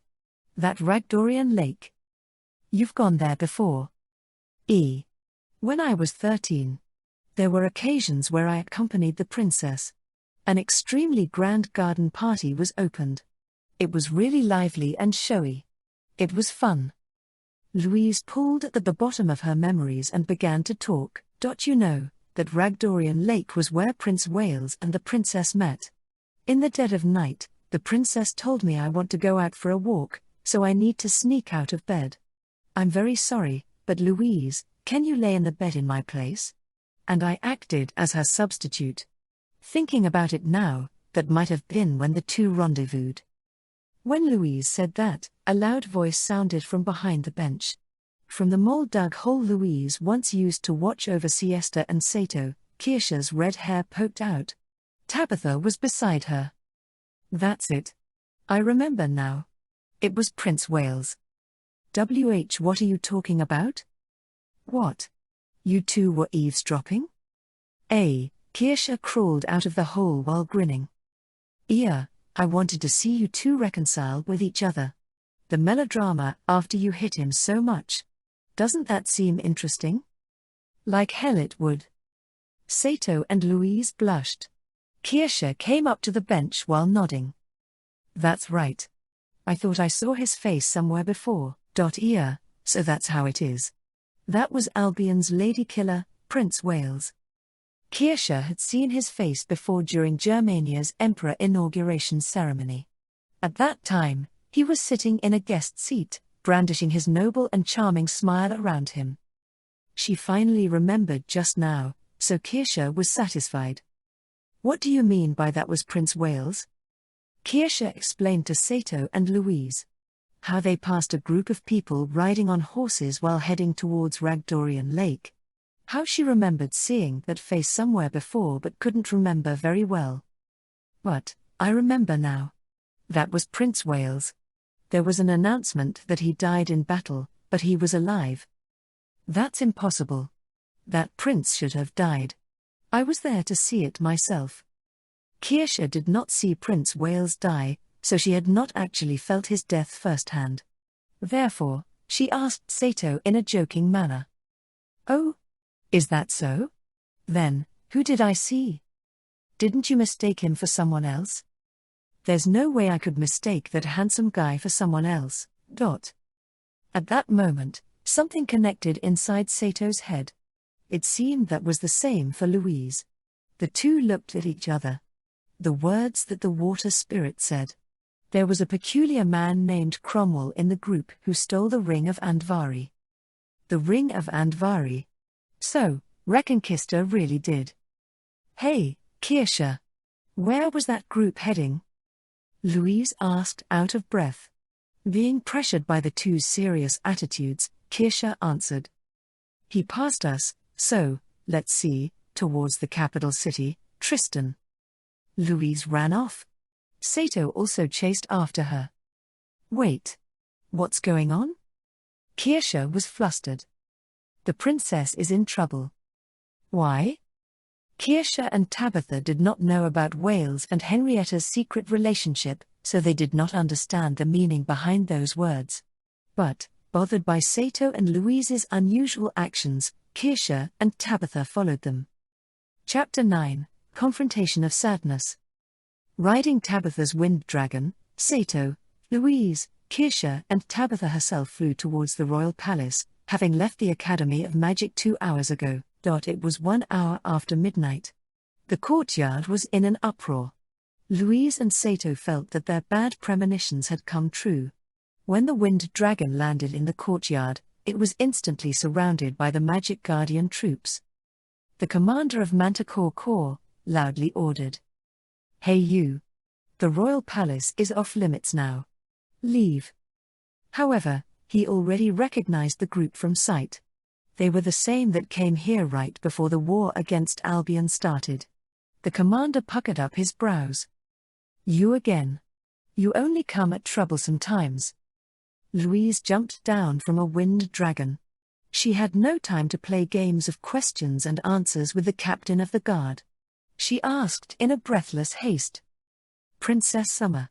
No, Her Majesty, is she all right? The courtyard was humming like a beehive. Nobles carrying shining magical wands and soldiers holding torches were looking for something. It was clear that something had happened in the royal palace. I don't have to tell any of you anything. Leave at once. Her face red with anger, Louise pulled out something from her pocket. It was the permit paper that Henrietta gave to Louise before. I am a court lady who is under immediate control of Her Majesty. In my hand I hold the permit papers signed by the Queen. I have the right to exercise Her Majesty's jurisdiction. I request an immediate explanation of the circumstances. The commander grabbed the permit papers from Louise's hands with blank surprise all over his face. They were indeed authentic permit papers signed by Henrietta that read, Louise François Leblanc de la Vallière is presented with the right of being a royal representative. Her demands must be granted. With the royal signature attached. The commander stared with astonishment at Louise. Such a young girl. Had such a document from Her Majesty. He was a serviceman though. No matter how one looked, a superior officer was still a superior officer. Standing upright at once, He reported the situation concerning Her Majesty. 2 hours ago, someone enticed Her Majesty away. One of the guards was knocked down as they escaped with horses. The Griffin squad is chasing after them. We were searching around here to find some evidence. Louise's complexion changed. Which way did they leave? They went south over the highway. Apparently they escaped towards the district of La Rochelle. Without a doubt, Albion has a hand to this. Though the instruction to block the port was sent at once. Dragon Knight Corps were almost annihilated in the last war. So the only way we can catch up with them are either by griffins or horses. Wind dragons are much lighter than griffins, thus they normally would take the pursuit. But the way things were now, it was questionable whether it was possible to catch up. Louise jumped onto the wind dragon again. Hurry! The thief who kidnapped Princess Summer escaped towards La Rochelle. We will be in serious trouble if we aren't able to catch up by the time the morning dawns. Everyone, hearing the circumstances, nodded, looking tense. Tabitha gave the orders to the wind dragon. Sylphid flew up in the darkness of the night again. Louise shouted, "Fly low. The enemy is riding a horse." The wind dragon kept on flying, following the highway with a surprising swiftness. It was a thick dark night, but even though one could not see even few steps ahead, the wind dragon kept on flying using its sharp nose, avoiding trees and buildings. The Griffin unit had split into two, one flew by Griffin along the highway, the other rode on horses. It was to be expected as the Griffin Corps was the lightest of the three squads and they could see better at night. Therefore, it was chosen as the chasing unit. A lot of people in the squad were burning with anger. The enemy attacked the court under the cover of darkness. Even in their wildest dreams one could not imagine that someone would dare to attack the palace of the capital. Moreover, it was young Queen Henrietta that was abducted, a successor of the throne. For magic knights that have been guardians of royal family, there could not be a greater disgrace than this. Griffins taking use of their wings and feet rushed forwards. Though the departure was delayed due to all the confusion, the enemy was still using horses. There was no reason they should not be able to catch up. The commander scolded the unit harshly. "Run. Catch up with Her Majesty as soon as possible." One group of the Griffin unit dashed forward. There was a big hustle between the Griffin units going ahead. They might have found something. Under the commander's signal, a fire user went forward and launched a flame spell. It lit the highway 100 miles ahead, and one could see distant figures of the riders. There were 10 times as many of them. The commander put on a brutal smile. "First of all, aim for the horses. Do not hurt Her Majesty." The Griffin Corps dashed forwards, launching one spell after another. After the wall of spells rounded upon the enemies, the knights launched an attack in an instant. The flame ball, the blade of wind, the spear of ice, all were aimed at the horses that the enemies rode on. The earth trembled, making horses fall one after another. The commander confirmed that Queen Henrietta, dressed in her white gown, was riding behind the first horse. In an emergency situation like this, he hesitated. It was necessary to retrieve Her Majesty without injuries. If she were to be injured, he would get some major scolding later. After muttering an apology, the commander cast the wind spell, cutting the leg of the first horse off and throwing the princess and the rider down to the ground. Without mercy, the Griffin squad surrounded the fallen enemy knights. The necks of the abductors were cut with wind blades and ice spears went through their hearts. The knight who was leading the run had his head cut off by the commander's wind blade, a deadly wound. The match was decided in a moment. When the commander nodded approvingly, the unit stopped. Then he jumped down from his griffin, and the moment he approached the queen who fell into the grass. Knights, who should have been dead, stood up one after another. Griffin knights, who had relaxed their guard thinking that enemy was annihilated, were now caught by surprise by enemy magic. "Ah!" groaned the commander, trying to pull out his wand when his body was wrapped up by tornado.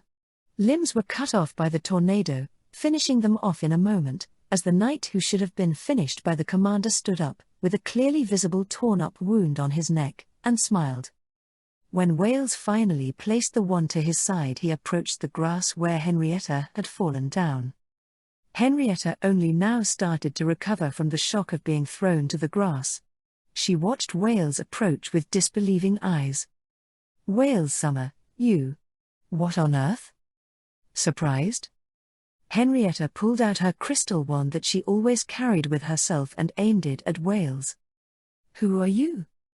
"I am Wales." "Lies. You killed the magical Night Core. You want to kill me? It is all right. Scoop me out with your magic. Pierce this heart of mine with it if you want. Wales pointed at his chest.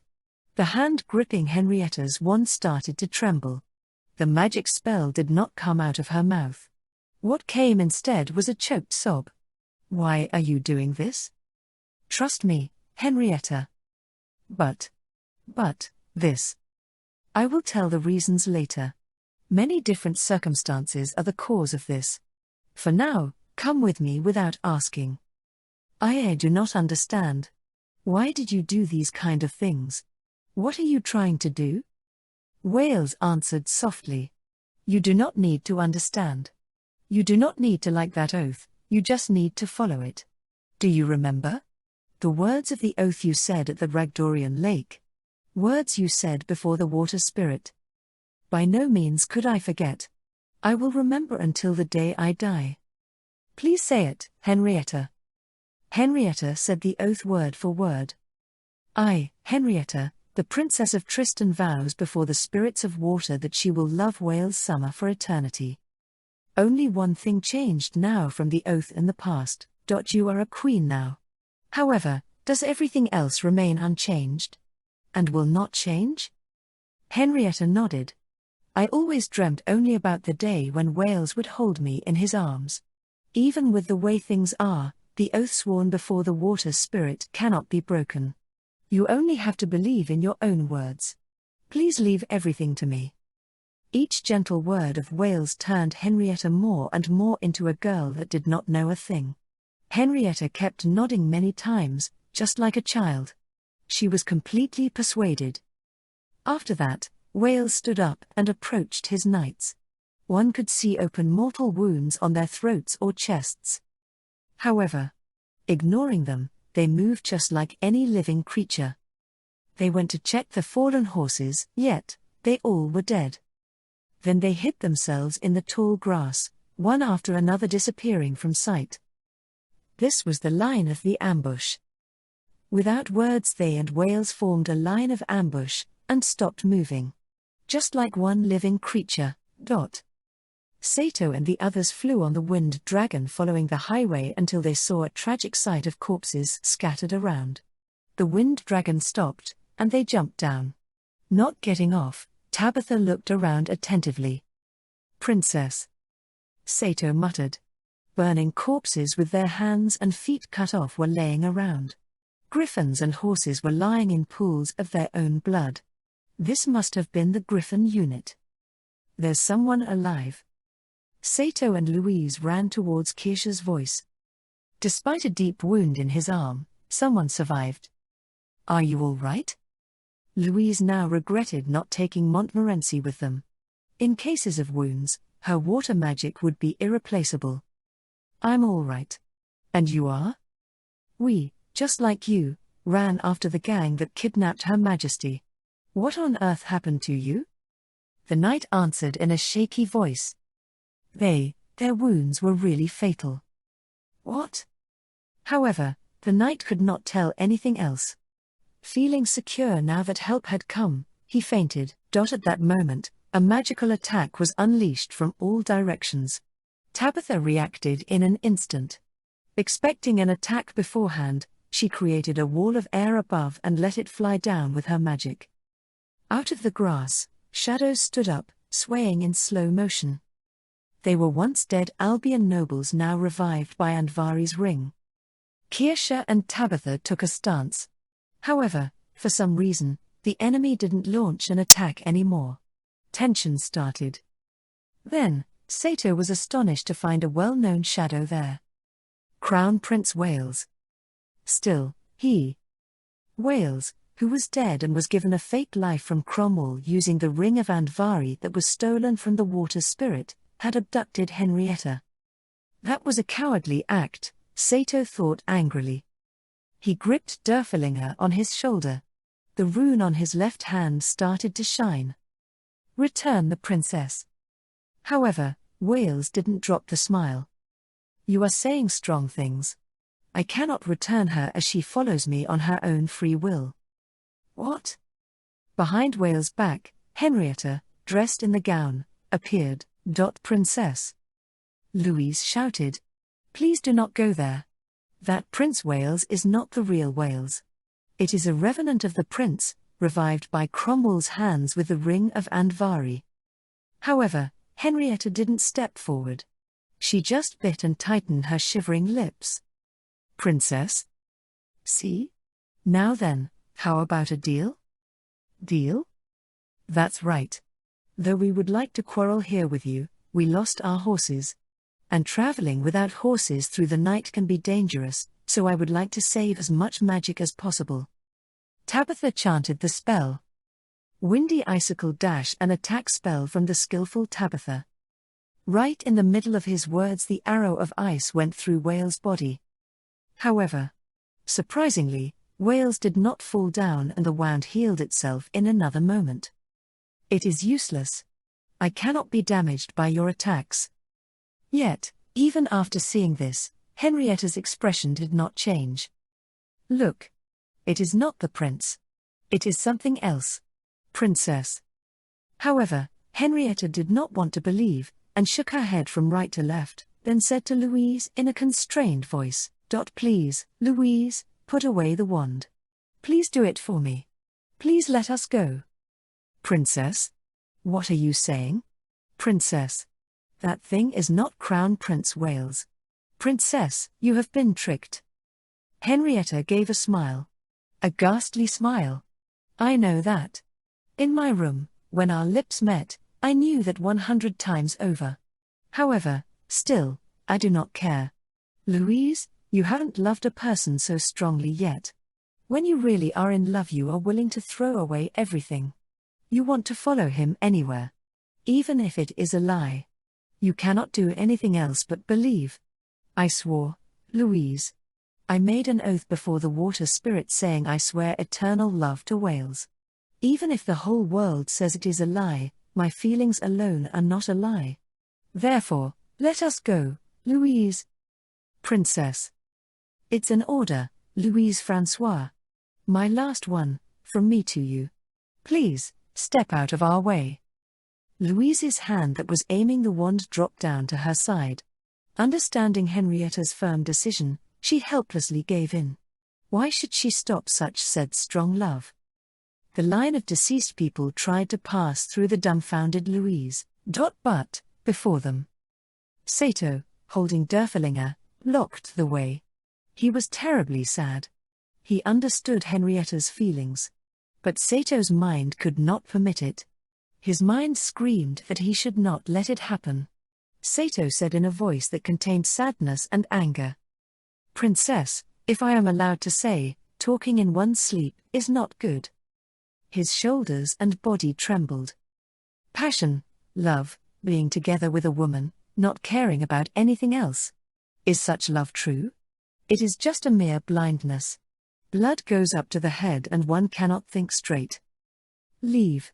It's an order. Henrietta shrieked with all her remaining dignity. Unfortunately, I am not your subordinate. Your orders mean nothing to me. Even if you keep on ordering me, I won't listen. I will cut through that spell of yours. It was Wales who moved first. Though he tried to utter a spell, Sato jumped at him. However, a wall of water blew Sato off. Petrified Henrietta, gripping the wand, trembled. I won't allow you to lay even a single finger on Wales. The crushing wall of water moved to Sato again. However, the space in front of Henrietta exploded in the next moment. Henrietta was blown away. Louise had cast an explosion spell. Even though you are a princess, I won't allow you to lay a single finger on my familiar, either. With her hair ruffled, Louise muttered in a shaking voice.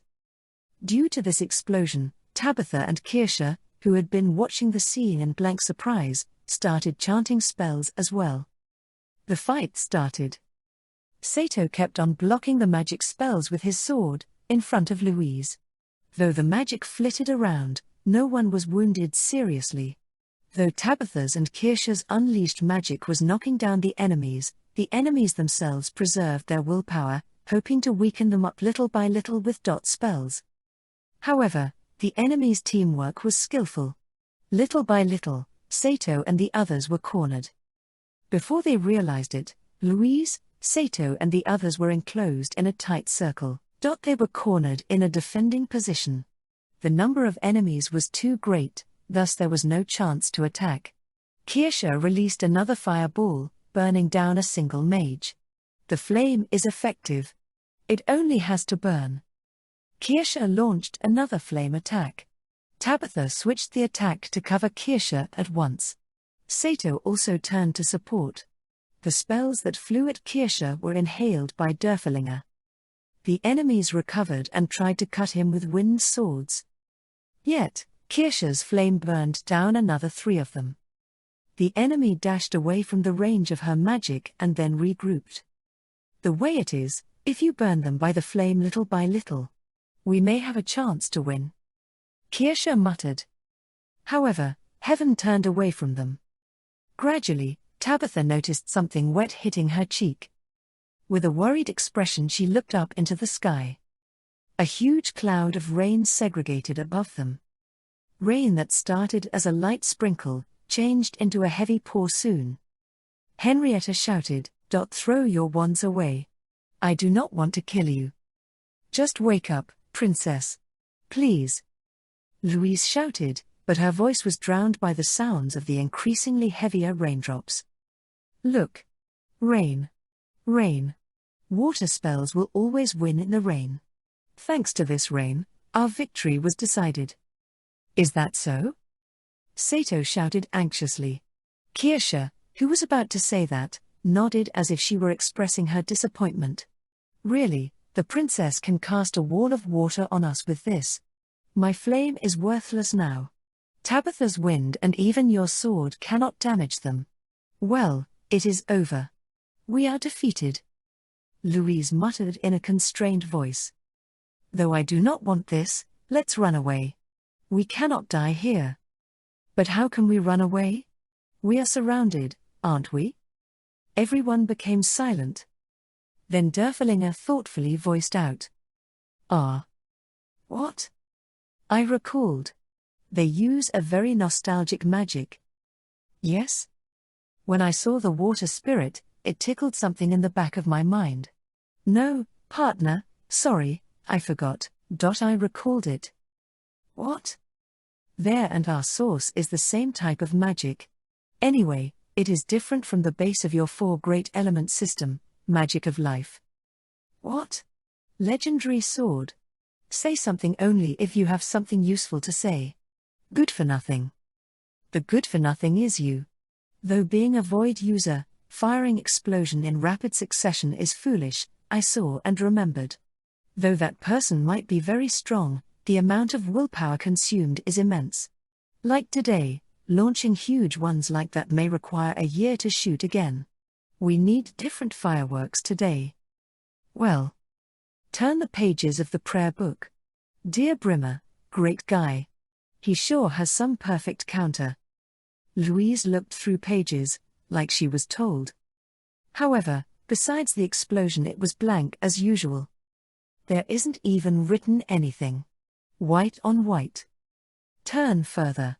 If in need, you will be able to read. Louise saw the page on which the letters were written. It was written down in runes of an ancient language. Dispel magic? That's right. Release. The potion that you took a while ago is the reason why you can read it. Henrietta sadly shook her head. Though she told Louise to run away, because of the rain, she didn't run away. Moreso, Louise stepped closer into the center of the tight circle.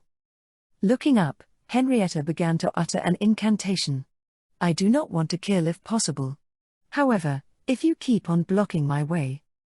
With Henrietta's cantrip aria, the raindrops began to harden. One by one the alley mages had an armor of water hanging on them. The enemy's flame was sealed off with this.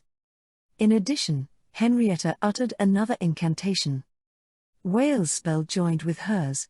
Whales watched Henrietta, smiling coldly. Though she noticed the lack of warmth, Henrietta's heart still felt moistly hot. They both were surrounded by the tornado of water. Water, water, water, and wind, wind, wind. The sixth power, water and wind. Triangle mages usually cannot make such strong spells as this. To say almost never would not be an exaggeration. However, the chosen blood of the royal family enables it. Only the royal family were able to do a hexagon spell. Their combined spell increased to an impossible size. 2 triangles intertwined, creating a huge tornado of 6. The tornado was like a tsunami. If hit, it could even blow away a castle. The sound of Louise's chanting mixed with the sound of rainfall. Behind Sato's back, Louise's spell could be cast comfortably. To Louise nothing was impossible today. She kept on concentrating her willpower while uttering sounds of ancient runes one after another with her mouth. What's wrong with this girl? Kirsche asked with a smile. She's just acting like a legend for now. Sato grasped the sword and answered in a joking voice. Hearing Louise casting a void spell gave him courage. Courage that allowed him to smile. Courage that can turn death into a joke. So, it is good and all. Yet if that legend doesn't leak something at least, we won't be able to win against that tornado. The huge tornado of water whirling around Wales and Henrietta's grew rapidly. Louise's silent chant continued still. As expected from Void.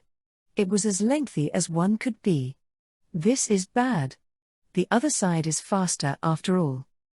Derfelinger muttered. What to do? You should know what to do. It is your work to stop that tornado, Gandalf. My what? Sato's face twitched. Yet, he was not scared. The hard-handed courage shook his whole body. No, I wonder. What? Aren't you scared of such a huge tornado? It may be so. You misunderstood, Gandalf. Your work is not to attack the enemy but to defend your master while the spell is chanted. This is your only work. But it's not easy. You gain the courage while hearing your master's spell. Your face reddens, you want to laugh out loudly, your pulse quickens. This all has a reason. I leave it to you, Kirsche muttered. Tabitha watched Sato's face. Easy victory. Sato muttered, I am the familiar of Void. Wales and Henrietta's spell was completed. The huge tornado of undulating water flew towards Sato and the others. Though it was huge, it was also surprisingly fast. It was like a castle of water. A castle of water that was swirling around viciously and trying to swallow them.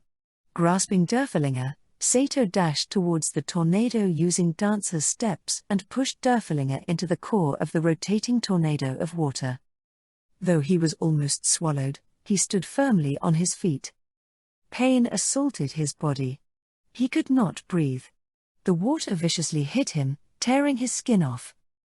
However, Sato endured. His fingernails ripped off. His eardrums tore. His eyelids were cut, raging pain ran through his eyeballs.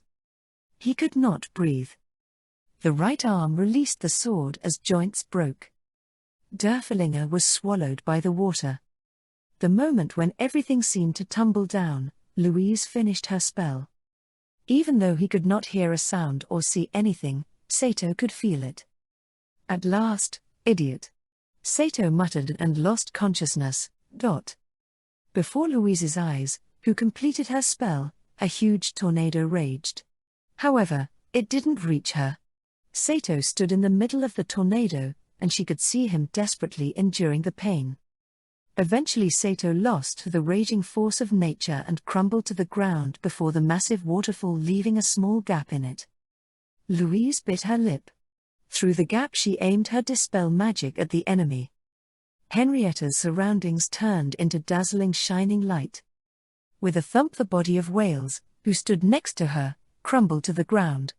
Though Henrietta tried to run up to him, she lost consciousness as completion of the spell took all of her willpower and she toppled to the ground. All at once, she was wrapped in silence.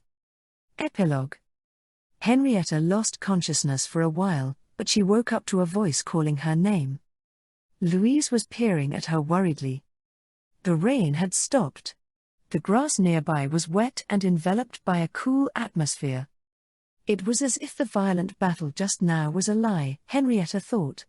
However, it wasn't a lie. Wales' cold corpse was laying beside her.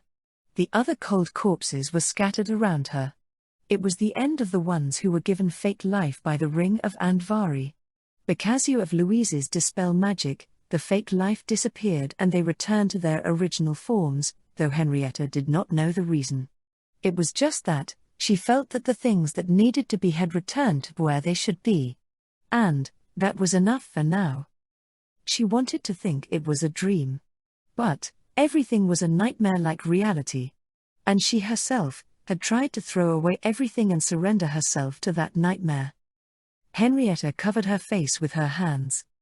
Right now, she had no right to cling to Wales' corpse. Much less did she have the face to look at the Louise in front of her, who had loved her since they were young. Just what have I done? Have you woken up? Louise asked Henrietta in a sad and cold voice. There was no sign of anger. There were some things that needed to be thought about, but it was the usual Louise. Henrietta nodded. What should I say to apologize to you? What should I say in order to ask for forgiveness from the people hurt by me? Please tell me, Louise. More importantly, Princess Summer's powers are needed. Louise pointed to the collapsed Sato.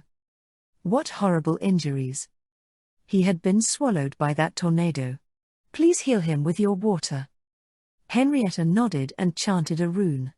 By the power of the royal family's wand that stored the power of water, Sato's wounds started to close up. Sato's eyes widened when he realized that the one healing his wounds was Henrietta. I do not have any words of apology. Are there any other people injured?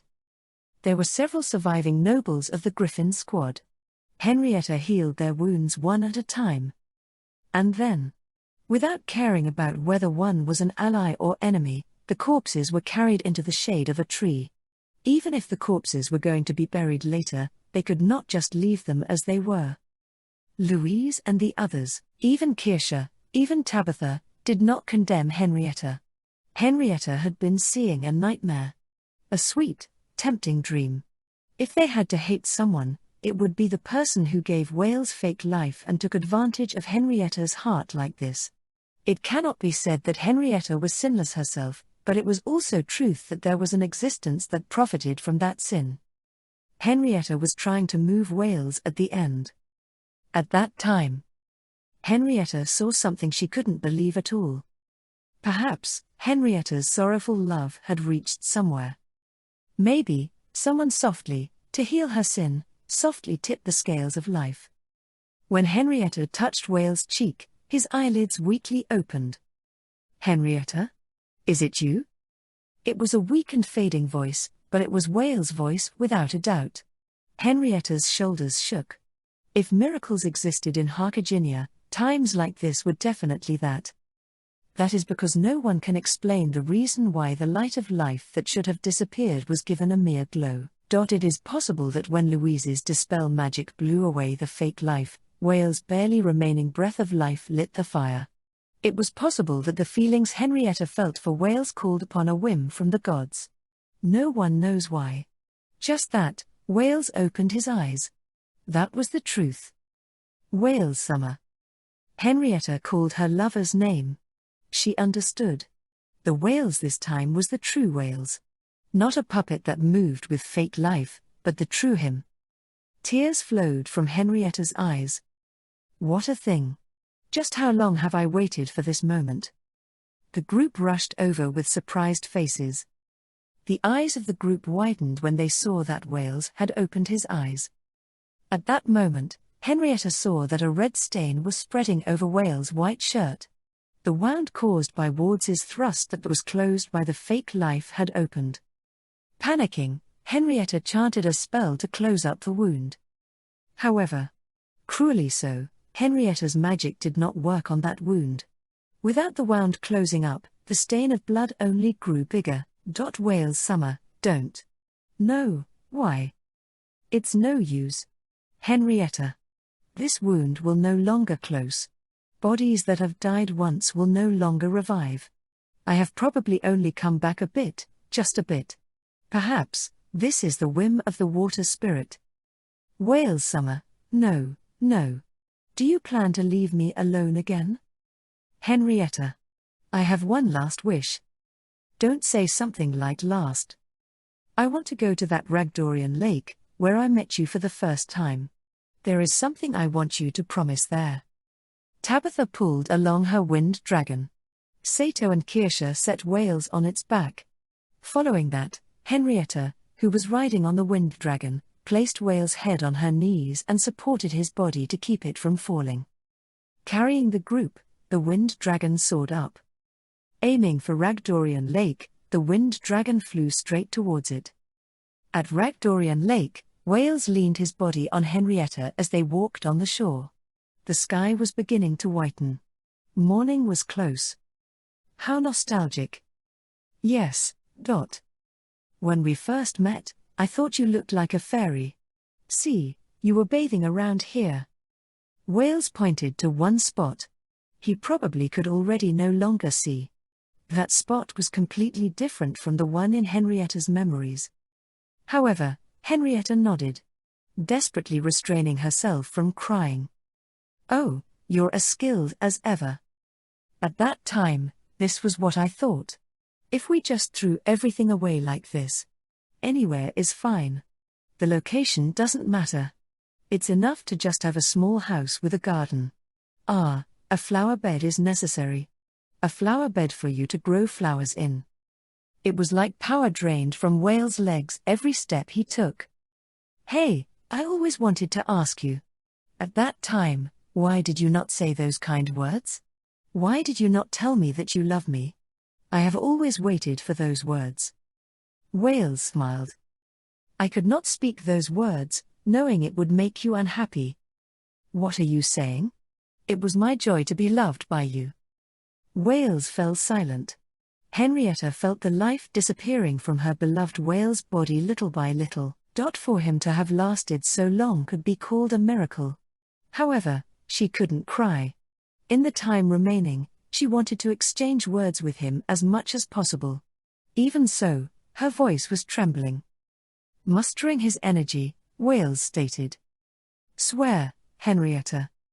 I will swear about anything. What should I swear about? Please tell me. To forget me. Swear that you will forget me and find another man to love. I want to hear those words. At this Ragdorian lake. In front of the water spirit, I want to hear you pledge that. Do not say the impossible. I cannot swear such a thing. There is no way I could swear a lie. Henrietta froze in her track. Her shoulders were trembling. Please, Henrietta. Otherwise, my soul will probably wander for eternity. Do you want me to be unhappy? Henrietta shook her head. No. I definitely don't want to. There is no time. There is no time anymore. I am all ready. That's why, please. Then swear. Swear that you love me. By now, you should be able to swear that, right? If you swear to that, then I will swear as well. I will. Henrietta, with a sad expression, spoke the words of oath. I swear. To forget about Wales Summer. And also, to find someone else to love. Wales said in a satisfied manner, thank you. Next, is your turn. Please. I will. Bring me to the waterside. Henrietta brought Wales to the waterside. The morning sun poked through the spaces between the tree, and with a beauty unthinkable in this world, the Ragdorian lake glittered. Their legs got soaked in water. Henrietta griped Whale's shoulders. "Now, say it. To love me. It is fine for just this moment. I will embrace this moment for eternity. No matter what you say, I will embrace it. Got it?" However, Wales did not reply. "Wales summer?" Henrietta shook his shoulders. But Wales had already died. She slowly recalled the days here, where she met Wales for the first time. As if to take each memory one by one from a treasure box and check it. The fun and glittering days will no longer come. The words of pledge exchanged at this lake no longer can be protected. What a mean person. Looking straight ahead, Henrietta whispered. "To the end, you never spoke those words of oath." Slowly, Henrietta closed her eyes. From her closed eyelids, a line of tears flowed down her cheek. Sato, who was watching over the two from the shade, was holding Louise's shoulders. Louise was quietly looking at Henrietta, killing her voice while crying. While holding her shoulders, Sato thought. Was I right? At that time, would letting Henrietta go, like she said, be happier for her? Even if it was fake life, even if it was fake love. If the actual person believed it was real, isn't that fine itself? While holding Louise's shoulders, who was crying like a child, Sato had continued to constantly think about that. What was right, and what was wrong? Even after this, there will probably be other things to make him worry, Sato thought faintly. Even after this, there will probably be times where he will be pressed to make a decision like this time. Sato embraced Louise firmly.